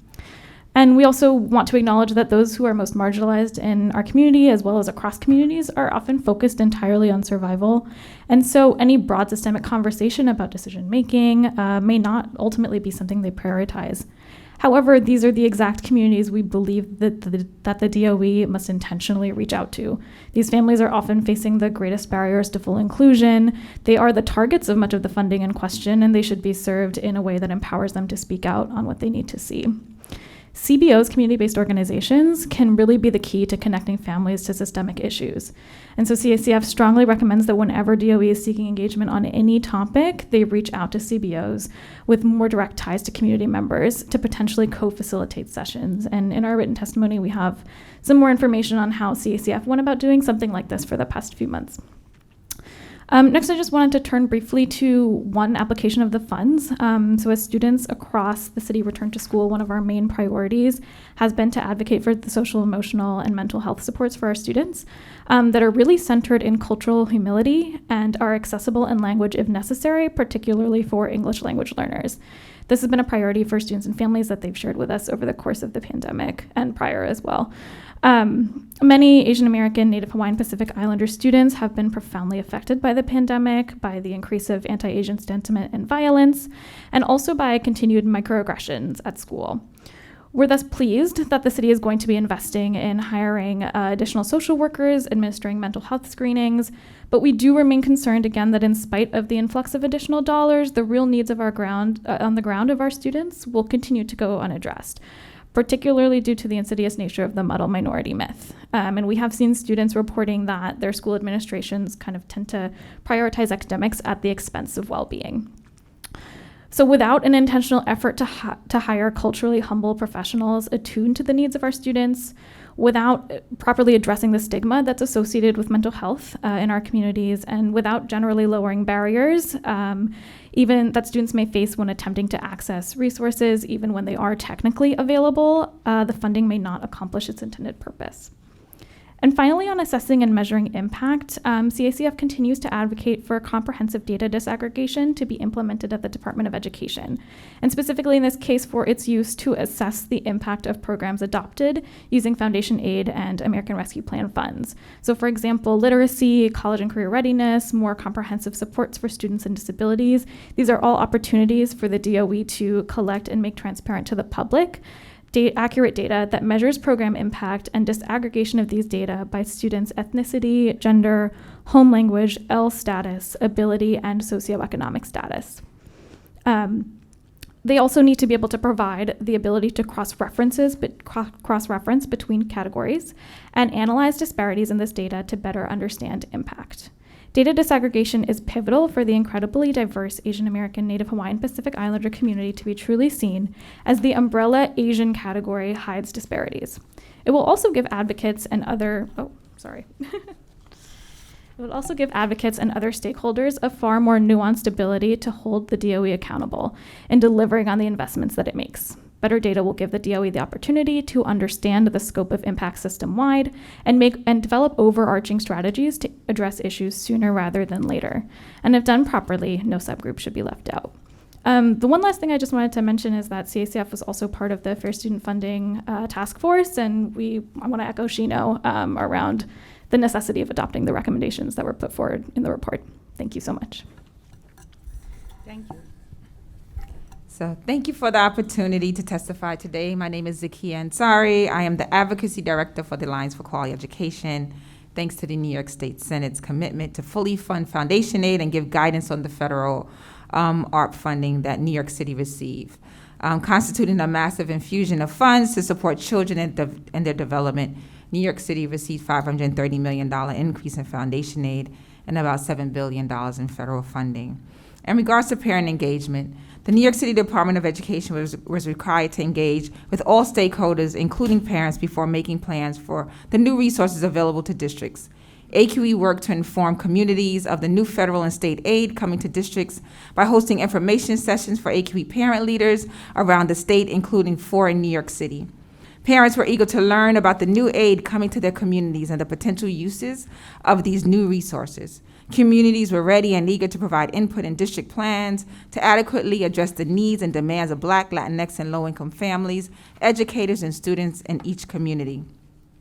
It is our understanding that the DOE took the time to engage the community with a series of conversations in all 5 boroughs. Whether or not parents felt it was worth their time is a real question, and based on what I heard, it didn't seem like some did. Due to the lack of trust between families and the DOE, some parents are still hesitant about sending children back to school while the spread of the COVID-19 virus continues. As we continue to grapple with the COVID-19 pandemic and the Delta variant, we urged and continue to urge New York City to offer a remote option so students and educators can attend class in a capacity that allows for everyone to stay safe. Black and brown parents have been leading the charge to demand an equitable remote option for their children as part of the Restore Remote campaign, and we have been in full support of their demands. In the beginning of the summer, AQE and Public Policy and Education Fund launched a survey with the intent of getting feedback and input from Black and Latinx families, students, and educators, primarily in New York City, Buffalo, Rochester, Kingston, Utica, and Albany. We collected over 1,000 surveys, and 80% of them were from parents. Overwhelmingly, respondents identified hiring more staff to provide mental health support to students and teachers and smaller class sizes as the two most important areas to invest funding. It isn't surprising that the survey respondents identified mental health support as one of the most important priorities for using ARP funding. Many schools and districts did not have nurses, social workers, or psychologists before the pandemic, and these disparities were exacerbated once the pandemic hit, especially in New York City. We want the DOE to achieve their goal of hiring more social workers, psychologists, and family support workers. And we'd like a public tracking of staff hired and positions still pending to monitor if and when this goal is actualized. Transparency and accountability pave the path to trust among officials and the public, and we need more culturally responsive professional development and trainings for those educators and support staff. Smaller class sizes. Parents, students, and educators identify smaller class sizes as their second most important area to invest. Smaller class sizes have benefits for learning that are indisputable and often commonsensical. The settlement of the Campaign Fiscal Equity and the implementation of the Contracts for Excellence specifies goals for New York City to reduce class size.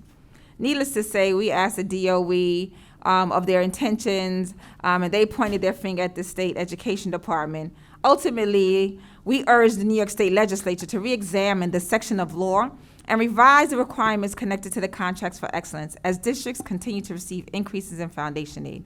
Also, the legislature needs to continue to ensure that there is meaningful public engagement, one that allows parents and community members to participate with input incorporated in the plan's Contracts for Excellence. Respondents also identified technology also to be a priority for investing. One of our parent leaders, Tanisha Grant, saw the need in Harlem to ensure every child had access to a high-quality laptop and took it upon herself to do just that. She has since given away more than 300 laptops to children who otherwise might have been forgotten and shows no signs of slowing down. So we say thank you to Tanisha. I want that on the record. There must be a plan in place that is not remediation. I want to say that again, but is instead based on accelerated learning that helps students overcome any barriers to their academic success. The plan must also be centered on addressing the social and emotional needs of each and every child and family before we can even begin to assess or think about testing. The rest of the parents and students and educators' input can be seen in our report, We Demand How New York's Community Want to Use New Federal Aid Public Schools. Let us be clear. Equity and racial justice must be central to these efforts to help ensure that schools do not return to the old systems that did not work for so many of our children. As it pertains to foundation aid, the commitment to fully fund the foundation aid formula allowed New York City to raise all schools to 100% commitment to the fair student funding, but many of the highest needs schools, District 75, were already receiving 100%. So we are concerned. We want to make sure that the most vulnerable students are prioritized as the city distributes school aid. Also, adding to the chorus, the Fair Student Funding Formula, which was created under the leadership of Mayor Bloomberg, needs to be evaluated and updated to ensure that weights are appropriate and ensure equity in distribution. Mayor de Blasio and the City Council convened a task force in 2019, which my former colleague Maria Bautista was also a part of, to examine the formula and other recommendations. But the task force recommendations were never released publicly. I hear that you have them. That's awesome. And lastly, AQE believes that there must be transparency of and accountability on how the $7 billion in federal dollars are spent and an honest assessment of impact. The UFT and AQ have not been on the same page for quite a while, but on this, around this accountability, we are 100% behind that. There needs to be an assessment. We cannot allow these dollars to go into schools and not know where they were spent. We need to begin with summer rising, and every year until these monies are spent, parents, educators, community, and especially the students of New York City have the right to be able to hold DOE and New York City accountable for how they spend this historic investment. There is a lot of trauma in this world, as we know. We opened our country, we opened this city, we opened this state at the speed of capitalism. We should have opened it at the speed of need and support. And here we are, what we know is hurt people, healed people, care for people. And so how are we to ensure that educators, families, and children who are hurting, that we use these $7 billion to do better, to be transformative? Accountability is key. What we know is the system will use these dollars how they see fit. And often for Black, brown, and poor children, they fall on the end of not being used in the proper way. Thank you. Thank you all. Thank you for the powerful testimony. Senator Liu? I just said, wow. I mean, obviously, I've known Zakia Ansari for many years, and the only thing that's different today is she's more subdued in the colors, but not subdued one bit in the passion for education and our kids. So thank you very much for your ongoing work. And I heard what you said about the equity component, and what struck me was that you said we reopen at the speed of capitalism and not at the speed of need. So that's a very interesting thought to process. I'm still processing that. I have a specific question for Kaveri, though. Your reference to the model minority myth and how the Department of Education may not even realize what it means and may be at best subconsciously, at worst intentionally subscribing to the model minority myth and therefore shortchanging school kids of Asian Pacific American backgrounds. I'd love to get any examples of where that might be occurring or where that is occurring. Sure. Yeah. So the model minority myth itself, is something that impacts our community so strongly. It is really the stereotype that Asian American students are naturally successful at education by some sort of combination of innate talent and, pull yourself up by your bootstraps mentality, when we really understand and we really know that the reality is very different on the ground, and the disparities in our community are really apparent, unfortunately less so because of the general lack of data disaggregation in our city. But yes, so we actually sent a letter to the DOE around mental health and better mental health supports for our students and the necessity of that. And some of the ways that we really informed our letter was through speaking to the students that we work with in our Asian American Student Advocacy Project, youth leadership program, and they actually put together a survey where they surveyed other Asian American students attending our schools. And some of the things that they shared with us included schools in which students may have been performing well academically, but no acknowledgement of that mental health piece. So we have, let me just pull it up for you right now. We had a quote from a student that said, "Sometimes I'll tell my friends around my mental health issues, but not my teachers. I just feel that they probably won't understand." So, depending on individual administrators' perspectives, there has definitely been that concern. We've also heard around implicit bias from teachers and administrators. I think you were getting at that a little bit. As a result of the model minorities myth's perpetuation, that our students don't face mental health challenges. And we had a student who shared that actually I do come from a family with a history of anxiety disorders. I have a family that grew up as poor, as rural farmers. So those are some of the examples. Do you have an example of the implicit bias that you just mentioned?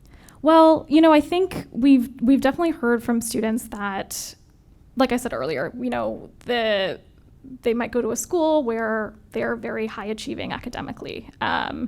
And that means that the mental health piece is generally overlooked because teachers assume, or administrators assume, that they're doing fine. When in fact there might be things going on at home, when in fact they might be feeling a great deal of stress. And so that's what I'll share for that. Yeah. Thank you. That's all for now, Madam Chair. I have really two questions. One is for any of you in dealing with the so-called outreach by DOE. Have they made any concentrated effort in any of the communities that you deal with or speak with to reach parents that are not already in the, what I call the top 100, already in the, the active in their kids' school in some way, engaged? I think one of our desires is to reach parents who are struggling and don't have time to be engaged in these activities, but care deeply about what happens to their kid, and they know what's happening to their kid, but they do not have time for a lot of meetings and other things. And without, giving undue credit to Dr. Quesada with this little town halls that he has in the morning when people can bring their strollers and can engage, and he does them in Spanish, they're an effective way to meet people who aren't going to meetings at night because they have kids to deal with. Anyway, my question is, do you have any experience with DOE reaching to these parents who have their lives full but still care deeply about how the money that goes into schools is spent? Any of you? I do attend a bi-weekly meeting. Is this on? Yeah, that's better. I do attend a bi-weekly meeting that they have in Spanish. I think for the most part, most of the parents that attend this meeting are in the Bronx. Yes. Because that's where the meetings were hosted prior. I only started attending these a few months ago.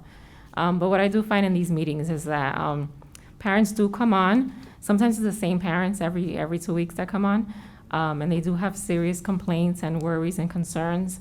And all they get is, we'll take it back and we'll address those later on, or we'll email you, or we'll give you a call or something. So they don't get immediate answers. It's kind of like a venting session. So I don't know how productive those are, but No. they were thinking about changing the format of those meetings, but that just happened like last week, so I'm not sure what's going to happen. I think it's tomorrow's the next one. Does anyone else have any experience? I can't say that there's been a concerted effort. I feel that we have been able to work with them in terms of trying to share from our perspective what we're hearing from our community-based organizations, our membership organizations providing direct services. But I do think that it would be really beneficial, and we went about doing this for the past few months, where we put together meetings with our individual CBOs. We're able to reach a pretty diverse group of Asian American parents who were pretty much all limited English proficient.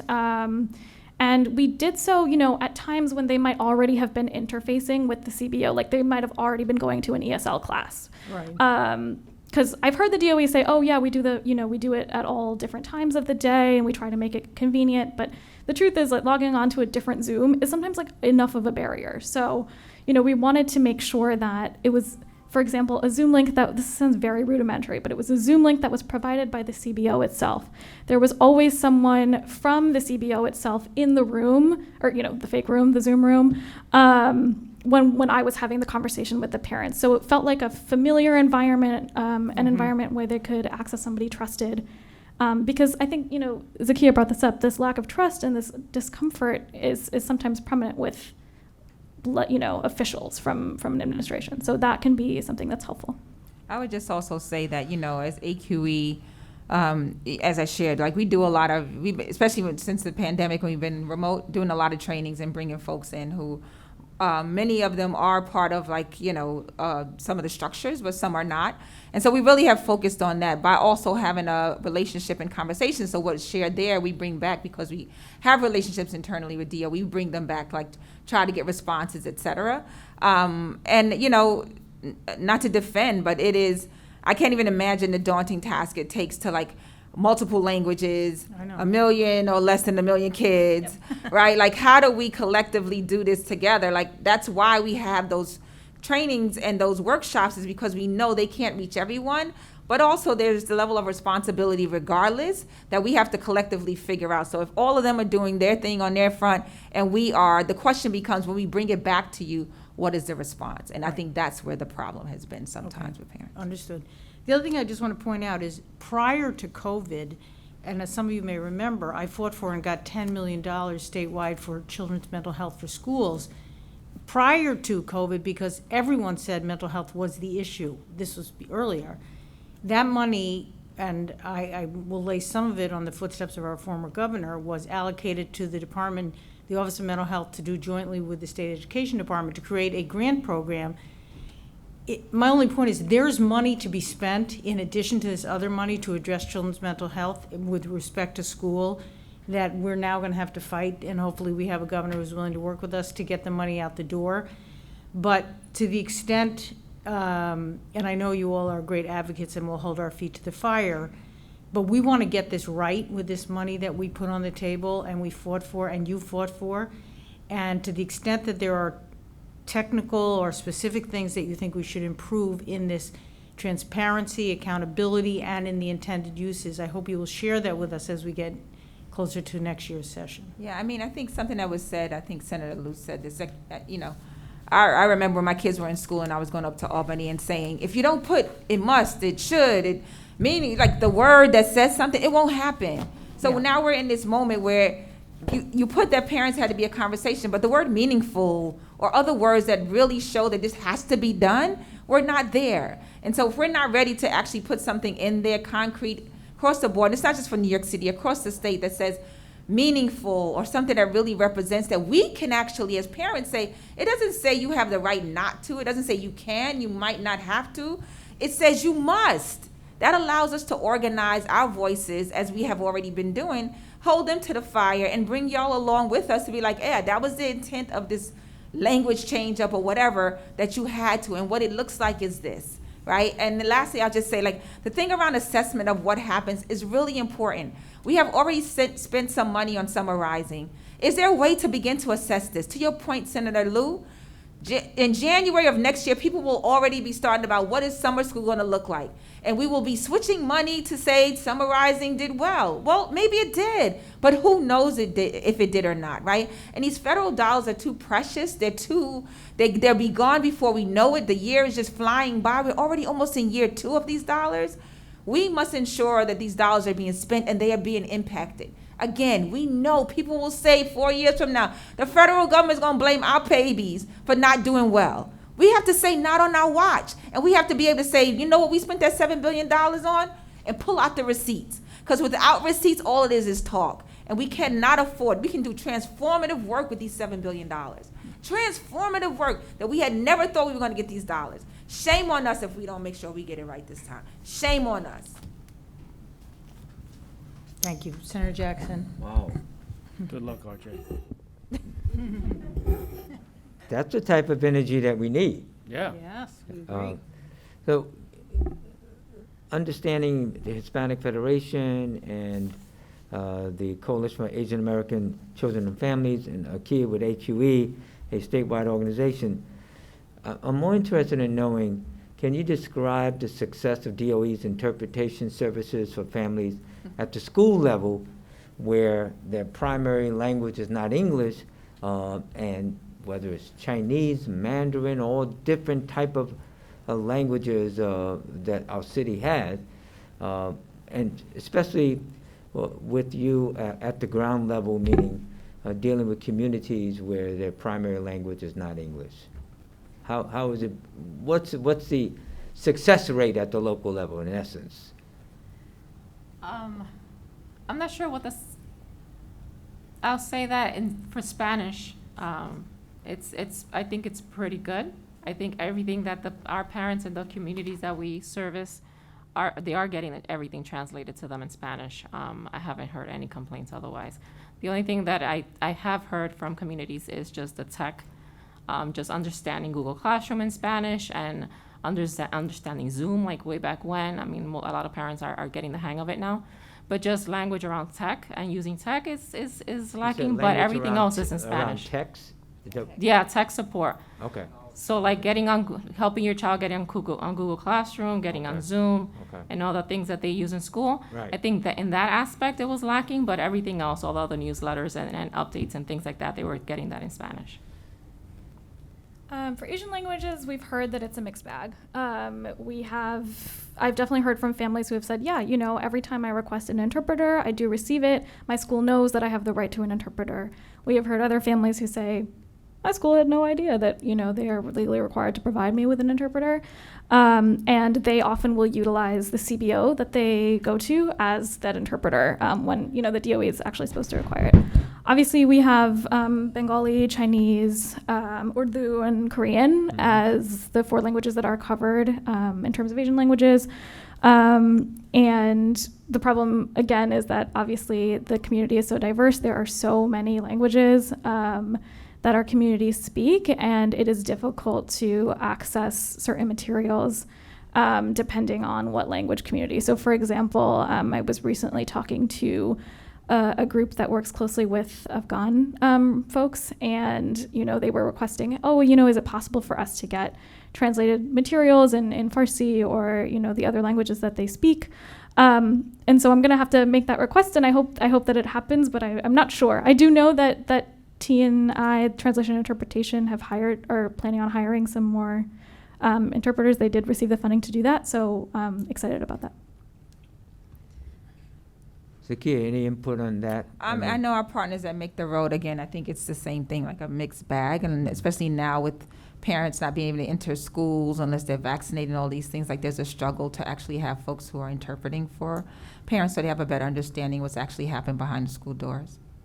Yeah, and I get the impression that the parents that have a lot of questions, I guess they depend more on the community-based organizations more so than a institution of the city like the Department of Education. I mean, that's not new, right? That's how it's always been. And I don't know if that's necessarily a bad thing as opposed to like, how do we centralize this to make sure that even if we are the conduit of the information, that we get it in a timely manner, that it's efficient, and that once we get it, that it's put somewhere so it's a public thing. We don't have to be the holders of it, right? Mm-hmm. So again, knowing this is a large city, lots of people in it, is a better way for us to work smarter, not harder. And I'll note also that the capacity of our CBOs is really something that, you know, we try to fight for a lot on the city level as well. You know, it is a real challenge to support so many families, particularly when they might have, you know, 3 staffers or something. And so, you know, that is definitely a priority for us, and yeah. Well, thank you for being on the ground, and this is so important that you're a part of the hearing process, because if not, it'll be whitewashed and only hear from the agencies. Okay, thank you. Can I just put on the record that I realized I didn't say it, that we are all in for the, they're calling the Mosaic curriculum, and the reason we are is because the Coalition for Educational Justice, that's Black, Brown, and immigrant parents, for the last 2 years have been fighting for a culturally responsive and sustaining education. It was their work, it was their determination in being out there and protesting that we got an investment of almost $500 million. That is historic, and that's how you really invest money in things that work, and that's what it looks like when you listen to parents. Thank you. Yeah. Thank you so much. Thank you. We are up to panel 6. Leonie Hampson, Executive Director, Class Size Matters, Dia Bryant, New York State Executive Director of the Education Trust, and Jennifer Goddard, VP of Communications, City Coalition for Educating Families Together. And thank you for all of you who have been patient and waiting this long. Should I start? Yes. Yeah, please. Okay. So thank you for holding these important hearings today. My name is Leonie Hampson. I'm the Executive Director of Class Size Matters. Despite the requirements that there be public input. I'm sorry, can you get closer to your mic? I'm Just sorry. bring your mic closer, please. Yeah. Is this better? Yes. Much better. Okay, Yes. thank you. Despite the requirements that there be public input into the spending of these important funds, the DOE undertook no surveys of parents as to how they'd like this fund spent. However, every year the DOE does survey parents, and every year the top priority of parents at New York City public schools in grades K through 12, when asked what change they'd most likely to see in their schools, is to lower class size.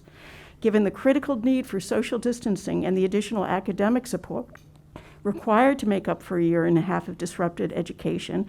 The consensus for smaller classes this year was stronger than ever before. We did a survey along with New York City Kids PAC and Teens Take Charge. 46% of respondents said their number one priority for these funds was to reduce class size. Similar, AQE did their own statewide survey of Black and Latinx parents and found that hiring more staff for mental health support and class size reduction were the two top priorities. In recognition of the crying need for class sizes this year and the unprecedented resources being provided our schools, the City Council advocated for $250 million to be invested in smaller classes this fall, and yet the mayor and the DOE rejected that and instead are funding a small $18 million pilot in which principals are encouraged to use push-in teachers in many schools rather than reduce class size, which will neither provide the safety in terms of social distancing that's needed, nor will it provide the proven academic benefits that the research shows for class size reduction. And despite DOE claims, I think you've heard from the UFT president today, but the president of the principals union, as well as many teachers and parents, say that there is no social distancing happening in many schools across the city, despite the CDC recommendations for 3 feet of social distancing. And I just wanted to draw your attention to an op-ed in Saturday's Daily News in which a longtime teacher, Catherine Vale, said she is resigning and retiring from the teaching force because 26 kids, most in ill-fitting masks drooping below their noses, were in my small classroom barely a foot apart, nowhere near the 3 feet recommended by the CDC. And her school, which is a high-poverty school, has the room to reduce class sizes today. In fact, she says they have many empty rooms that are just sitting completely vacant. And yet they are not being allowed the funds to do what is necessary. As you in the State Senate well know, we want to thank you for your advocacy and your hard work in producing the additional state funding this year of $530 billion, which will increase to $1.3 billion annually in fulfillment of the goals of the CFE lawsuit. In that case, the state's highest court said that class sizes in our public schools were too large for children to receive their right under the state constitution for a sound basic education. And I have a quote from that lawsuit. I'll just read the end. Thousands of students are placed in overcrowded classrooms. The number of children in these straits is large enough to represent a systemic failure. And yet, since that decision was issued in 2003, class sizes are actually larger today than they were then. And I have some of the charts in the appendix of my testimony. The Contracts for Excellence law, as you know, was passed in 2007 that was supposed to address this constitutional deficiency by requiring that in return for more funding, DOE had to submit and implement a 5-year plan to lower class sizes in all grades. And yet, rather than lower class sizes rose dramatically after 2008, especially in the early grades, and remains much larger today than when that law was passed, as well as when the court decision was made. In 2020, despite the fact that the city never carried out its mandated plan, in a lawsuit filed by 9 New York City parents, Class Size Matters, and AQE, the appellate court ruled that since the date cited in the law for the implementation of that plan had now lapsed, the DOE no longer has a legal obligation. However, given the fact that New York City students are still being deprived of their constitutional right to smaller classes, many of us believe that there still remains an ethical obligation, if not a legal one, for the city to reduce class sizes. To ensure that these rights under the state constitution are achieved, we urge the members of the legislature to pass S6296, A7747, introduced by Senator Jackson, who's right there. Thank you, Senator Jackson, and Assemblymember Joanne Simon, which would restart the clock on a 5-year plan. The actual reductions in class size would start next year. It wouldn't be a deadline of 5 years from now. It would give the city time to actually reduce class sizes starting next year in where there is space and acquire space over the next 5 years, as places like District 20 and your district as well, Senator Liu, would need, because they are severely overcrowded. I've got 4. Hmm? I've got 4 school districts. Well, whatever you represent, in District 25 and 26, I know, are Both. very overcrowded districts. We have additional serious concerns that we really want to bring to your attention about the Contracts for Excellence process and the plan for next year. That law is still on the books today. It has not been repealed. First, in its proposed C4E plan, the DOE allocates no more dollars than it did in previous years and claims that for fiscal 2022, the state has not allocated to DOE any additional C4E funding amount above the amount provided last year, despite the fact that our schools are receiving additional $530 million in foundation aid. The DOE plan also claims that SED allows them to use these funds to supplant spending that was previously provided by the city, yet supplanting is specifically prohibited in the law, and I have those words in the footnotes. In their proposed plan, if principals choose to spend discretionary funds to reduce class size, DOE advises them that they can use them to maintain class size as they are now or minimize increases, though the law specifically refers to reducing class size. Preventing or minimizing class size increases will not provide our children with their constitutional right to a sound basic education. Then we have concerns with the public process. The DOE refused to failed to send out a single email to any parent, CEC members, or public officials about this year's Borough Contracts for Excellence hearings that took place in July and August, nor any notice as to how they could submit comments through email. The only people who showed up for these hearings were people that we had specifically informed to tell them to come. The regulations are very precise about how there has to be reasonable notice of public comment to all parents and other stakeholder groups.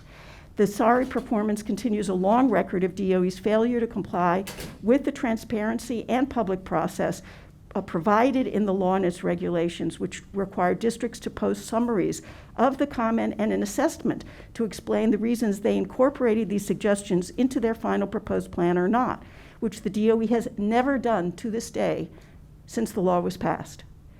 Every year, the DOE holds CEC hearings on its Contract for Excellence plan into the fall and winter, which are months after the money's already been spent. So that also obviously violates the intent of the law, which was really required in a very specific way to listen to public input before the money has been spent and not afterwards. Not since 2008 has the state or the city posted the city's final adopted plan, nor revealed any amendments recommended by the state. The only time we've seen them is through a FOIL, a leak, or a lawsuit.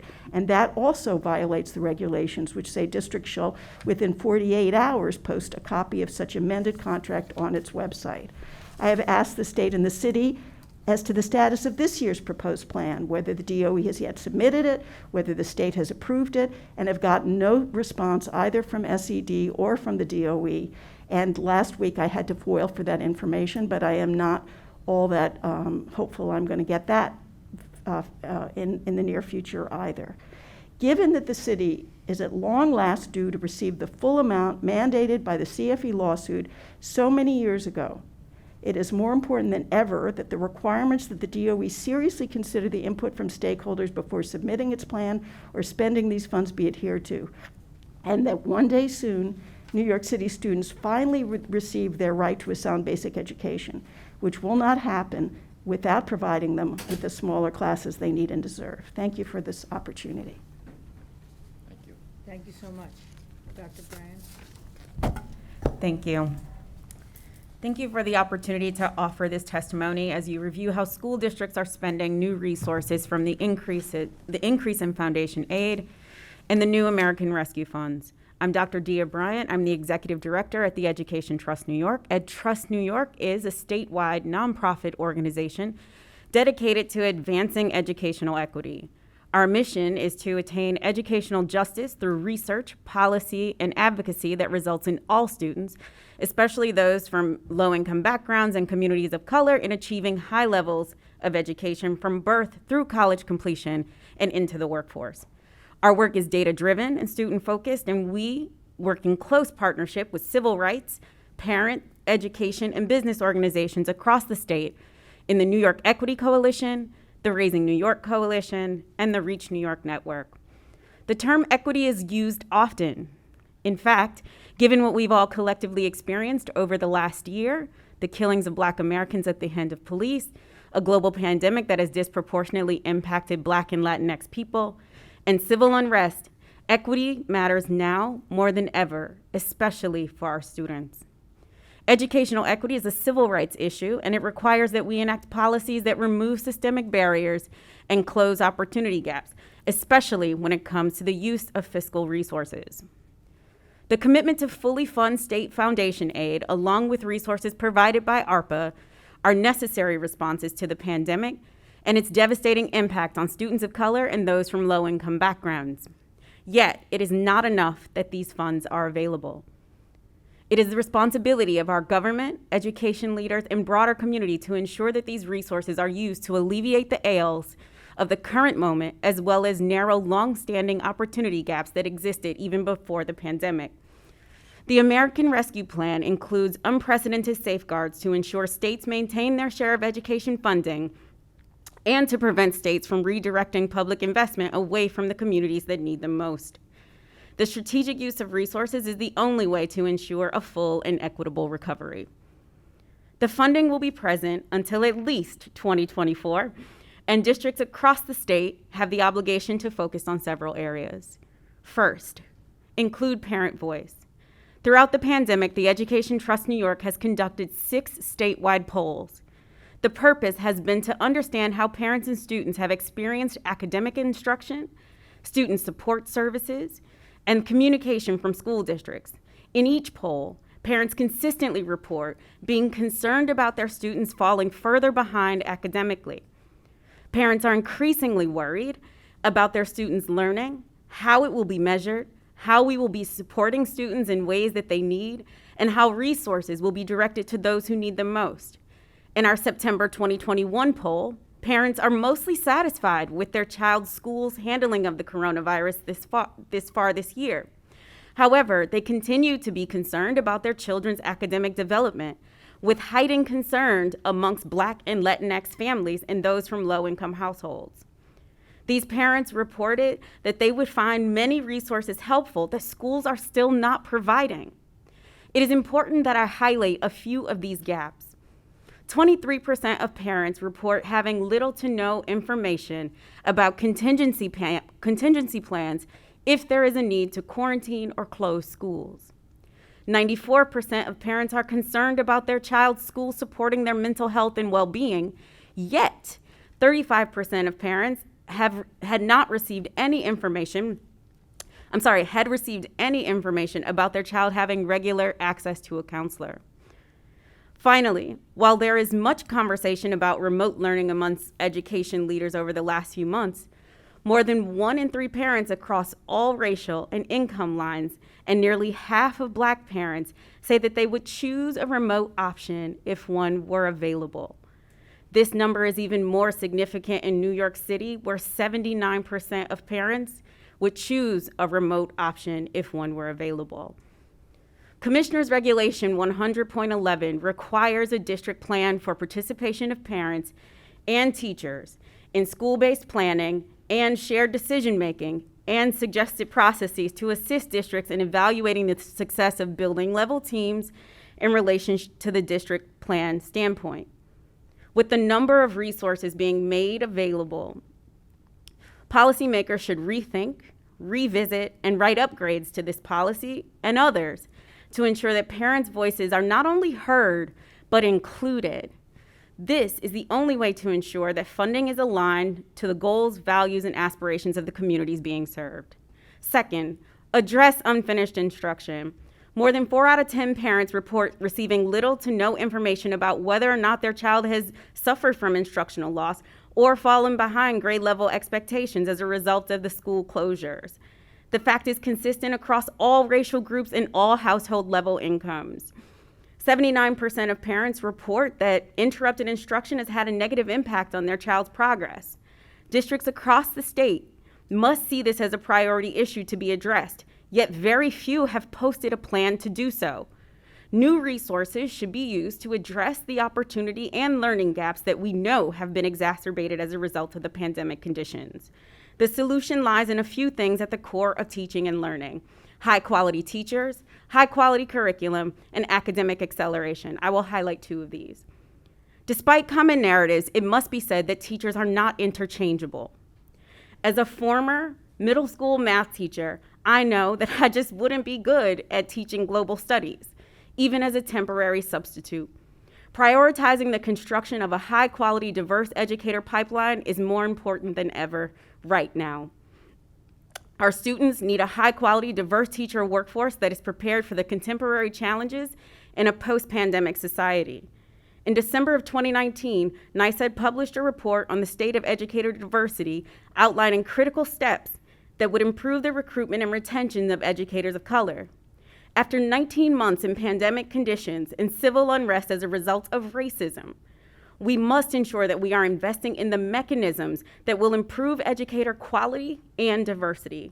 These are things like Grow Your Own initiatives, proposed by Senator Persaud and Assemblywoman Hyman, and opportunity programs like Teachers for Tomorrow, Teacher Rescue Centers, and other programs that are similar. NYSED made a commitment a few weeks ago through their, NYSED has made this commitment clear through its DEI policy and its most recent $3.5 million investment in Teacher Opportunity Corps.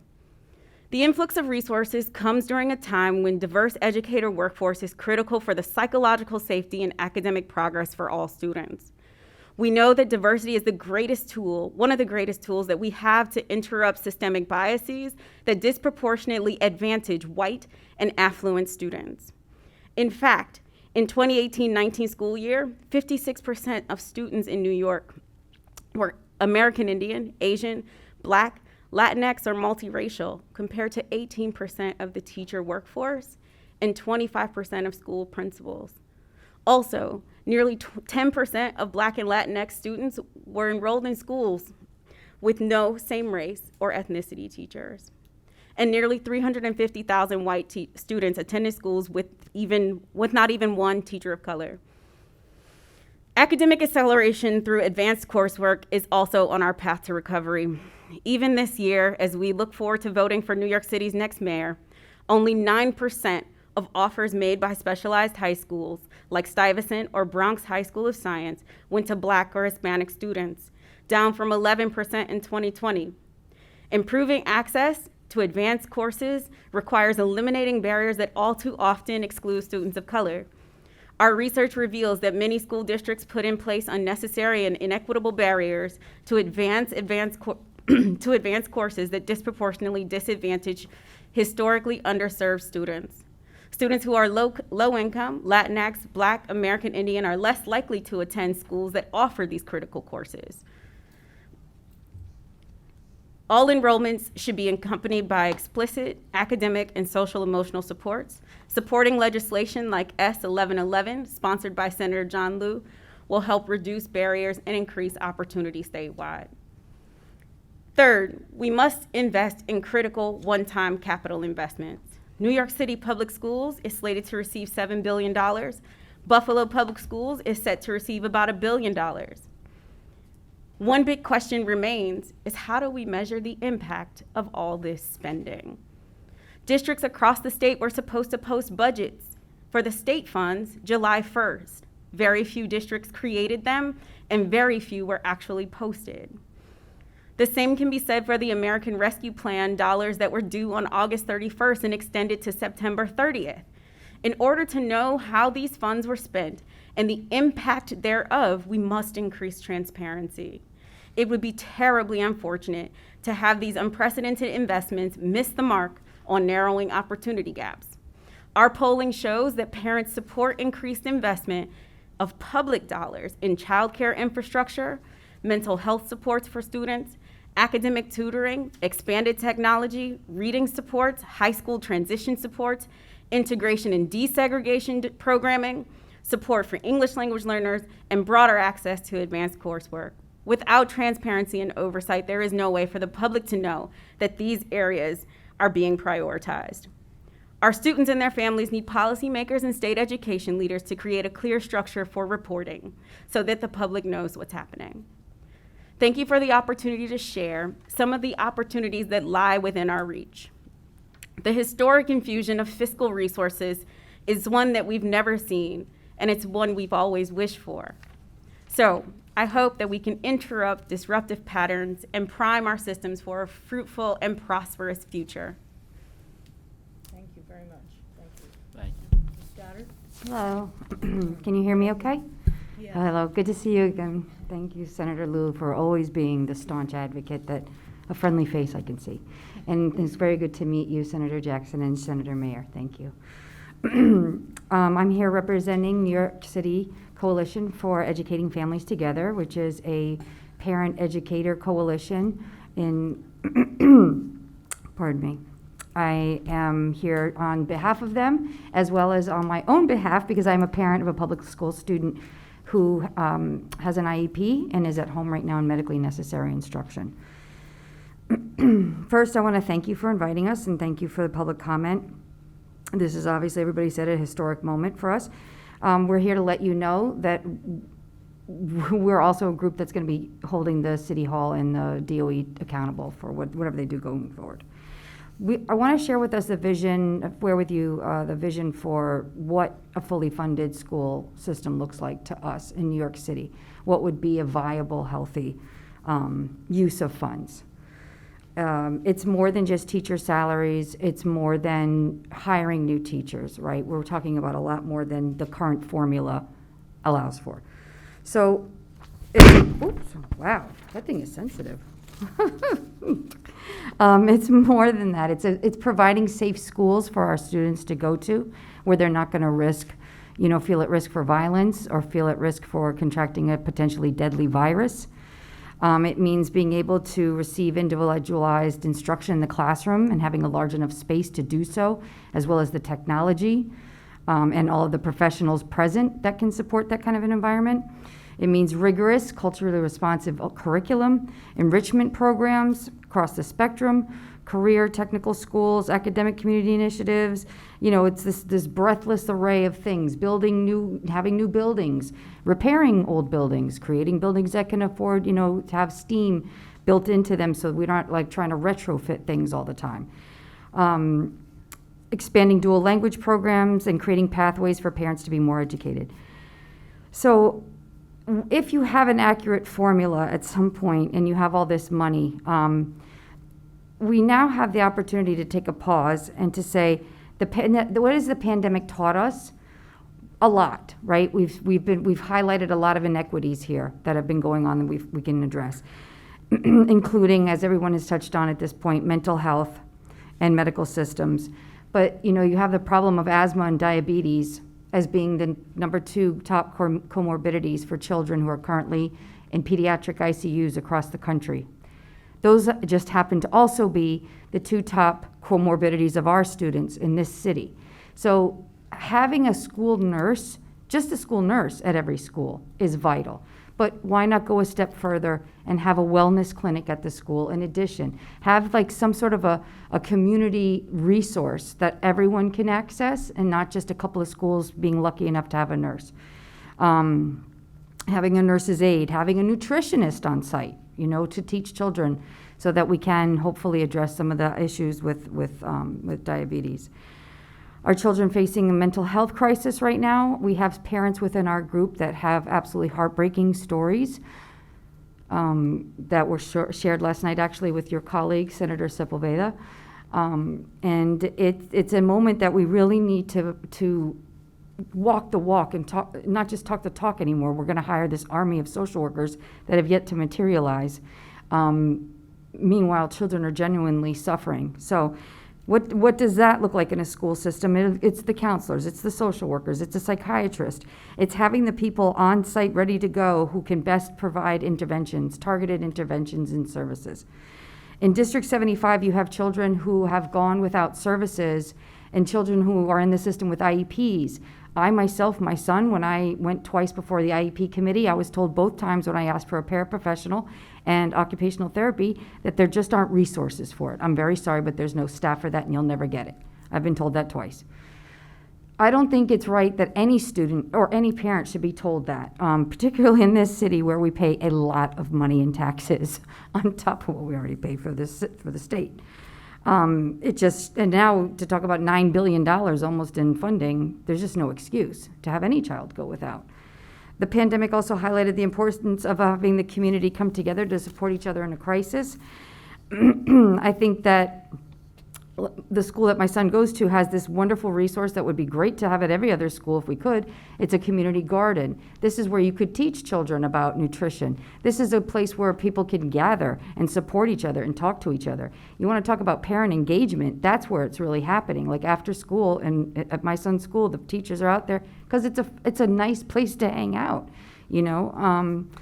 That is a community hub. And if you have something like that at every school where you're saying, okay, we have this, you know, construction plan and we want to add on classrooms, do it so that we've got a classroom that's a kitchen-sized, you know, a kitchen for children, like the one that my kid's school.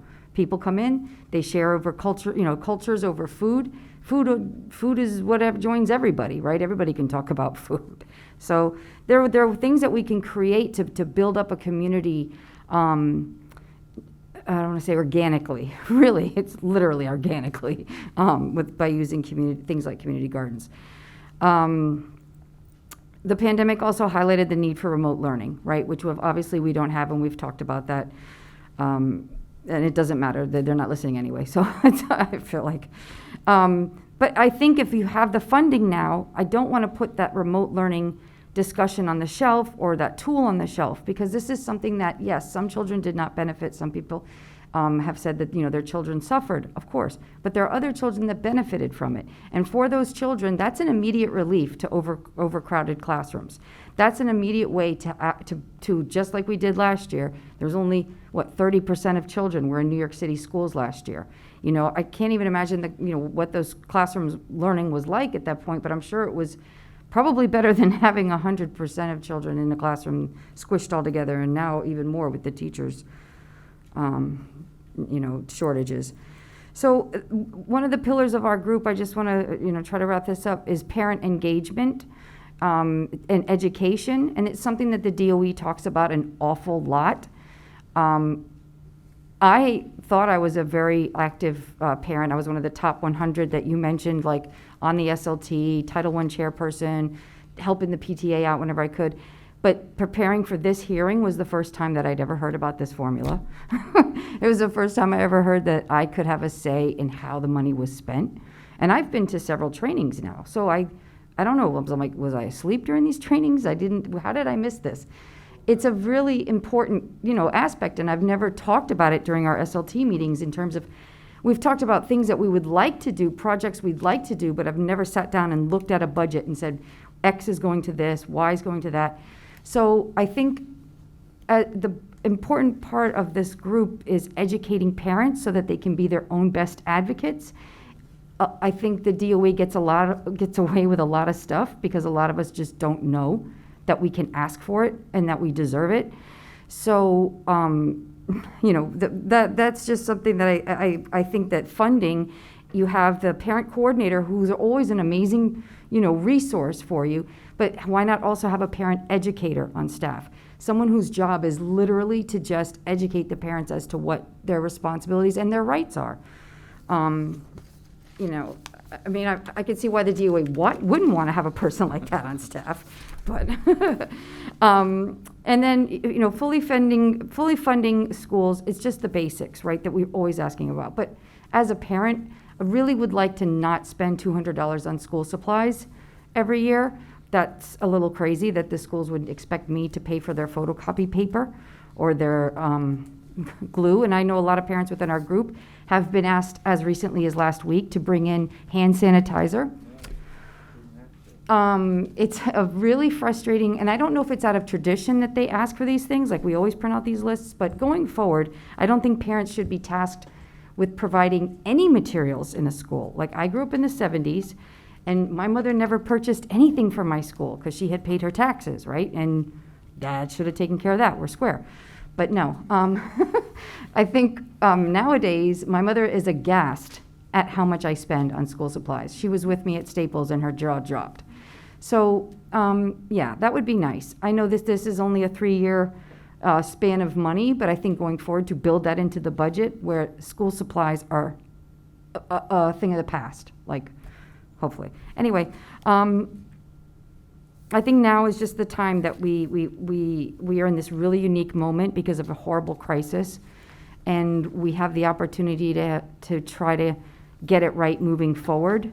I know right now we have a lot of self-created problems that we're trying to get through, but I appreciate you guys, the oversight that this group of legislators is taking quite seriously, and I really appreciate everything I've heard today, and the amazing expertise and knowledge of all the other parents and educators. Thank you. Thank you. Thank you. Senator Liu, do you have some questions? I mean, I've worked with these organizations for a long time, so we have continuing dialogue. I have one suggestion for DIA with the Educational Trust, and that is that, to the term, your testimony, Dr. Bryan, is that the term equity is often used, and you cite the killing of Black Americans at the hands of police, a global pandemic disproportionately affecting Black and Latinx people in this country. Asian Americans are people of color also, so I would, maybe suggest that the Educational Trust include Asian Americans in here also. Absolutely. Thank you for the note. Thank you. Lanny, I know we're going to continue to have these discussions about class size matters. Okay. All right. I don't have any questions for you about that, but I know that's at the top of your agenda, as it has been for a long time. Thank you. Senator Jackson, but I just want to point out that I think, one common theme that you all articulated and heard today is parent voice at a more granular level is required in this process. And in your own way, you've each indicated that, class size and a number of other factors that are very important to parents have not been fully integrated or integrated at all into the plan of spending this huge amount of money. And again, we don't want to be in the position 2 years from now that we spent billions of dollars in New York City on public schools and we don't have a lot to show for it. So I appreciate your advocacy on that, and we look forward to working with you on how, again, to strengthen the language, which is one of the few tools we have during the budget process, and to strengthen the budget to hold the feet to the fire of New York City DOE, particularly because they have more money than any other district by multifold, and to ensure that both parents' voices are heard. This issue of class size, which is clearly a common thread today, and some of the other common issues are part of the conversation. I don't think any of us are satisfied with the degree of community engagement and parent engagement in the development of the plan. We look forward to seeing the plan in its detail, which I understand has, for technical reasons, is not uploaded yet into the state DOE's SED's website, but we'll need to revisit that in the intervening months. And look forward to working with all of you. And Dr. Bryant, thank you for having a very data-driven, and Leanie too, data-driven analysis, particularly your charts at the end of your testimony. All the data is very helpful to us when we have to make these arguments with our colleagues. I just want to make a point that the law and the regulations are very specific in the contracts for excellence, and yet the DOE is, defying them and violating them as well. So you need not only to have specific language in laws, you have to need enforcement as well, because we've had years of basically DOE flouting the law and SED allowing that to happen. So I don't have great answers for how that happens, but you can make language as specific as possible, and if you look at the C-free regulations, they are rather specific. And we actually had a hand in giving input to the drafting of those regulations, and yet they have not been complied with now since the law was passed in 2007. How many years is that? 14 years. So, I must say I get sort of discouraged after a while, because it is clearer now than ever before that we have the funds to do this. We have the political consensus among local city council members. We have the consensus among teachers and parents that this is a top priority, and we have a decision of the state's highest court that this is a constitutional obligation, and yet it doesn't happen. So it's a puzzling situation, which I haven't figured out what the solution is, but I do hope that the legislature looks seriously at the bill that Robert Jackson introduced, and we're going to have a few suggestions on even tightening that up, given the lack of public process that happened this year. But there has to be an effort, I think, by people who are concerned about this, that this is a problem that needs to be solved. Senator Jackson. So, yeah, I totally agree, and this, we're gonna look at, you heard what the department, Mike Mulgrew said, that the bill that we have talks about, by 25, 26 school year, he said they're gonna spend most of the time just trying to wiggle their way out of it totally. But I think that when you were just talking just a minute ago, I just made some activities in order to push the direction that we need to do. Obviously, city council members, parent activists, the panel for educational policy, and so knowing who appoints the panel for educational policy, we need to put them on the line in voting to vote on ensuring that the Department of Education adhere to the class size, reductions. Because I believe, and you correct me if I'm wrong, the borough president still has a seat, each borough president has a seat on the panel, right? Yes. So let's put their feet to the fire. That's what we're gonna have to do. If they don't get a vote, they don't get a vote. The DOE decides what they vote on and what they don't vote on. Well, I just think, no, I see, this is where I guess I'm saying that we have to be able to push outside of the barriers that they gave us. That's what we have to do. And for them to stand up and say that I want this on the agenda for consideration because under the regulations, the city of New York is not meeting it, and I want to vote and in order to put on a record that we need to stand up and fight back. Well, you'll have a member of the PEP on your next panel, so you can ask her about it. Yeah, but then the thing is that sometimes you have to stand up by yourself.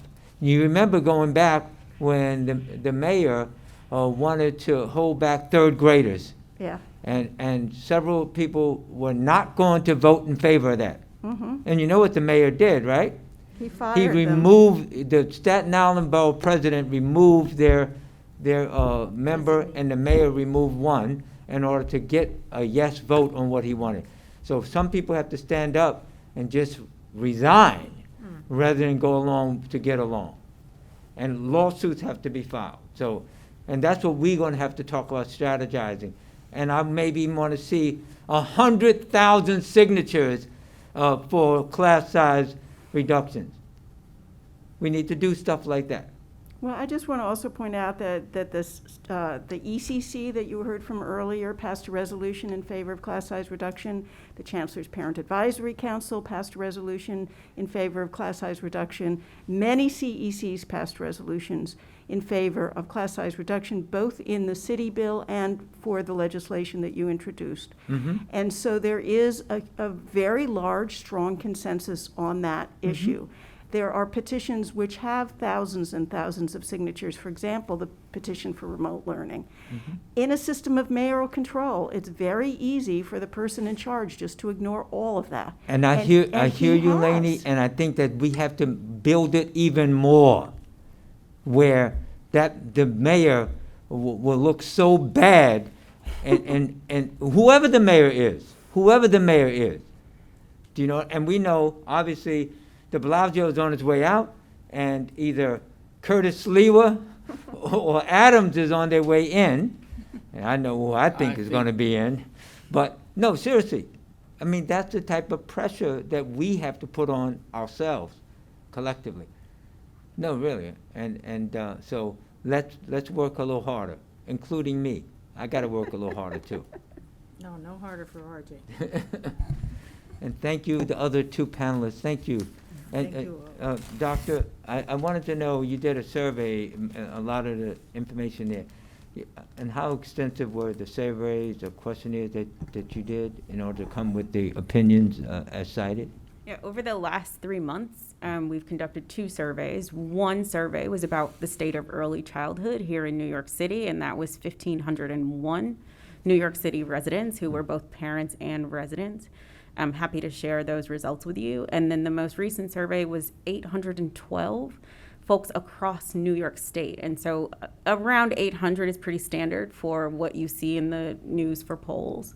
But that one was of K-12 parents. Yeah, I would be happy if I can see those results. Absolutely. And the questionnaire. I'm just more curious than anything else. Of course. Thank you. And Thank you all, thank you. the last Thank little you so comment. much. That Thank you. Mother, knowing and dealing with the regulations of the Department of Education, especially with children with special needs, is a full-time double job, along with everything else that you do. So, you know, don't be afraid. Don't give up. In fact, that, you know, you're not going to know everything, but working together, we will get it done. Yeah, I mean, it wasn't for the fact that I found out I could have a parent Right. with me who knows the system, and she was a staunch, like, I mean, I owe so much to that individual, because when you're in the situation and you're asking for something on behalf of your child, it's easy to get swept up in the emotion. Of course. And that having somebody there who is impartial and can say, now, hey, wait a minute. And every parent that I've talked to that's starting the IEP process does not know that they have a right to that and that the school has to provide it. That's right. The first IEP meeting, my school told me, oh, we can't find somebody, but can we have the meeting anyway? Yeah. And I was like, okay, I guess. You know, there's a lot of that parent education Of aspect course. that has to happen, Of course. especially when children have special needs. Thank you. Thank you very much. Thank you. Thank you, Jennifer. Thank you. Okay, last panel, last but not least. Last but not least. Randy Levine, Policy Director, Advocates for Children, and Lori Podvesker, Director of Disability and Education Policy, include NYC. And thank you for your patience, but maybe it was good to hear. Maybe you're the I don't the know, best for last. whatever the baseball analogy. I don't know anything about sports. 8 o'clock tonight. Yankees. Let's go Yankees. Okay, very good. RJ. Okay, Ms. Levine, why don't you start, or whoever goes first. Thank you for the opportunity to speak with you. My name is Randy Levine. I'm Policy Director of Advocates for Children of New York. Over the past year, Advocates for Children heard from hundreds and hundreds of New York City families whose students were not getting the support they needed due to the educational disruption of the pandemic. And we have to start by extending our deep gratitude to you for your leadership in committing to the full phase-in of foundation aid on top of the historic federal funding for schools. And we appreciate that New York City is using this funding for some important initiatives, including bringing schools to 100% fair student funding, hiring hundreds of additional social workers, strengthening preschool special education, identifying needs for literacy support in the early grades, and developing new culturally responsive and sustaining curriculum.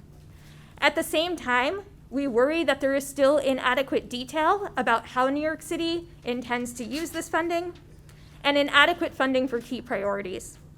We'll focus our limited time today on the question posed by the committee of how the funding is being used to meet the specific needs of students with disabilities, English language learners, and students experiencing homelessness, students who were hit particularly hard by the closure of schools. As you heard today, the DOE has allocated more than $200 million in federal COVID-19 relief funding for FY22 for what the DOE is calling recovery services for students with disabilities. Each DOE school will receive funding to provide small group instruction and services either after school or on Saturdays to students with disabilities. We appreciate this funding, but have concerns about the sufficiency of the services and about implementation. And to share just a few of those, first, students with disabilities have a legal right to make up instruction and services known as compensatory services. And the DOE must provide students with disabilities with the full compensatory services they need to address their lack of meaningful progress during COVID-19. While the DOE's recovery services will certainly be helpful to many students, for some students they will not be sufficient to make up for what happened during the pandemic. In line with state and federal policy memos, the DOE must issue clear guidance about the need for IEP teams to determine whether each student with a disability needs compensatory services beyond the recovery services their school is offering, and if so, ensure students receive those services. Families should not be forced to file administrative hearings in an already overburdened and delayed special education hearing system to get the compensatory services which they are entitled to receive in cases where recovery services are insufficient or inaccessible. Second, for students receiving recovery services, the DOE must provide bus service or other door-to-door transportation. The DOE previously said that their bus contracts do not allow for after-school or Saturday bus service, and has not yet said how transportation is going to work for these recovery services. A student's ability to receive recovery services must not be dependent on their parents' ability to transport them. Third, the DOE should establish a system for monitoring, accountability, and public reporting to ensure that every student with a disability actually receives the services they need. We're pleased that the DOE is also investing federal funding to strengthen preschool special education. At the end of the 2019-2020 school year, more than 1,200 children were waiting for seats in legally mandated preschool special education classes in New York City. In FY23, the DOE plans to launch a contract enhancement that will provide support to community-based organizations running preschool special education classes, known as 4410s, and address the shortage of classes. For the city's preschool special education initiative to work, it is essential to have the support and collaboration from the state. In particular, 4410s need assurance from the state that the city's funding will supplement and not supplant their existing funding in light of the state's tuition reimbursement methodology. With respect to English language learners, we are deeply disappointed that the DOE did not allocate funding for a comprehensive plan to support ELS. While the DOE allocated small amounts of funding for initiatives related to ELS, such as $1.3 million for culturally responsive home language libraries, this funding does not address much needed academic recovery efforts for ELS. We, along with our coalition partners, have been calling on the DOE to invest in targeted, intentionally designed academic enrichment, tutoring, and language instruction for ELS, including through extended day and Saturday programs, as well as a multilingual communications and outreach plan. While the DOE is asking schools to design a support plan for ELS using their broad recovery funding, there is no specific allocation of funding to provide the support to ELS, and no centrally designed program to support ELS. So the support ELS will receive will vary significantly based on the school that they happen to attend. We're continuing to urge the DOE to invest in a comprehensive plan to support ELS and immigrant families. And finally, we're disappointed that of the $7 billion in federal relief funding the DOE received, the city has not yet allocated any funding specifically to meet the needs of students who are homeless, including students living in shelter, who had the worst attendance rate of any student group in New York City during the pandemic. Fortunately, the American Rescue Plan Act also includes separate funding specifically to meet the needs of students who are homeless. The State Education Department has received almost $60 million in ARP homeless funds, and while SED has not yet allocated that funding to school districts, New York City is poised to receive tens of millions of dollars. So we've joined with 25 organizations calling on the DOE to use this funding to hire 150 community coordinators to work on the ground in shelters to help students reconnect with school, address barriers to school attendance, and help connect students and families with educational support. There's more detail about all of this in our written testimony. We look forward to partnering with you, and thank you so much for the opportunity to speak with you. Happy to answer any questions you may have. Thank you. Want to follow up? Lori? Okay. Hi. Thank you, Senators Liu, Mayor, and Jackson for holding this important hearing and still being here for today and all that you've done for our city's kids. My name is Lori Podvesker, and I lead Include NYC's disability and education policy work. We testify today on behalf of the young people with disabilities and their families we directly work with and the more than 320,000 students living in New York City who receive special education support and services ages 3 through 21. New York City school-age students with individualized education plans account for 64% of all students with disabilities living in New York State. Prior to the pandemic, we have long known inequities within our public school systems, including an access and achievement gap between general education students and students with disabilities throughout the state and New York City. For the 2016 cohort, there was a 27% difference in the four-year August graduation rate in New York State among these two groups of students, and a 32% difference in New York City. But now more than ever is the time for NYSED and New York City Department of Education to ensure we do all that we can to support our kids with catching up academically, with appropriate supports and services, and their overall social and emotional well-being. There needs to be more transparency from the city, including details from the city on how comprehensive related recovery programs and services will work and how related outcomes will be tracked and measured. Last spring, Chancellor Porter led borough-based forums and heard directly from parents about their biggest concerns on reopening in this school year. However, there was no citywide event that targeted parents of students with disabilities, despite funds being earmarked to meet the specific needs of historically underserved student groups who are among the most affected by COVID, and students with disabilities in New York City accounting for more than 20% of the entire student population in public schools. During this past summer, the city launched a new initiative in response to the pandemic called Summer Rising. It was open to all students and was a combination of academics and recreational and social activities. Some students with disabilities were unable to access them due to a lack of appropriate support and program staff, while many others, especially students with 12-month IEPs with citywide specialized program recommendations, also known as District 75, could not participate in them due to the city not providing school bus services at the end of the day from the enrichment programs to students' homes. A few weeks into Summer Rising, the city announced travel reimbursements for students with disabilities and living in temporary housing. But it was too late for many eligible families who had long made summer plans and or couldn't pick up their child from the program at 6 p.m. each day. This was not in alignment with guidance from the U.S. Department of Education stating students with disabilities must be included in and have equitable access to all ARP-funded programs. Shortly before the first day of school this year, the New York City Department of Education shared guidance with school administrators on the city's special education academic recovery plan. While all students with IEPs will be offered additional sessions of individual or group specialized instruction and related services based on their individual needs and school determinations, this is separate from compensatory education and all missed services that need to be made up. Also, this guidance implies that the New York City Department of Education does not view these services legally in parity with IEP recommended services. Therefore, it's unclear whether students with disabilities are entitled to receive these services despite them being additional IEP mandated services. As a result, we urge both of these committees to explore how students receiving these additional special education services and their families have protections under the federal special education law, the Individuals with Disabilities Education Act, as these services are not funded by the same mechanisms.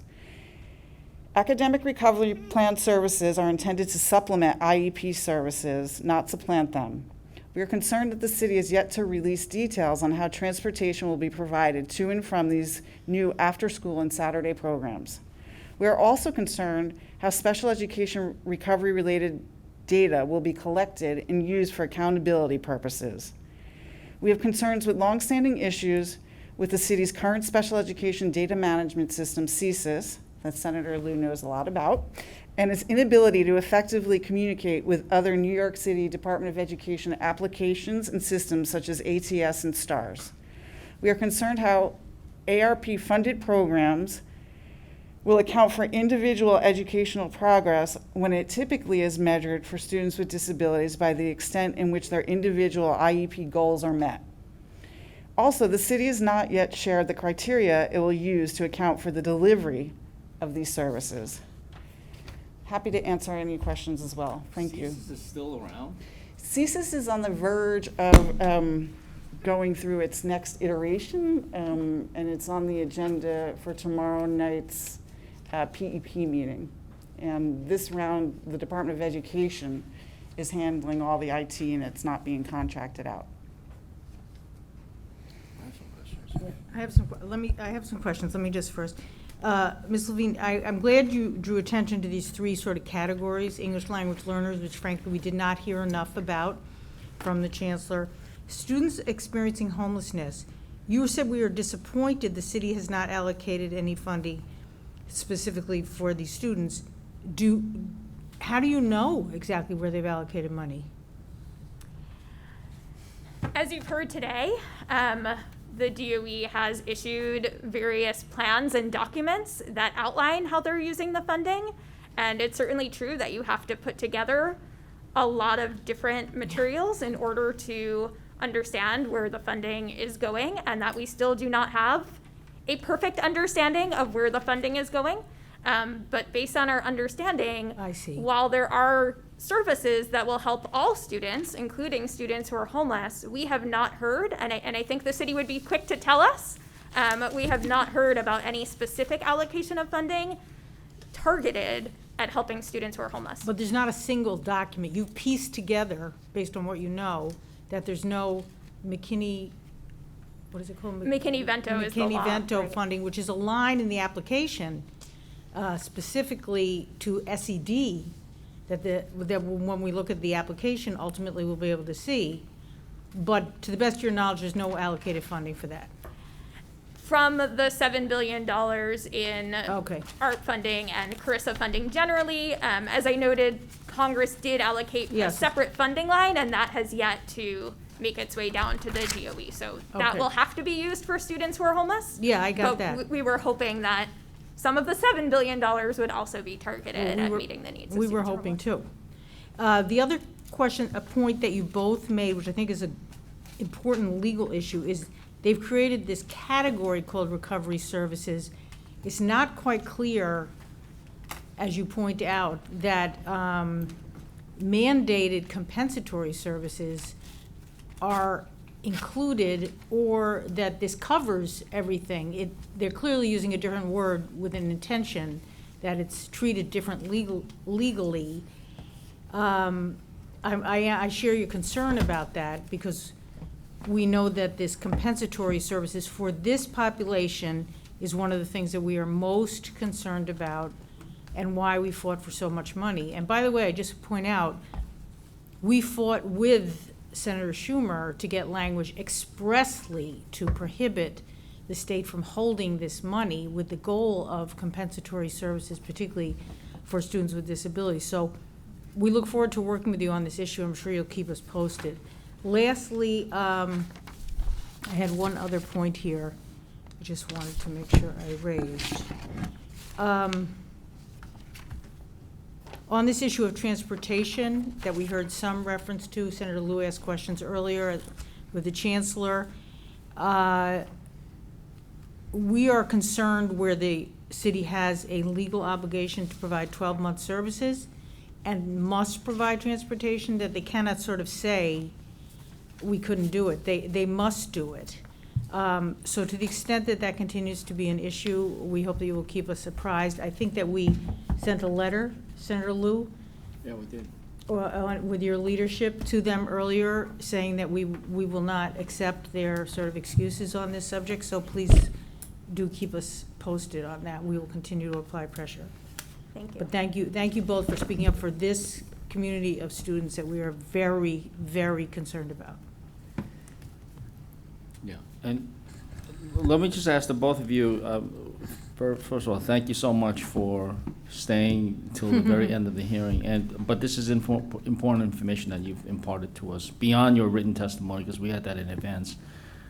The way the Department of Education allocates funding for students with disabilities is still primarily through the Fair Student Funding formula. So No? Fair Student Funding doesn't include District 75 programs, in which there's about You said does not. Does not, and there's about 420 of them, and impacts 26,000 students. And it doesn't mean that they don't get what they need, it just doesn't go there, it goes to district schools. Yeah. Yeah, I don't want to cut you off. You were going to continue saying something. So you're saying that the first, so where does the money for the District 75 schools come? It comes from a separate allocation within the Department of Education budget? Yes. Yes. And is it more effective to provide the funding that way, or would it be more effective to include all the District 75 schools as schools receiving an allocation of fair student funding? I don't know enough to answer that.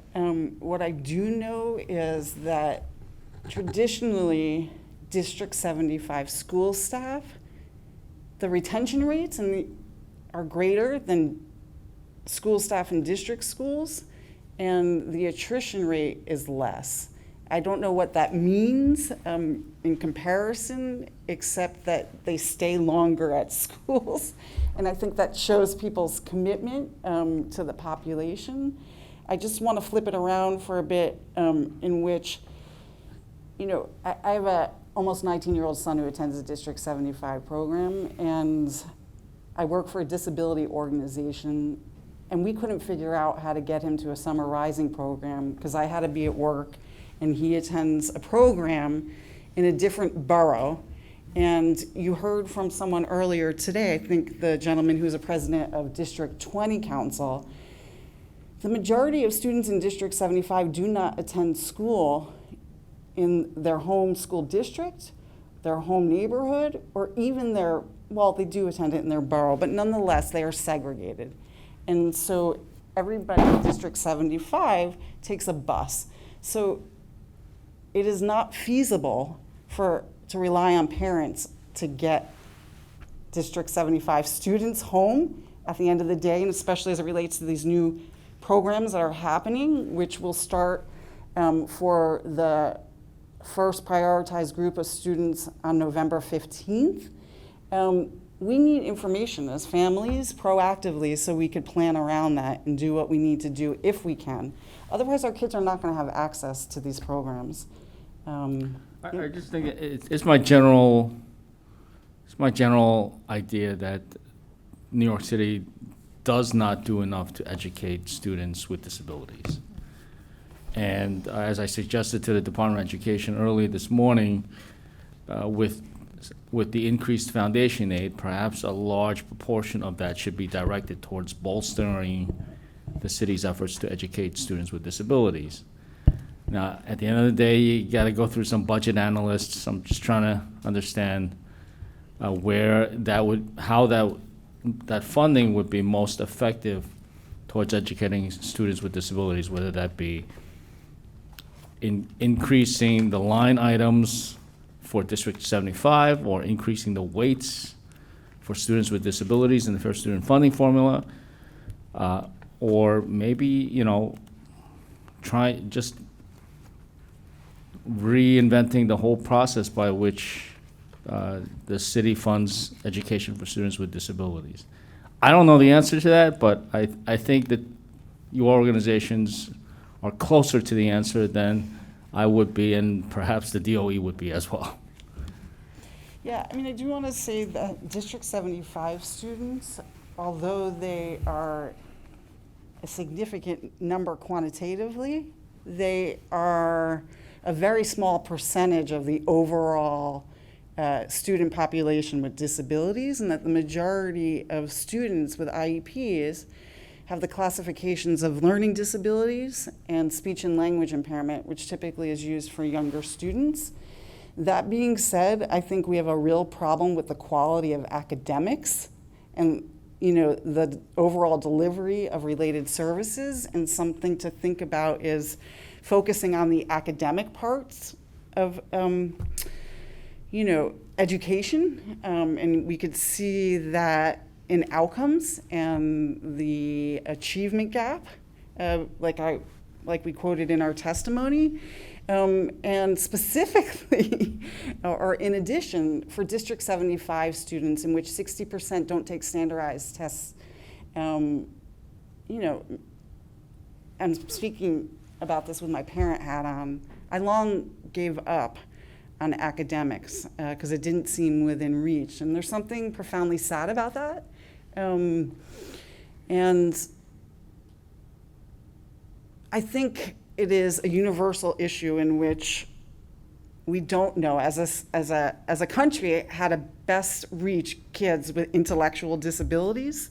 And we don't prioritize politically kids with learning disabilities. And so, Advocates for Children often is front and center out there pushing for literacy interventions, and I think that is a great starting point for all kids, including kids on alternate assessment.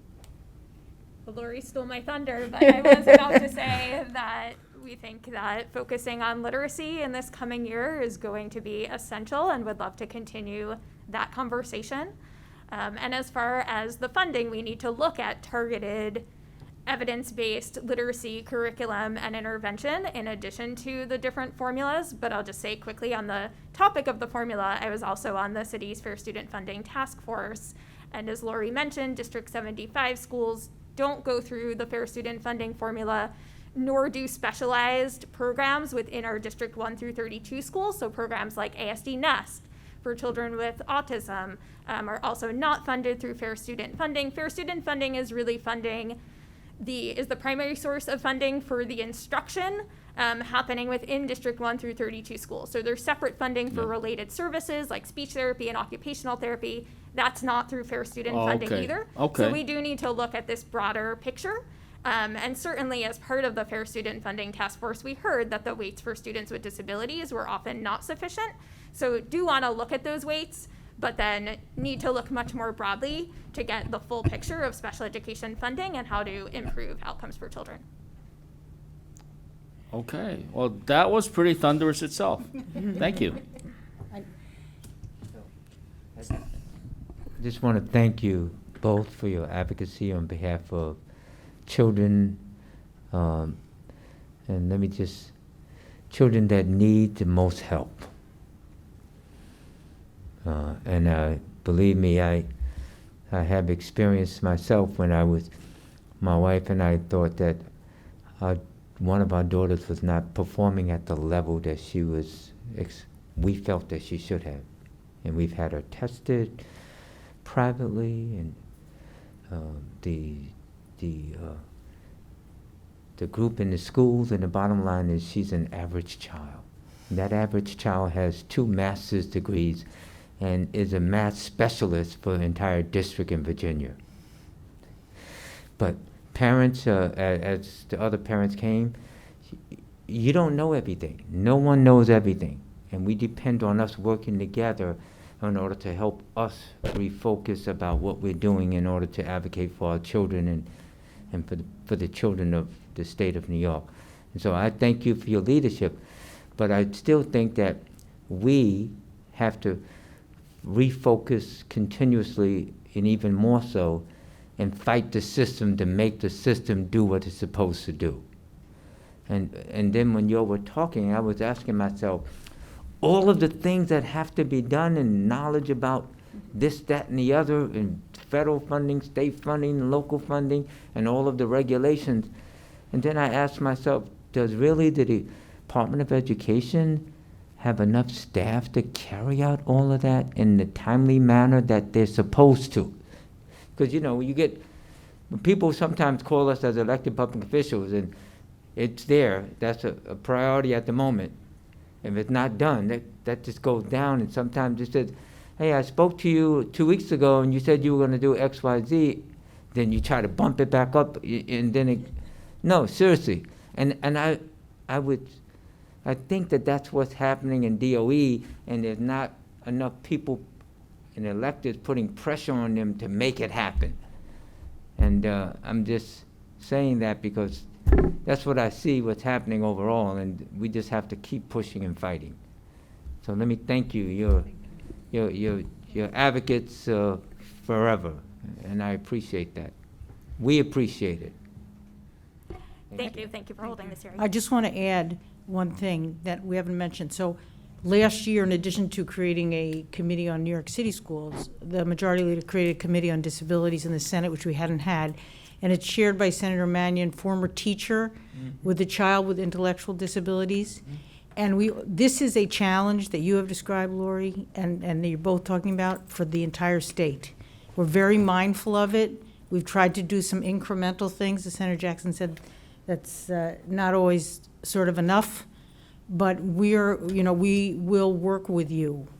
We need a better solution for these children, and we're very mindful of that. So thank you for that, and we will try to not let it bump down, as Senator Jackson said, and keep it at the top. But I want to thank you very much.